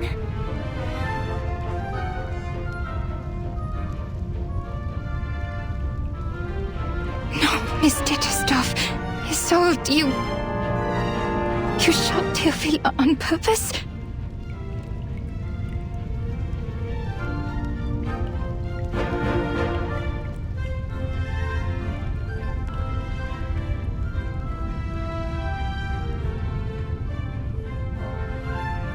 So this is the truth you had repressed?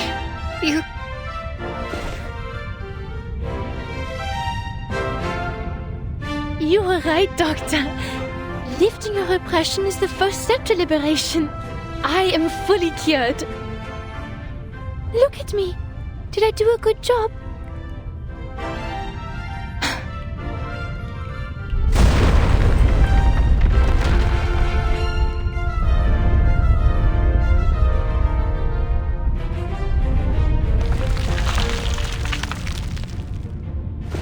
Come with me, Doctor. I am inviting you, just like how you invited me. Let's heal the world and save it together.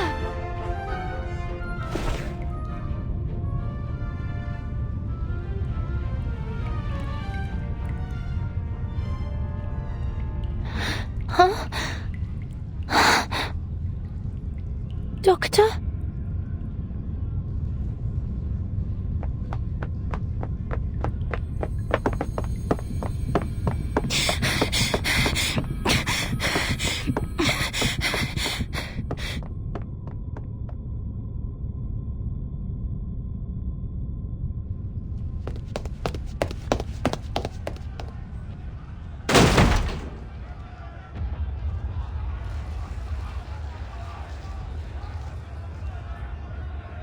There, is that Miss Kakanya? Relax, people. Miss Kakanya is on our side. She has helped us a lot. Ilich?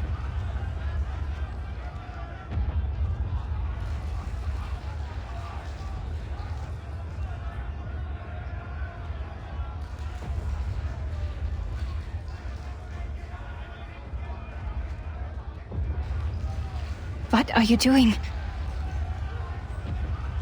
A gentleman from America said we could do something big here, so I gathered everyone. We will march down to the Kärtnerstrasse, to the Vienna branch of the Foundation. Our slogan will be, equal rights and freedom for Arcanus. How American is that?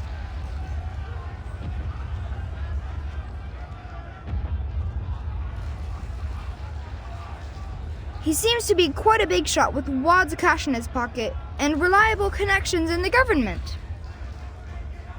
He said we no longer have to worry about the residence permit and the Arcanum license after this job. No longer.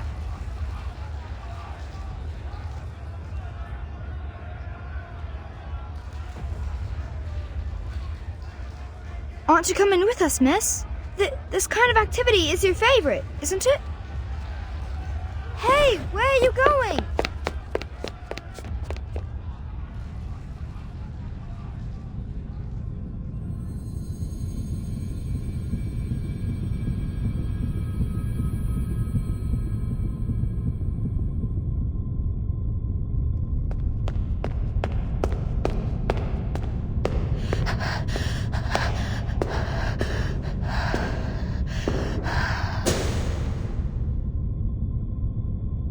Kakanya, you should be tried and punished. Why? You gave your friends hope, prescribed them treatment, and vowed to stand by their side. But now you're silent and turning away. This is a betrayal. You betrayed your patient. You ran away from your kind. You are unfit to be a psychiatrist. You are not worthy to be a human being. What am I supposed to do then? My patient, I never figured out her true thoughts and feelings. And my fellow kinfolk, they were innocent and unaware of the manipulations of the influential. Even I was in confusion. How could I tell them the truth that I didn't know? How am I supposed to face the overwhelming madness and destruction on my own? So you're just someone who happens to stumble upon the truth? A bystander who happens to be watching from the shore? This is why you are a disgrace.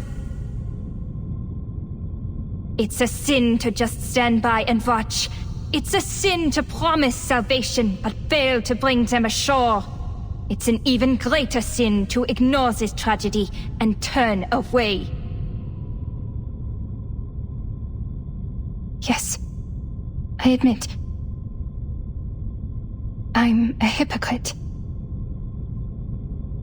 I used to be so eager to help my friends, but when they really needed me, I turned my back on them. I told her to release her repressions, but when she actually did, I couldn't face the destructive consequences. I propagated my dream with great enthusiasm, hoping all my kids could live in a free world. But if it's realized in this way, it's the worst nightmare imaginable for everyone. I said I would start the secession of the Arcanists, but what is the essence of this movement? A rebirth? Or a complete betrayal? I'm just like my father, mother, and brother, who tried to shed the label of Arcanists selling small wares as soon as they climbed up the social ladder. I'm lost. So please, tell me, what should I do?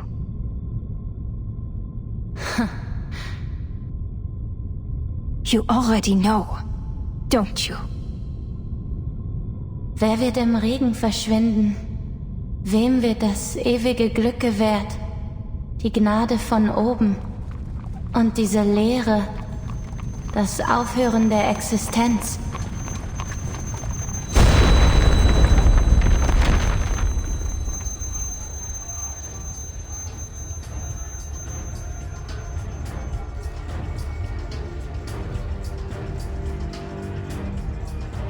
Miss Kakanya!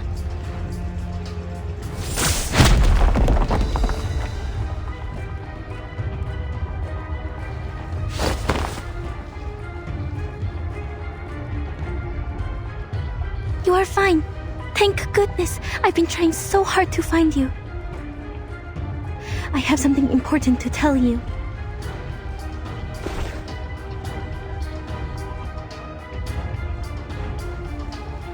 Catastrophe is about to sweep across the globe. But there are still things we can do. If it goes smoothly, perhaps we can save plenty of lives.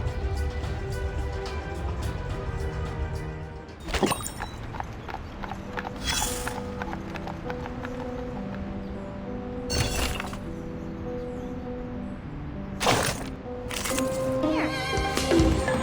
I'll fill the cup for you.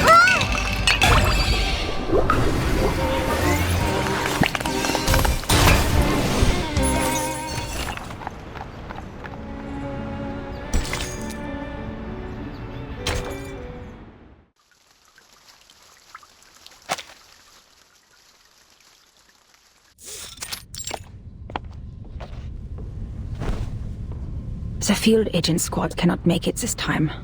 They have a more urgent mission.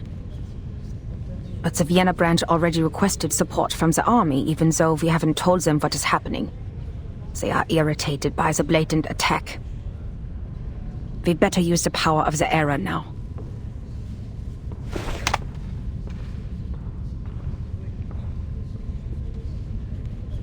Only one question remains. Is the source of this intel reliable, Marcus?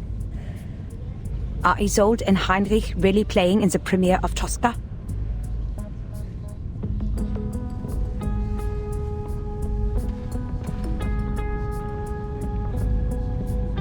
Yes, it may sound a bit absurd, but that is Miss Kakanya's inference.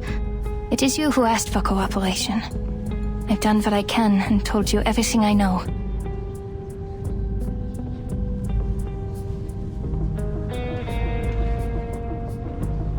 Unless the show is cancelled, Isolde will show up.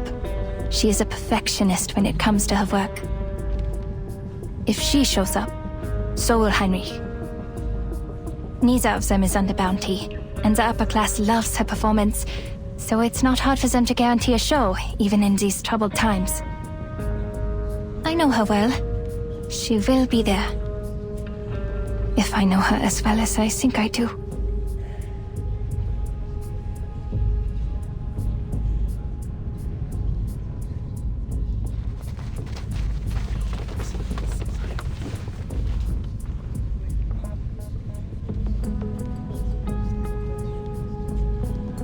Madam Hoffman, what mission is the field agent squad dealing with?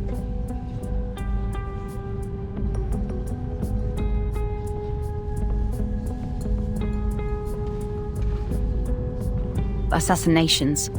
There has been an outbreak in the Empire over the past 3 days. They are sent to guard the important people. We're out of manpower right now, so don't expect any backup. But don't worry. We don't need to capture or defeat the menace, just focus on the original ritual. Put your own safety first. Understand, Marcus?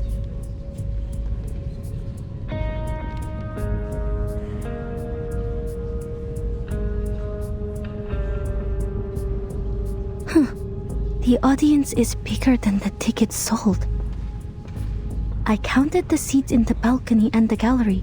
There are still too many people in the main hall. Are they all staff of the Vienna branch? No. This could be the doing of Manus Vindictae.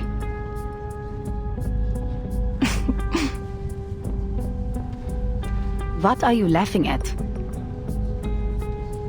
That's you, Miss Foundation. You have no idea where you are. This is Vienna, the city of music. And this is Isolde and Tosca. People are crazy about them. I bet they would even stand outside the railings if standing tickets were sold. And when it reaches Act 3, they would fling themselves over the edge, crying, "Oh, Scapia, avanti addio!"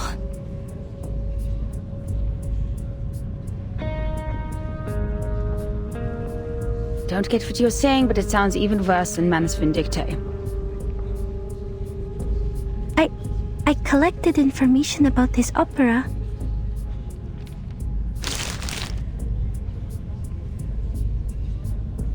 Rome, 1800s. Painter Mario Cavaradossi and singer Tosca are two lovers. Cavaradossi has been arrested for helping the fugitive Cesare Angelotti, former consul to the Roman Republic. To save her lover, Tosca turns to Scarpia, the chief of police. Scarpia has coveted Tosca for a long time, so he proposes that Cavaradossi will be freed if Tosca gives herself to him. Tosca submits to him, but when he tries to embrace her, Tosca stabs him in the heart with a dagger. Oh, for heaven's sake, how did you make that sound so boring?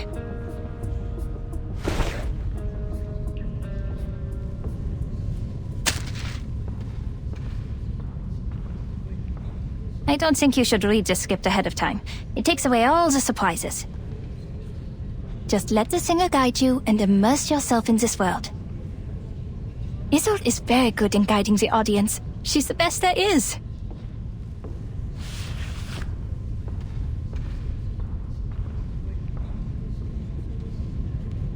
As a seancer, her incredible arcane skills allow her to act like the characters themselves on stage. She can do all kinds of voices, even those that seem physically impossible. When she does this, she becomes a completely different person, taking us to a world beyond reality. It'll feel like witnessing a miracle firsthand.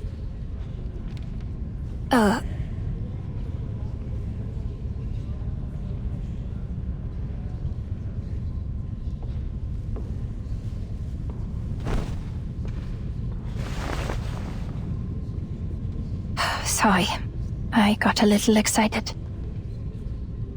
So, This is how much I looked forward to this opera.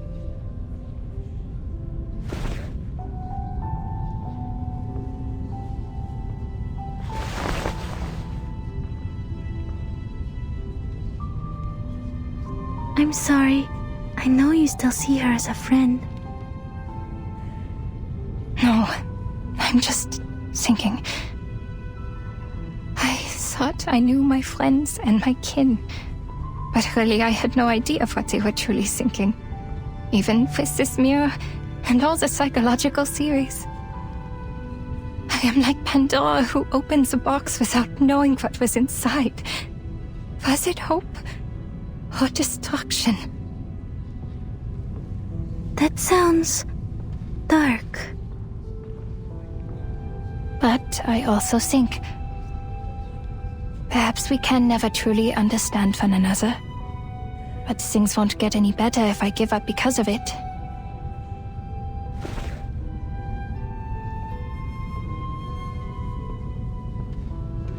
I cannot turn my back on this. Don't worry about me, Miss Marcus. Now that I am here, I will fulfill my promise. I will stop her. As for the doomsday you talked about, I don't know what I can do about it, to be honest. All I know is, if I don't stop her today, every day of my life will feel like doomsday. No matter what happens from here, the show has begun.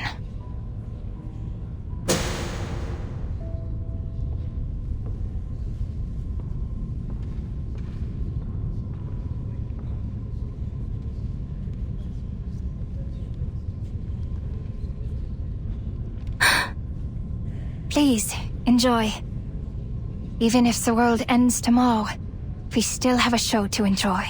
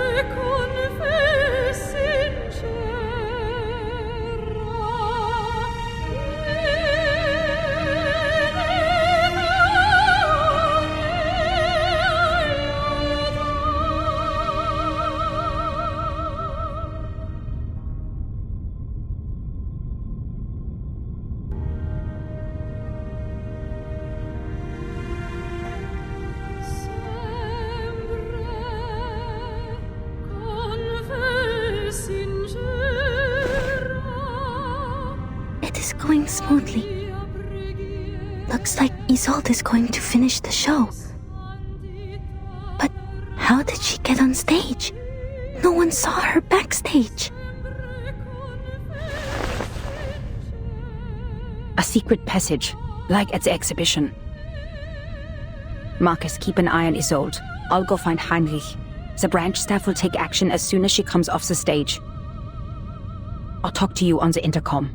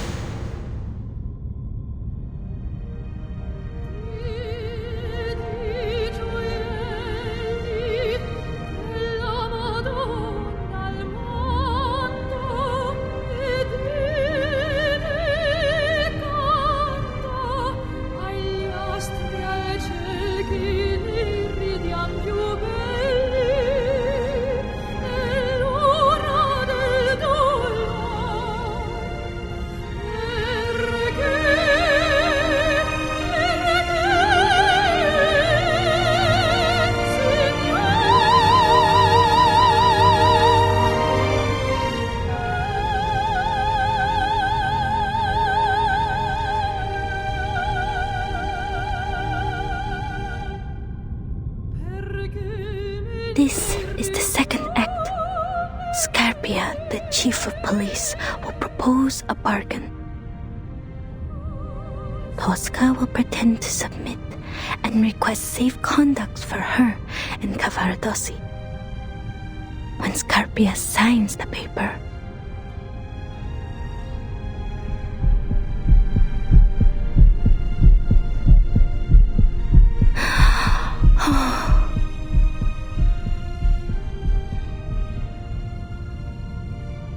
E qual vi assegliete? la più breve, Civitavecchia.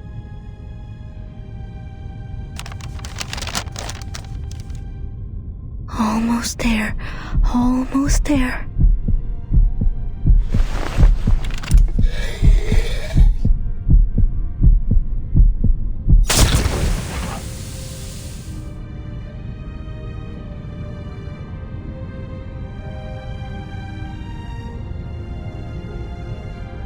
Questo è il bacio di Tosca!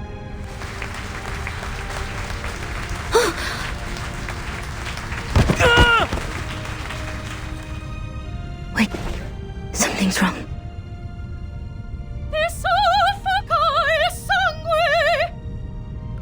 The man lying on the ground.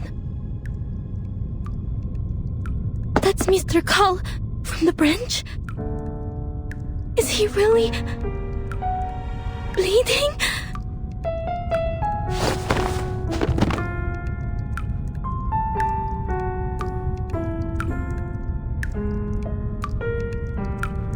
What? Are you sure? Definitely Miss Kakanya. He's not acting. That's real blood coming out of Mr. Call's body. The assassination in the story has become reality. Why is the show still on?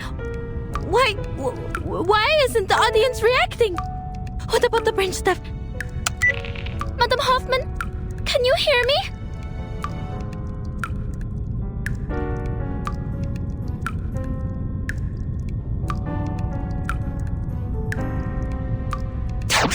What is going on?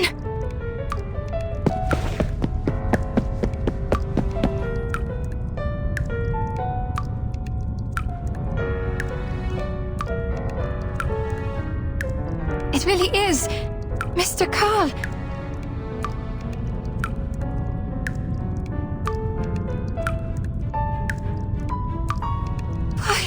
Why is no one... Are you all mad? A man has been killed, don't you see?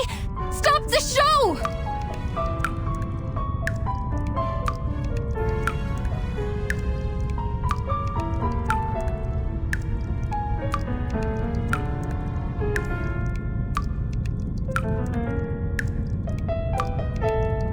Cavaradossi, have you escaped from jail?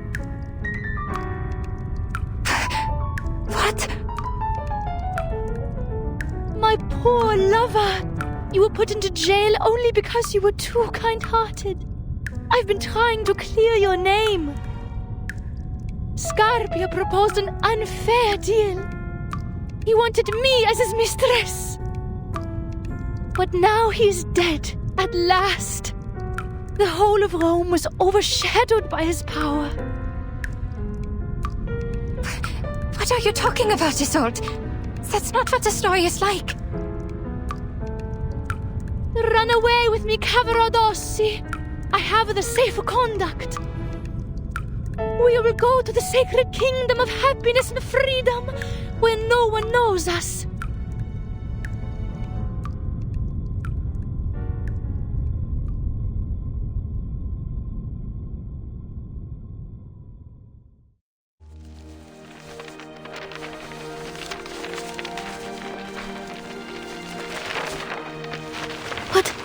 What are these? Oscar Pochurak poisoned to death. Resnik shot dead. And Hudnov assassinated. King of Greece assassinated. Archduke Franz assassinated. All these assassinations at the same time?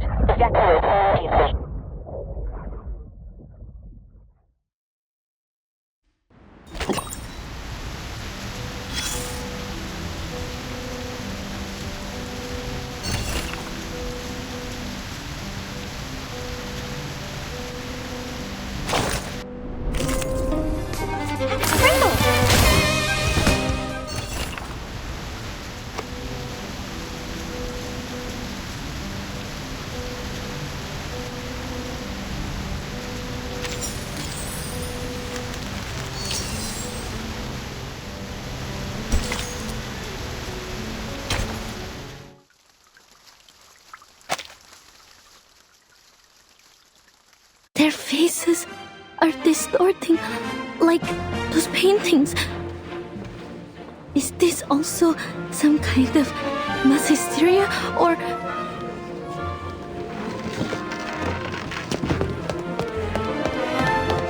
Anyone seen my glasses? Could you pass them to me? Oh, they've grown on my eyes. Don't mind me.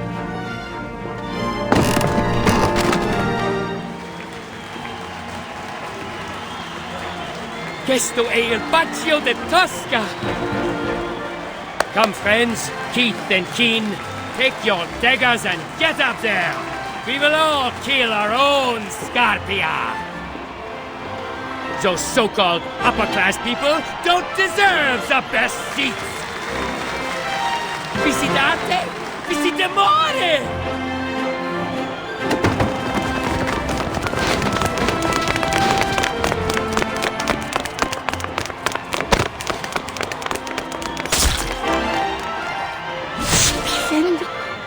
I can almost feel the blood splashing on my face.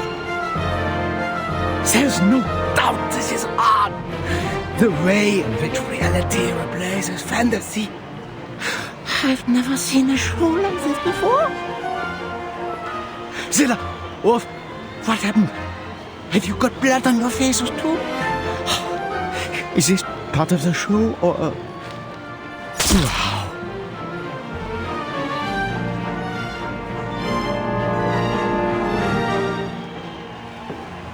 They're killing each other in a frenzy. Is no one noticing this? Madam Hoffman, I have an emergency here.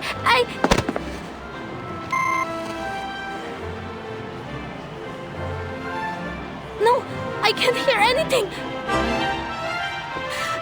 The crowd won't let me leave. I need to make way myself.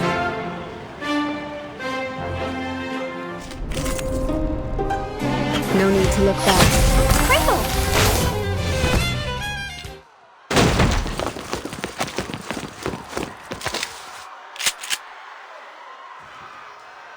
Quiet! Be quiet! Go to hell, you terrorists!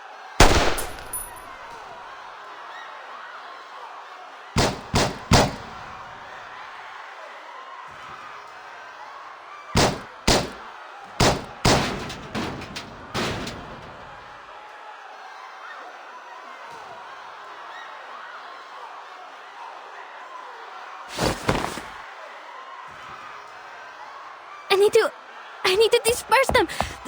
At least open up the exit. Marcus, what are you doing? I said evacuate.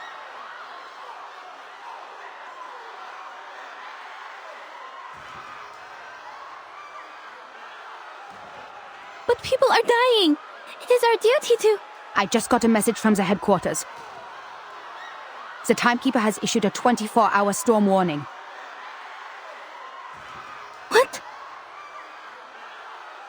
The Manus has carried out several assassinations on the same day. The instability of this era has reached a critical point. Which means the storm is coming.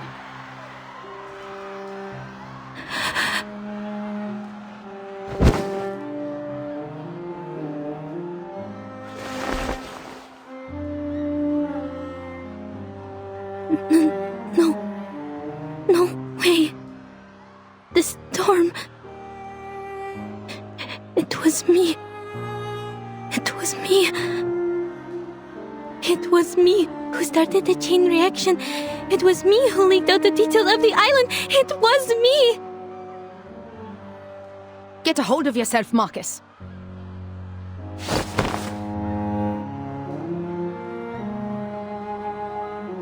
This is a storm of time. Compared to the chaos it causes, you and I mean nothing more than a pebble. It happened many times before you did anything, and it will happen countless times more. The errors in history will disappear again and again, and so will the people. The situation can't get any worse. The only thing we can do now is to find the ritual that grants immunity to the storm. It's the only way to save more lives.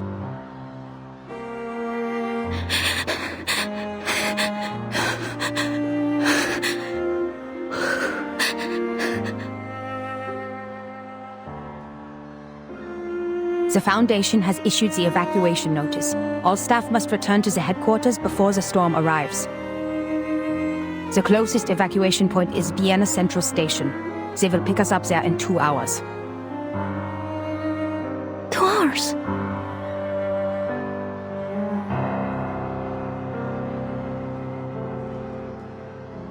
It takes less than 2 hours to get... I know. There are still things we can do before the storm truly arrives. But the enemies are probably much stronger than we are, and there will be no backup for us.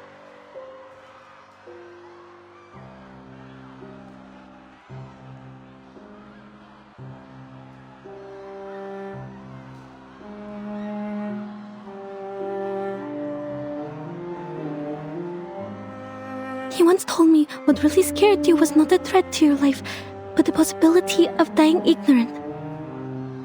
I think I understand what you mean now. I don't want that either. I don't want to go back to the headquarters without doing anything at all. Well said, Marcus. Let's go. Find Heinrich and Isolde. They might know the ritual or have the clues we need. We can still catch the last train if everything goes smoothly.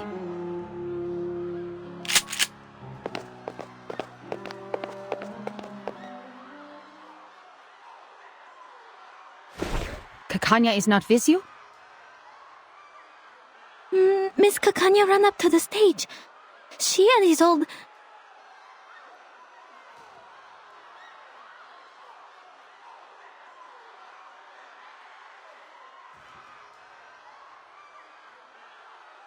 Heinrich has enchanted all the props.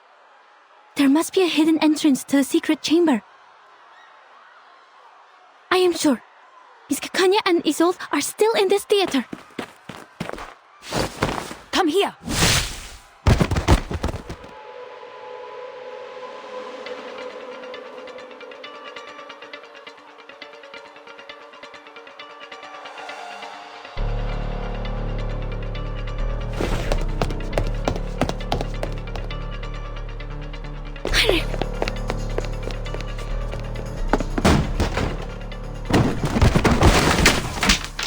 There are traps under the floor.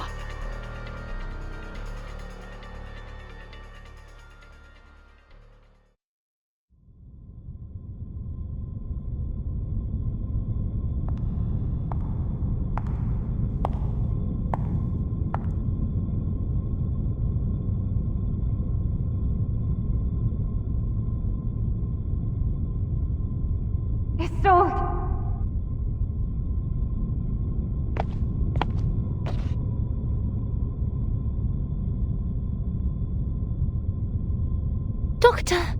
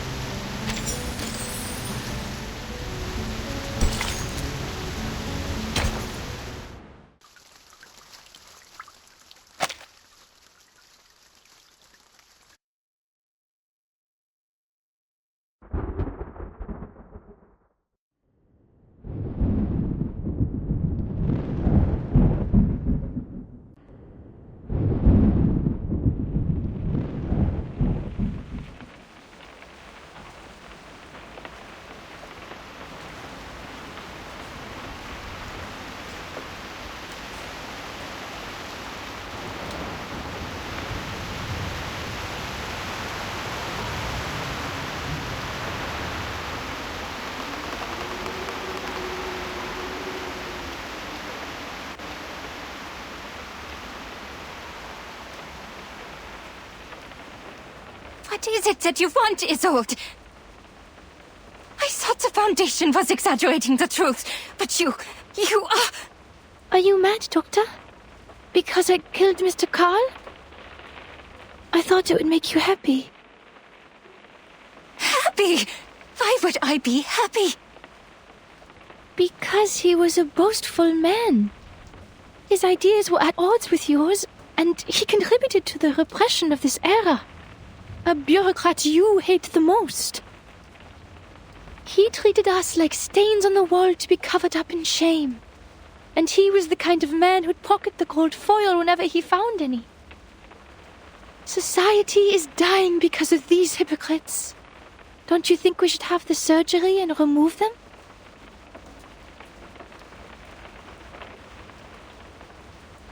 I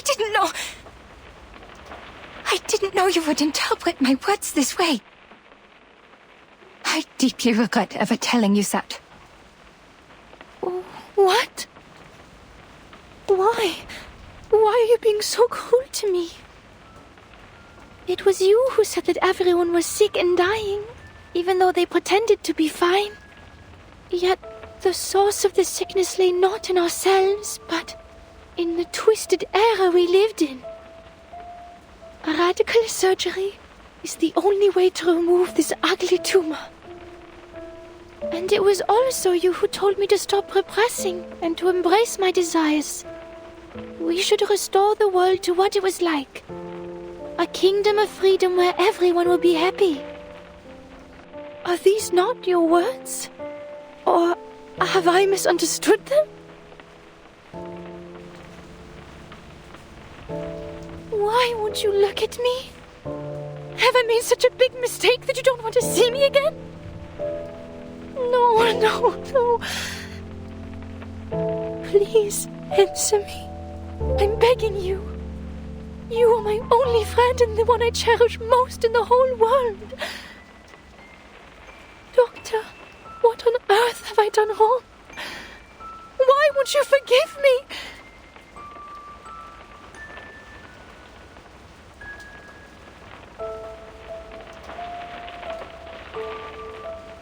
Is it because I'm too stupid to understand your words? Or because I'm also sick with the incurable tumor? If that's the case, please help me. Hold my hands, touch my face, hug me, and talk to me heart to heart like you used to. Doctor.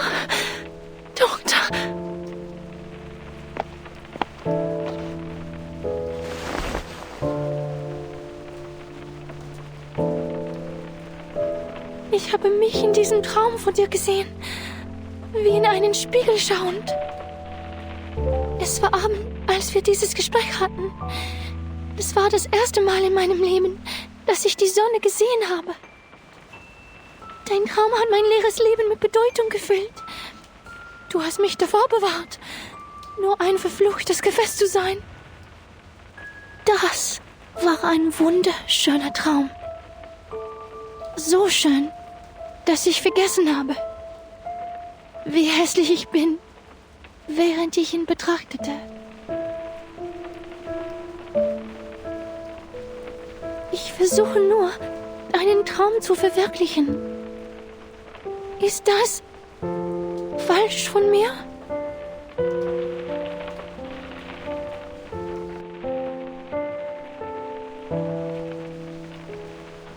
I never thought you would commit a crime over my words. Crime? You mean what I'm doing right now? You don't like it?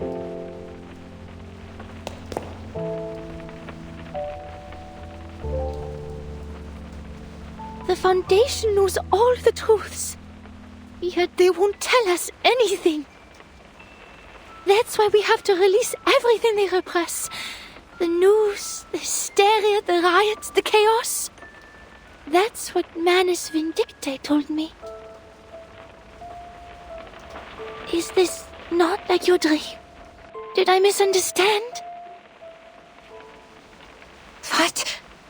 What in the world did they tell you? They told me the method of salvation, Doctor. They gave me the opportunity to save your loved ones, the world, and your dream.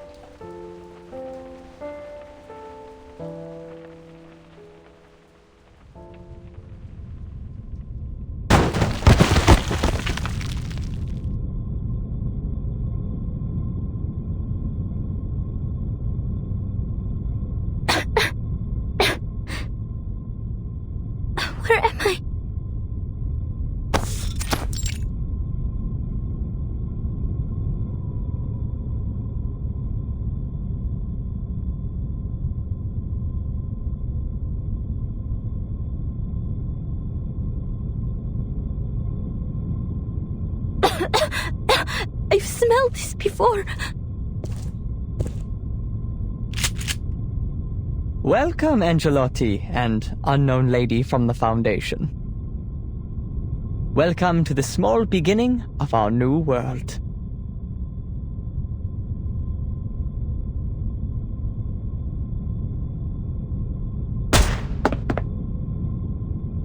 Oh, sleeping bullets from Laplace. You almost hit me, miss. I can't let you through, though. Not now. The leading actress is busy.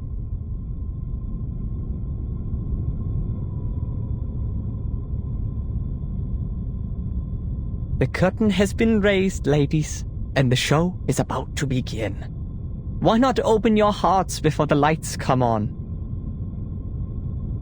Let's sit down and have a civilized conversation. Oh!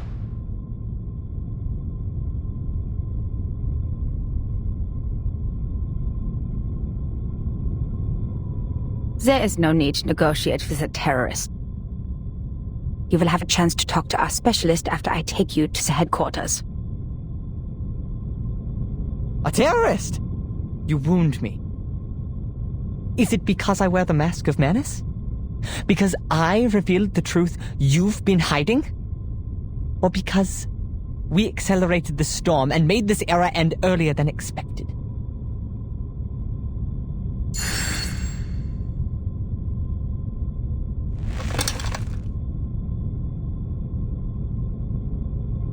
Let me help you, Madam Hoffman.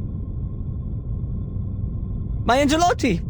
Why are you standing with the enemy? You're supposed to be one of us. Angelotti? Is that me? I am your salvation from the real terrorists of the world. Salvation?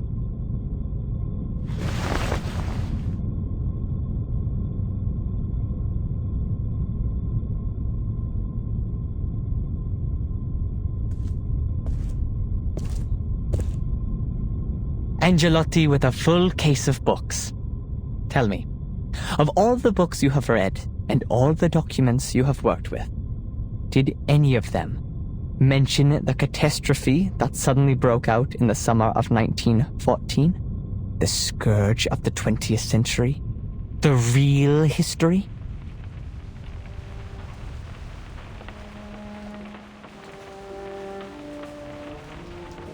You have such a kind heart, Doctor. Yet you don't know the truth. How are you going to bear the pain when you do? Theophil set himself on fire. Ben hung himself to death. Emmanuel laid himself on the railroad tracks. Are these the suicide cases in Vienna? They all came into contact with the menace?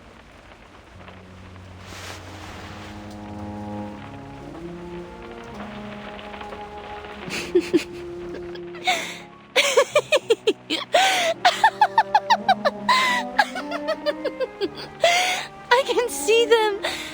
I can hear them. The ghosts of future history haunting the city from above. Heads full of holes. Heads covered in shrapnel. Empty stomachs. Even the ghosts of little children. I can see them all. Cities bombed to the ground. And trains full of people headed straight for death. It is coming. It is coming. By then, the guts hanging from trees will be more vibrant than spring flowers. There will be bullets, helmets, scars. Wir haben keine Zukunft, Doktor.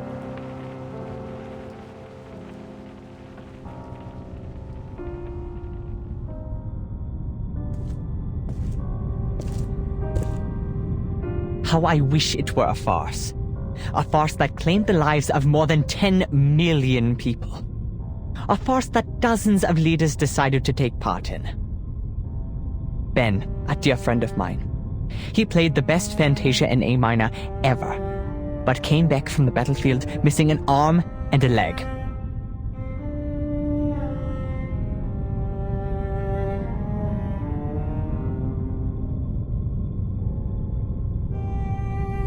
and Emmanuel. His hands were born to write poetry. But he was sent to the front and dug trenches until he died of disease.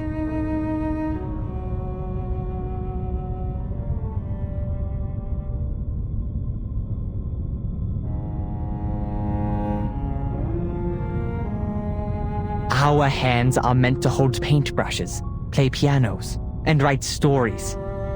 But they end up in gunfire because you narrow-minded hypocrites keep inciting them to violence. We've already suffered for our gifts. Now we have to watch our talented friends sacrifice themselves for man's childish tantrums. Ladies, you know all of this. Yet you call us terrorists?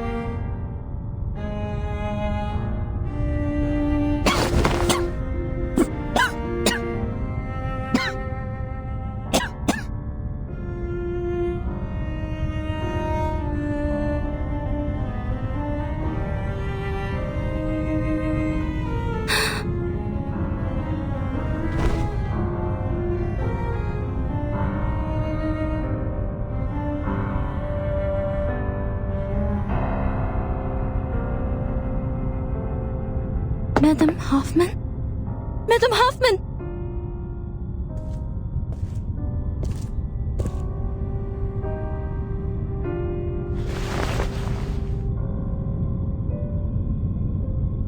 The real terrorists are you, humans.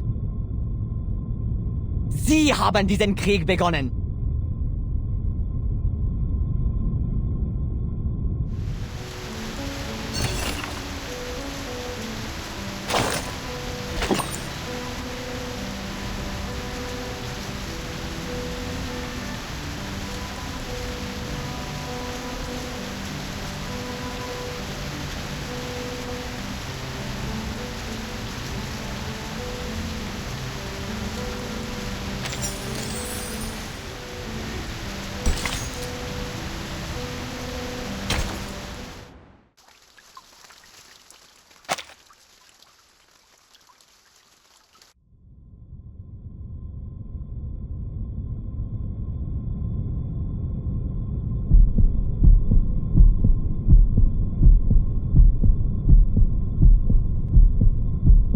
Madam Hoffman?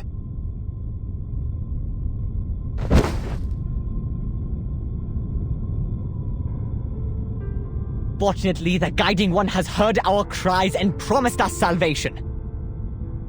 The storm will put a stop to this frenetic melody before all of the good, artistic, heartfelt things in life are destroyed before our eyes. It will wash away the unwanted, the unimportant. The creators of this chaos will be severely punished.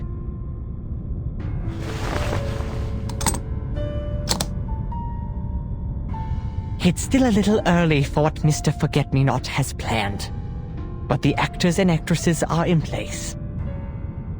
Don't worry, Mrs. Angelotti. We won't leave anyone behind, nor will we leave any enemy spared. I will eliminate the obstacles for you and help you better understand yourself. What? What are you talking about?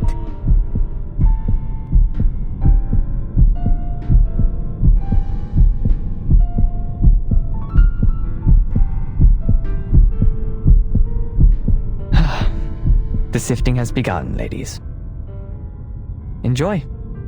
The potion specially made by Mr. Forget-Me-Not. A gift from the Picrasma tree. For those who have Arcanist blood, it will undoubtedly enhance their powers, both physically and mentally. But for the powerless, mixed blood humans, it is lethal poison.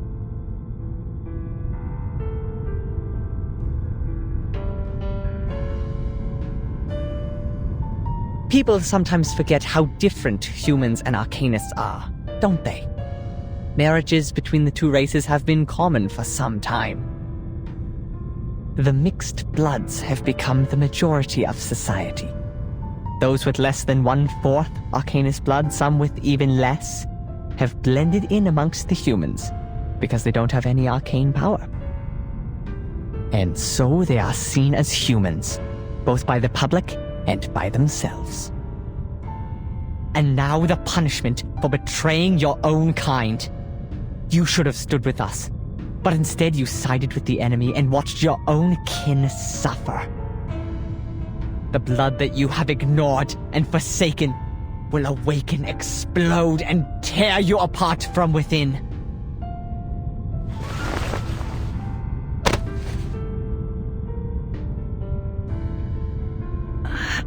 I'm fine.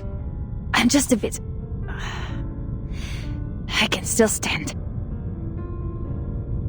Sadly, you won't be fine for long.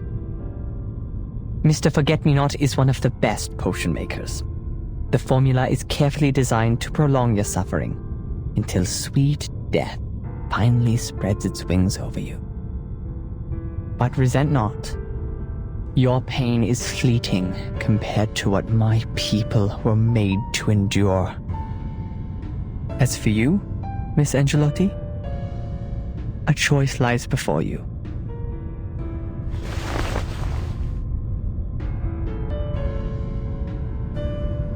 Me? You have been lied to. Humans have whispered lies through their petty, made-up history. There has been genocide, the lengthy, vicious kind, under the banner of high-minded reason. They tried to split the world in two, so that the progressives cannot be stopped by the non-progressives, so that the irrational cannot speak against the rational. When they do, death and destruction follow. You're one of us, an Arcanish child abandoned at an orphanage. You must have heard your heart pounding like a knock on the door. It's the sound of a long-lost soul coming home. It calls to you to rid your shackles of reason, to expose the lies of history, to embrace your primal passions and unleash the powers of your gift. You should be one of us, as you always should have been.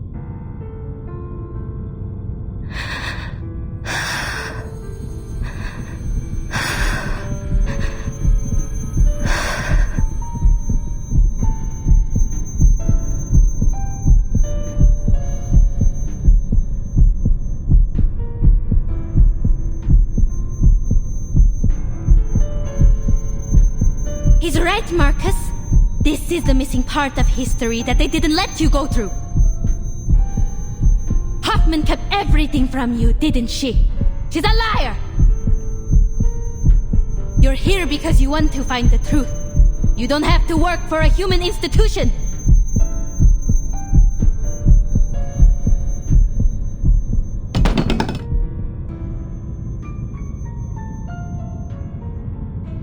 Pick it up. Drive it into your mentor's heart. Show us your resolve. An opportunity has arisen. Take it. A chance to learn who you really are, where you came from, and why you were abandoned.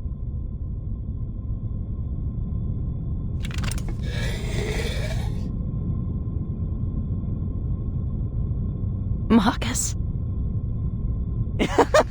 Very good, Angelotti.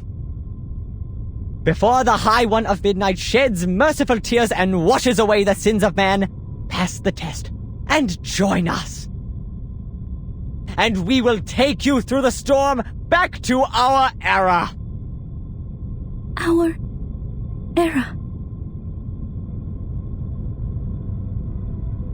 But my era has already come. 1914. The year you once wiped out with this storm is my era! Huh?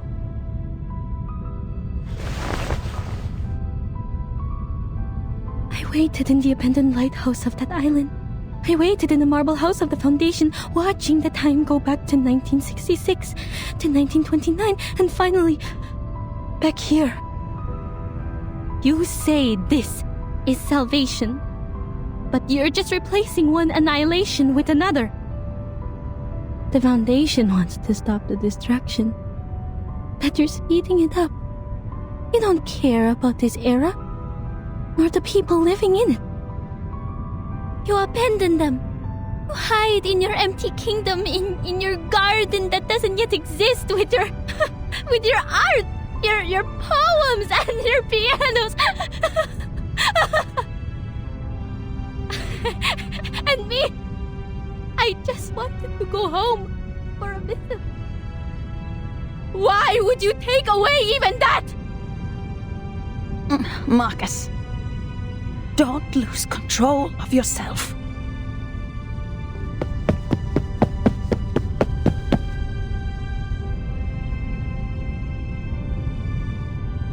I'll kill you, Heinrich!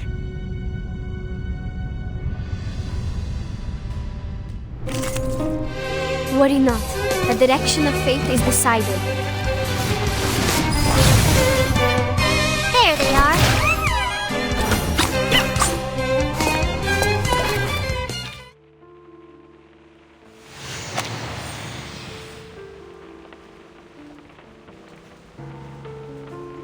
Someone is calling me. Leave here with me, Doctor. Let the rain wash away the old world, so we can build your dream in a new one. I thought we were on the same side of liberating our oppression, giving freedom to the Arcanists.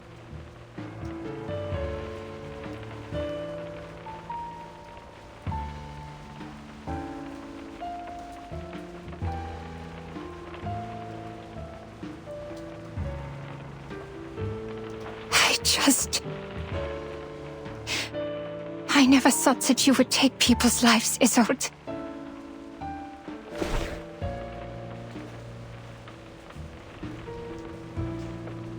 Is this why you hesitate? Because I killed a person who shouldn't be killed? A person from the Foundation? After you befriended the young lady? Is it because you made peace with the Foundation, and yet I became associated with Manus Vindicte?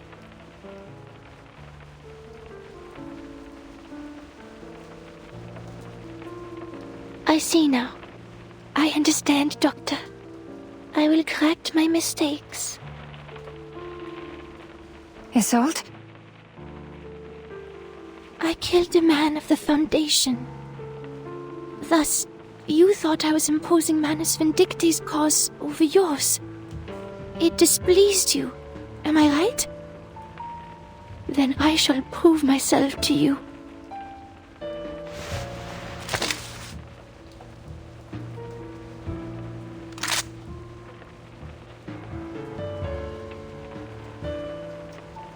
I will take Heinrich's life, for that would make it fair.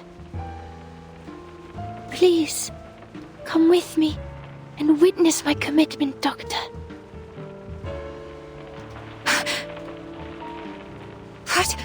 What did you say? You're going to kill... who?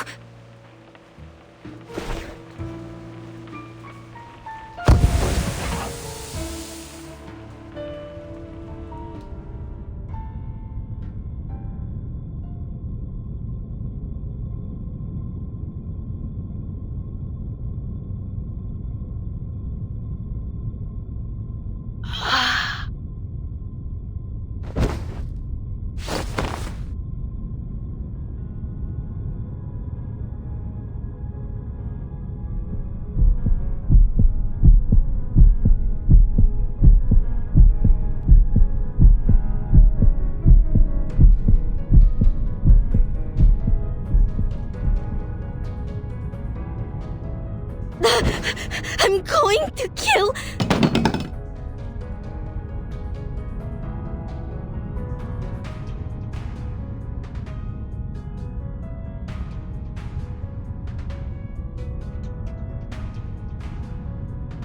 Miss Angelotti, if you still don't see the big picture after returning to your true self, you are not one of us. Enjoy the sifting before the storm.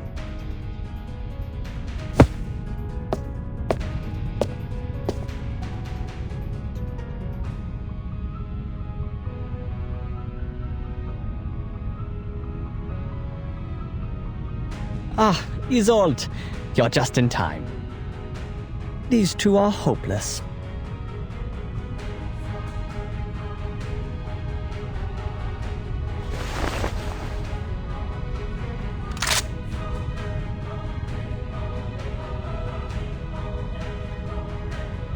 Goodbye, Heinrich.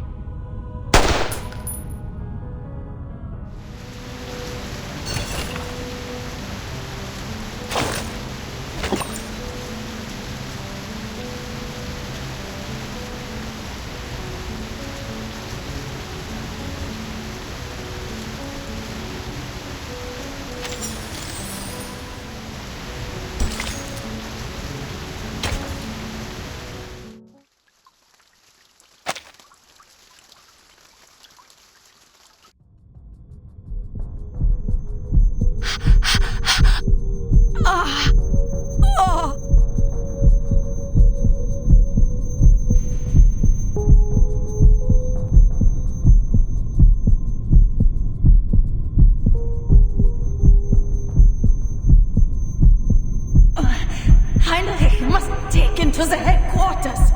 He has vital information. The mission has failed. There will be no backup.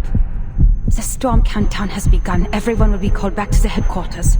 This is the ninth storm. How much longer will we have to wait if we miss this opportunity? Must leave at once. Marcus will have the storm syndrome if she stays here. She is losing herself. Gunshot. Isolde. Kanya. Why are they here?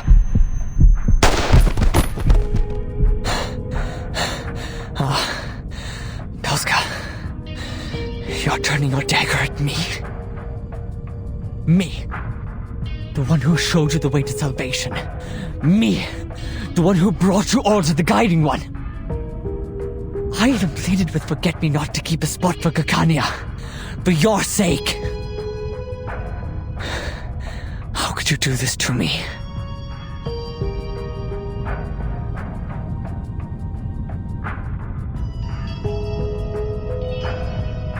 Doctor, why are you trying to stop me? You still think of me as a doctor?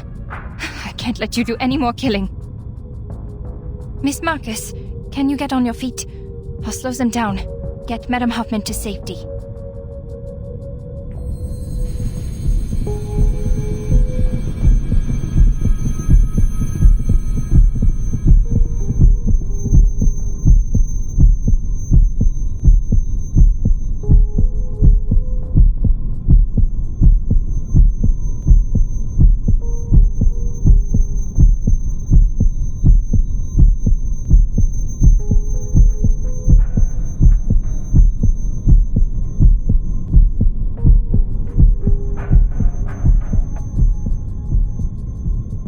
Heinrich, you seem to be in pain.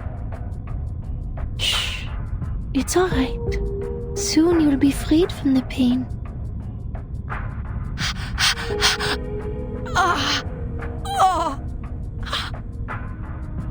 You are out of your mind, Hoffman. Don't. There must be a better way. But how long do we have to wait for another opportunity like this? You think you can still make it back to the headquarters? You think there will be a second chance for you? Even if we fail, Marcus will be safe. The situation has changed. Kanya's decision is the key to victory. I can't let the clues end here. This is the wisest decision.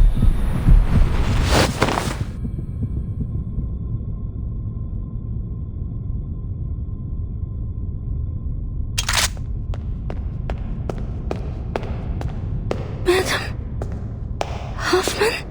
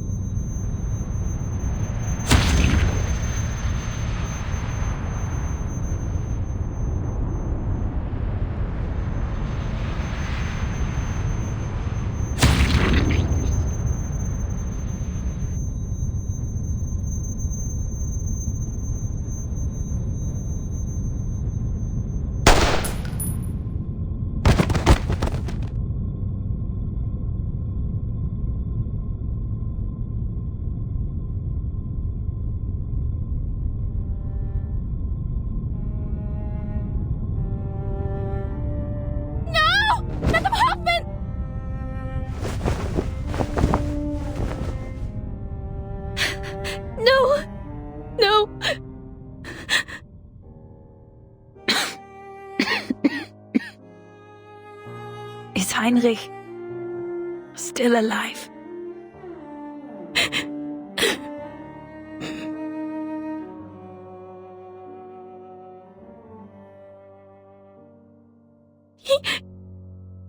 He's gone. I see. Should have been faster. You must take Kanya and leave. She can protect you from Isolde. She won't side with Manus from what I see. Give him my place in the storm shelter. Her arcane powers will be useful to us. So the both of you can evacuate safely.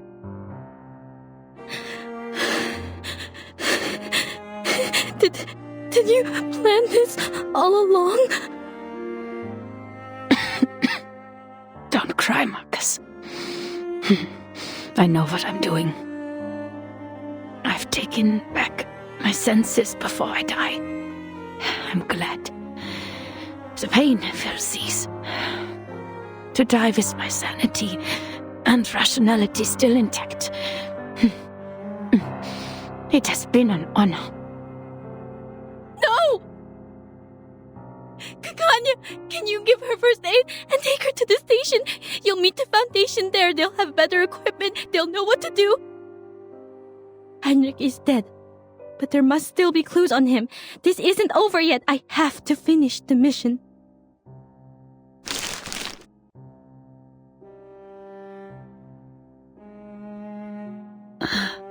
Marcus, take this.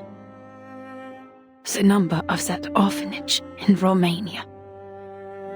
I've had it with me for a while now, but... Please save your strength, madam. This isn't what we need to worry about. We don't have anything else to worry about. The mission is over. Silly child. Bring home before the storm comes. The future is yours.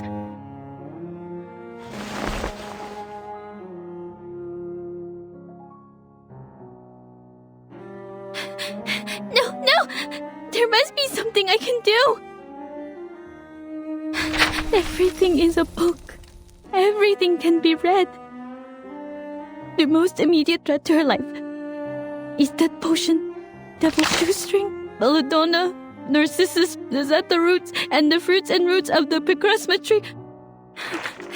It's the formula made by Forget-Me-Not. The Picrasma extract makes up more than 50% of the potion. This is very different from Laplace's formula. Arcanist potions seem to be a concoction of instincts and inspiration. Is there nothing else I can do? The Picrasma extract is not a poison in itself, just that humans cannot... there must be a way, madam! Please! She's in pain. Don't give up. Keep reading. I will find a way. Marcus.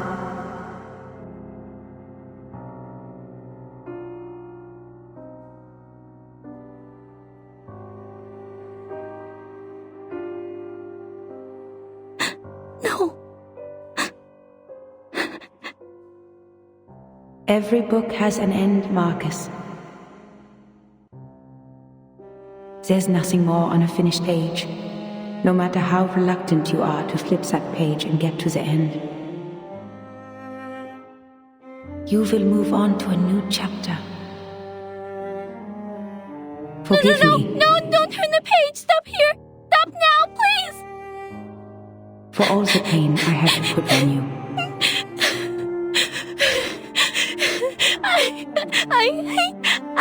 I can't read on.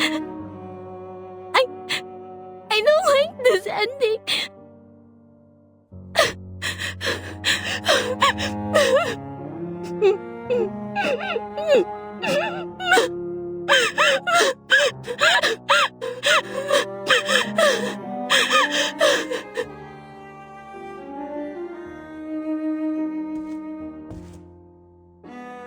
She's gone.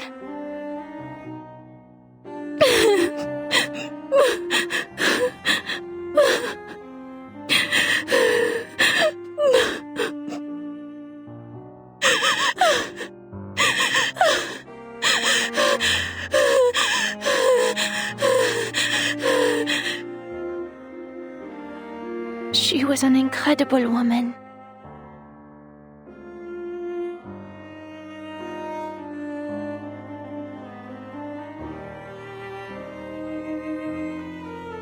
Her suffering ends here. Doctor, have you decided?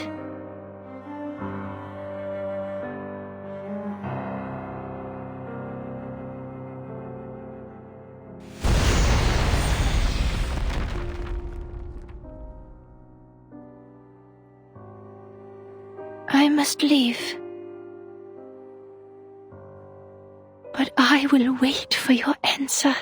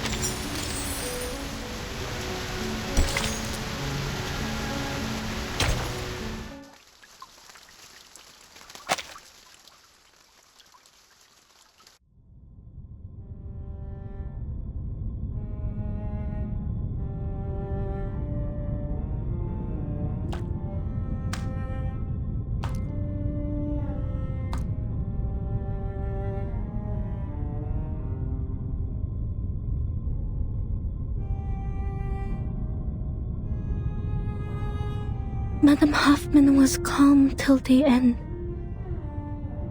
Why? Was she not afraid? No. I just read her fear through her trembling fingers. But she would not show it. She knew it would have frightened me. Repeat. This is the 24-hour countdown to the storm. All personnel must return to the headquarters. Repeat. This is the 24-hour countdown to the storm. Hoffman, this is Semmelweis. You must leave now. Last call. You know we won't wait if you miss it.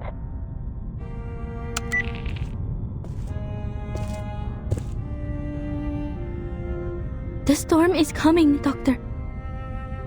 Come with me to the headquarters. You can take Madame Hoffman's place in the shelter.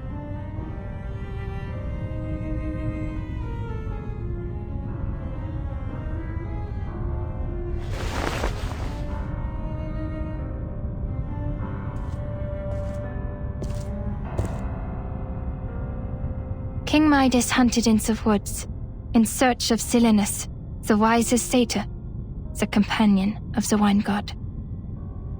What is the best and most enticing thing for a man? The king asked. The satyr laughed in response. Children of mischance and misery, you are asking for an answer you wish not to hear. And what is best is beyond your reach. To never be born, to never exist, to be nothing. But you still have the next best thing. Die. And do it soon.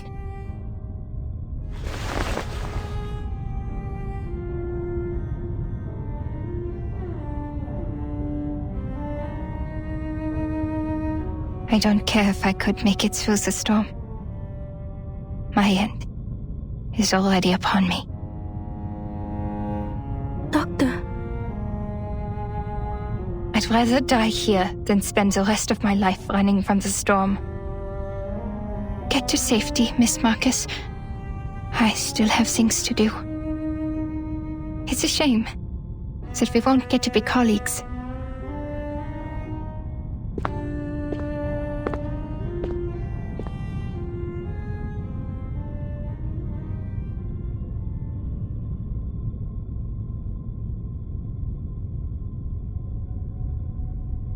Auf der Suche nach Silenus. Did Theophil write the poem in the same misery and despair? Then why did he call the painting The Salvation? He set fire to every piece of his work, but why leave this one out? And this strange way of drawing?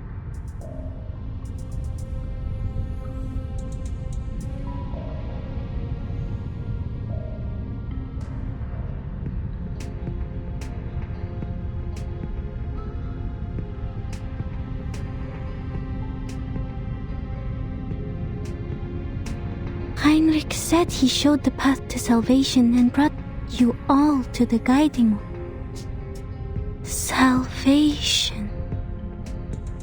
Salvation. Could it be...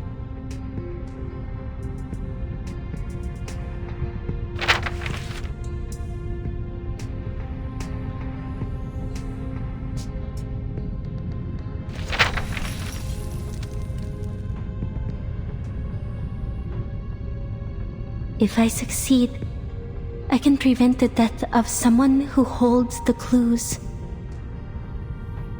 Even if I die, I'll still turn Kakanya completely against Isolde. This was your plan, madam? What really scared me was not the threat to my life, but the possibility of dying ignorant. I know what to do now.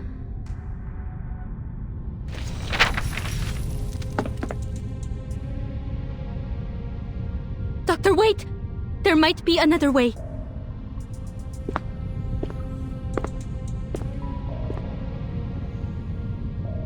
Don't fall into darkness.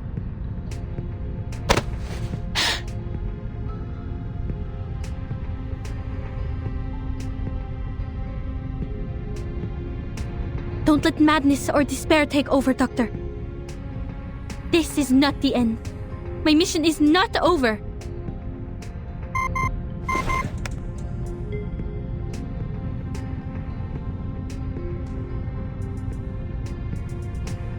There's still another way to end this. But it can only be done by you and me.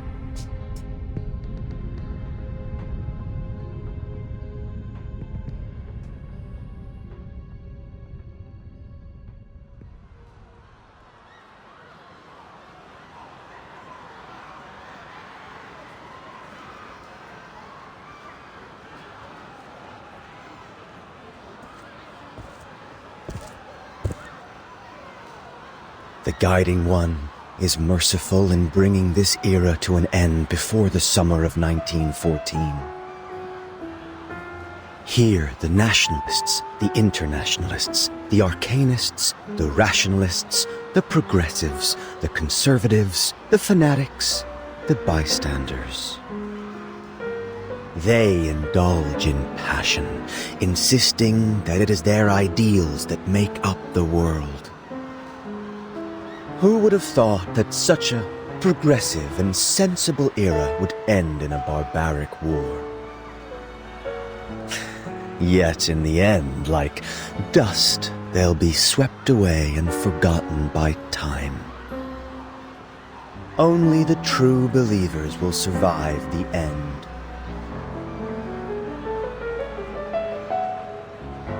But I must regretfully remind you, killing one of our own, despite your merits, is a violation of the rules. I will report this to the Guiding One.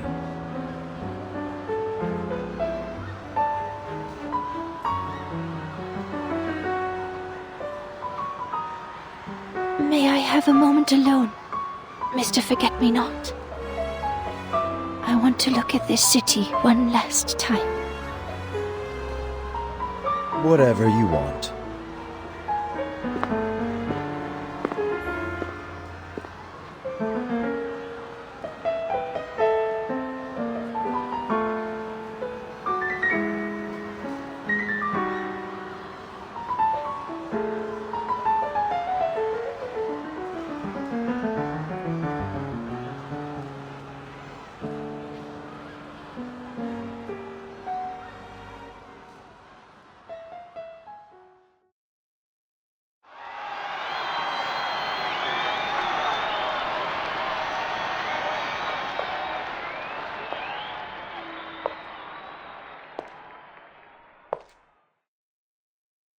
Doktor!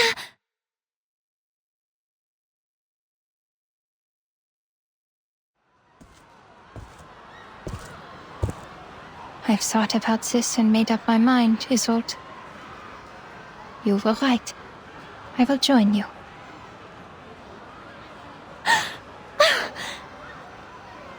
I have been waiting to hear this for so long.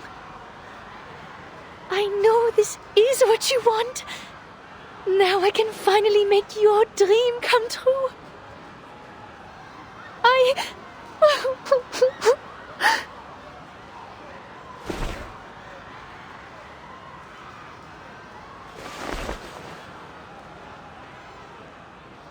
Before we leave, I would like to take one last walk in this world.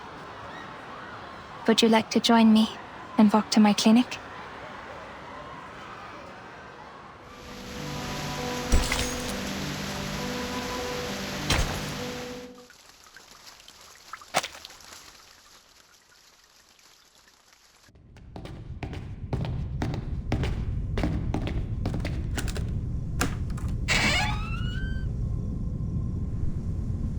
Du hast alles gut durchdacht.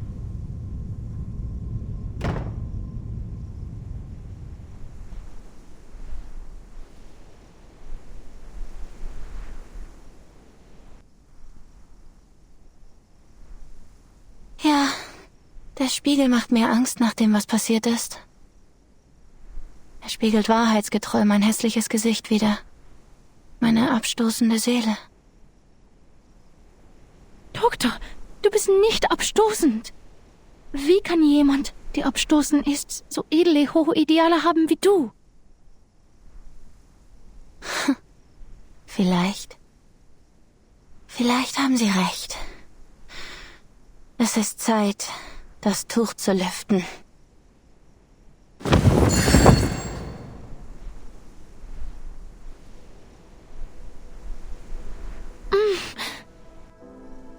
Das Licht tut weh.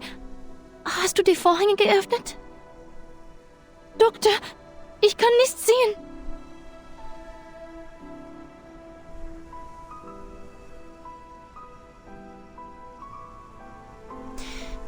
Schauen Sie sich dieses Gemälde an, Isolde. Erinnert es Sie an etwas? Ich kann es nicht deutlich sehen, Doktor.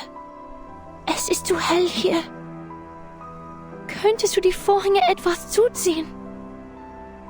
Das ist das Gemälde Ihres verstorbenen Bruders. Die Rettung. Wir haben eine einfache Tatsache übersehen, Isolde. Bis Heinrichs letzte Worte uns alle daran erinnerten. Theophil schrieb seine Notiz in Verzweiflung, nannte aber sein letztes Gemälde die Rettung. Doktor, es ist so hell hier. Können wir woanders reden?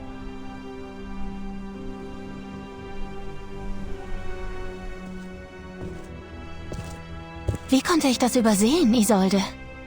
Eine noble Dame wie Sie kann nicht nur singen und tanzen, sondern auch zeichnen. Theophil war ein feiner Herr, aber nur fein. Er war talentiert, aber nicht begabt.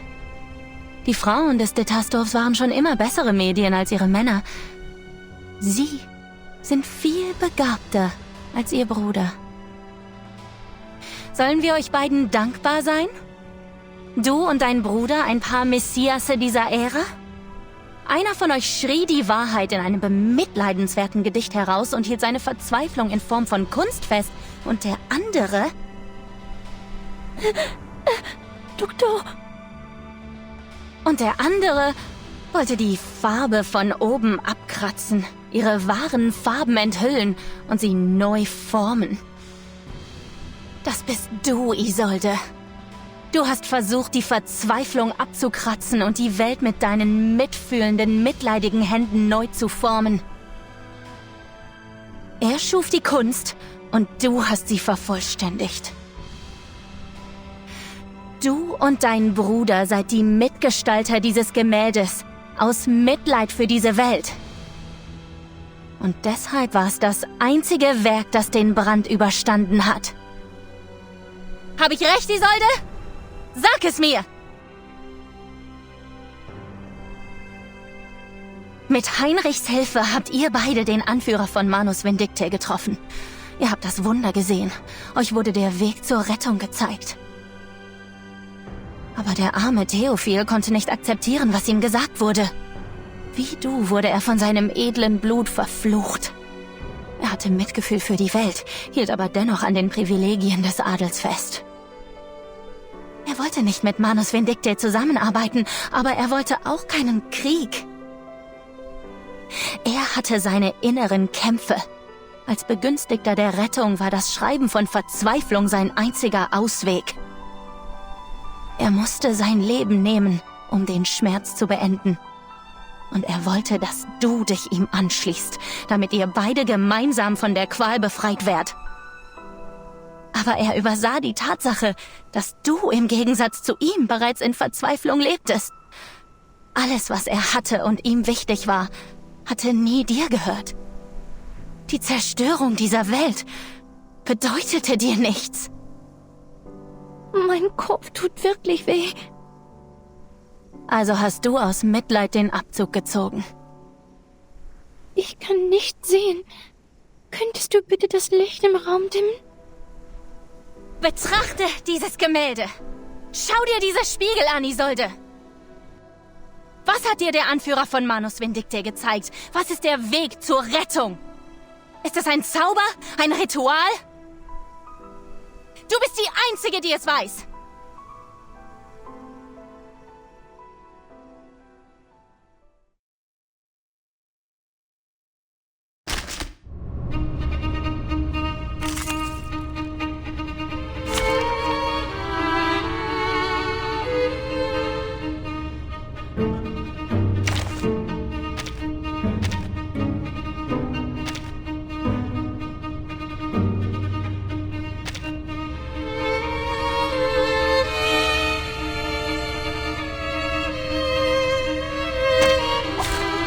Watch the mirrors, Miss Marcus. I'll guide Isolde to the memory. If only this would undo my mistakes. You can do this, Miss Kakanya. Ich kann dich nicht sehen. Wo bist du hin? Verlass mich nicht, Doktor. Schließ deine Augen, Isolde. Sag mir, was du von der Rettung hältst.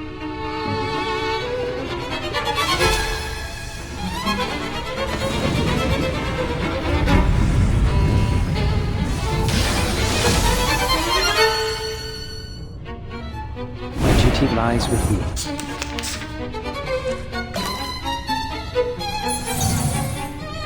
Ma, falle gli occhi neri. Meine Augen. Wo sind meine Augen, Schwester? Wo bin ich? Das Schauspiel begann lange davor, Schwester. Sie spricht mit ihrer Schwester, die jung gestorben ist. Wo bist du jetzt, Isolde? Nirgendwo Besonderes. Eine gewöhnliche Party. Eine Seance. Bewunderer, Schmeichler, immer da, bei jedem Treffen. Diese naive kleine Toska. Sie vertraute ihren süßen Worten. Sie erzählte in eine andere Geschichte. Vorhänge im Wind, das warme Bad der Sonne. Was passierte als nächstes? Schließ das Fenster! Schließ es!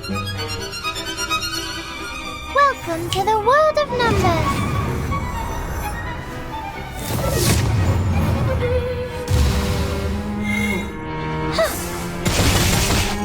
Oh, hi. There they are.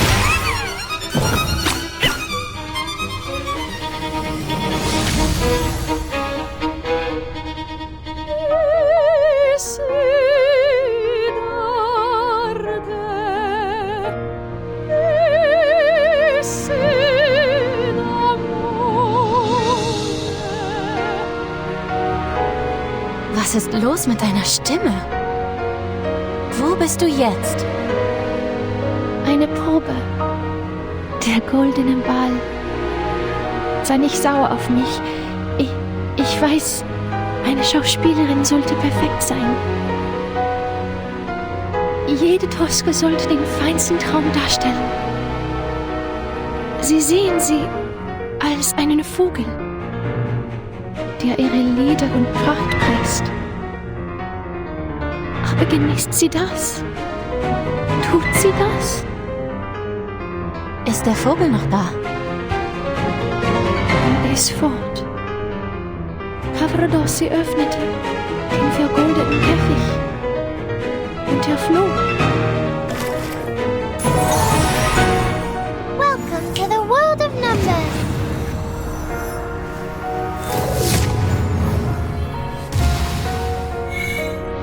Go! Go! Go! Puppies!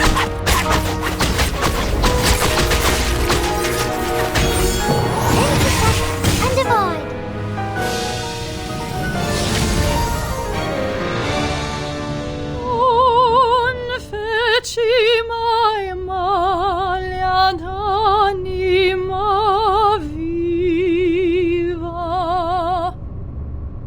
Erkennst du dieses Teil? Das dachte ich mir.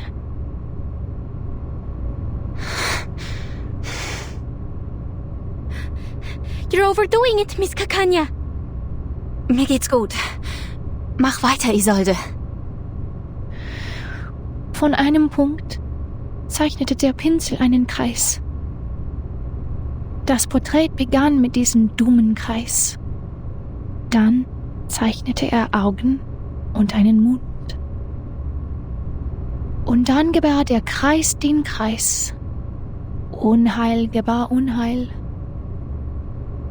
Kunst, eine faszinierende Krankheit. Verlangen, Unterdrückung und Wahnsinn. Alles wird durch Kunst ausgelebt. Es ist die Rettung. Wir kommen näher. Nein, nein, er malt es falsch. Theophil, du malst es falsch.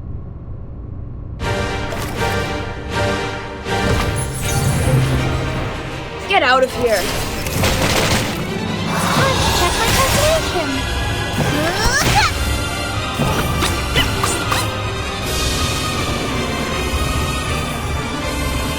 Okay, somewhere. I was so close. Dr. Kakanya! Was passiert als nächstes? Was ist danach passiert? Kavrodossi, wohin bist du gegangen? Bitte schau mich an, Doktor! Hilf mir! Bitte hilf mir!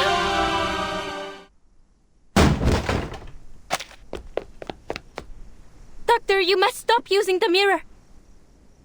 You will both collapse if you continue to force her. I'm running out of options. I have to hypnotize her.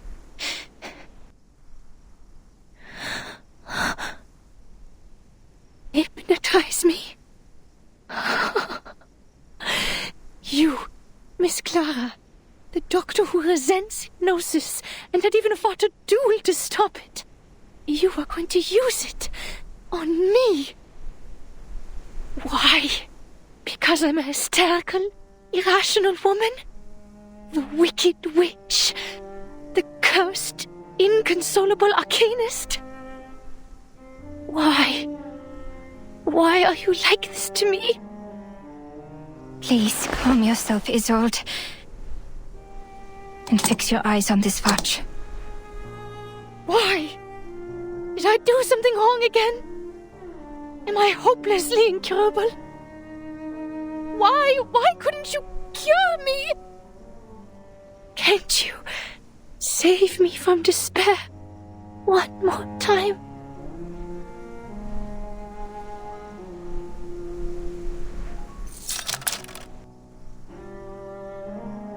Schlaf, Isolde. Gehe zum Ort des Friedens, zum Heim der Nacht.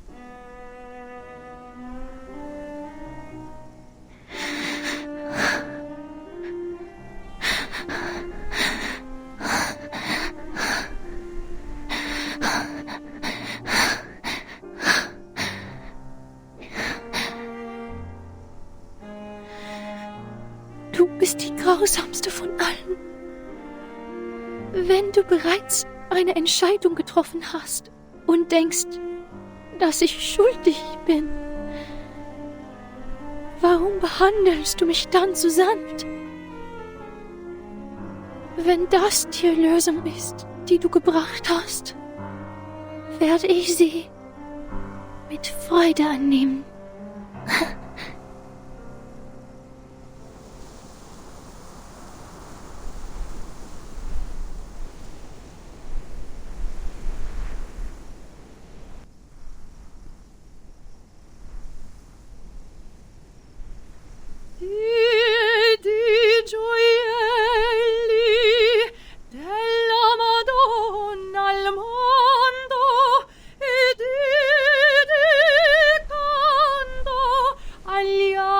Al ciel che ne radian più belli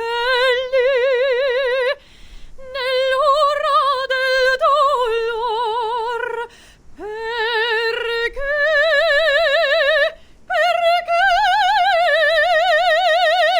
Signor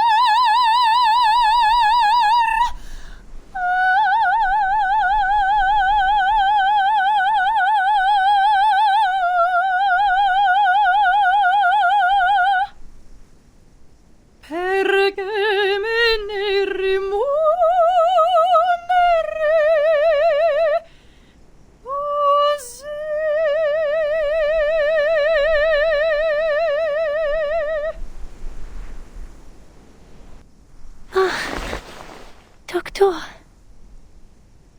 e Lucevan Le Stelle.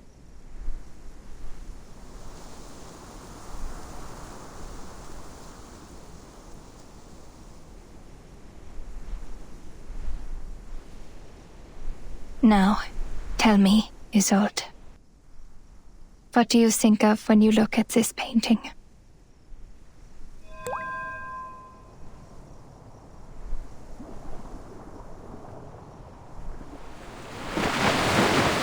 I am intrigued by the name of your little group. The Circle. Yes, unlike other animals, there's a power in every one of us. It's the source of our instinct. Following it, man survives the cruelty of nature. In awe of this extraordinary power, the first of man drew a magical circle on the ground, symbolizing a higher power and declaring that man would no longer be at the mercy of nature.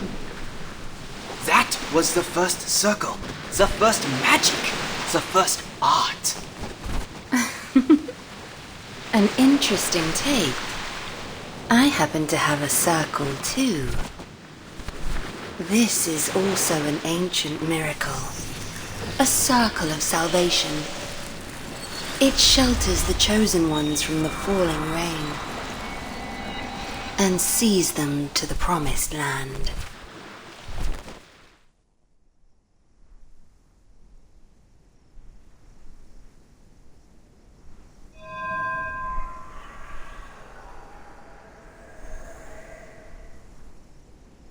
Yes! That's it! I saw it! Doctor, I heard it! I read the storm immunity ritual! We did it!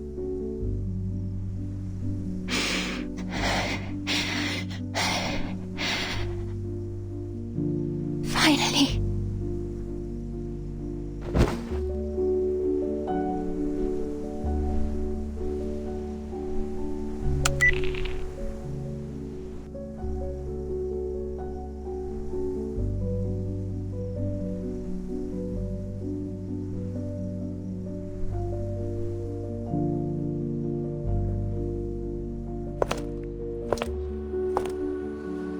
News from the front line.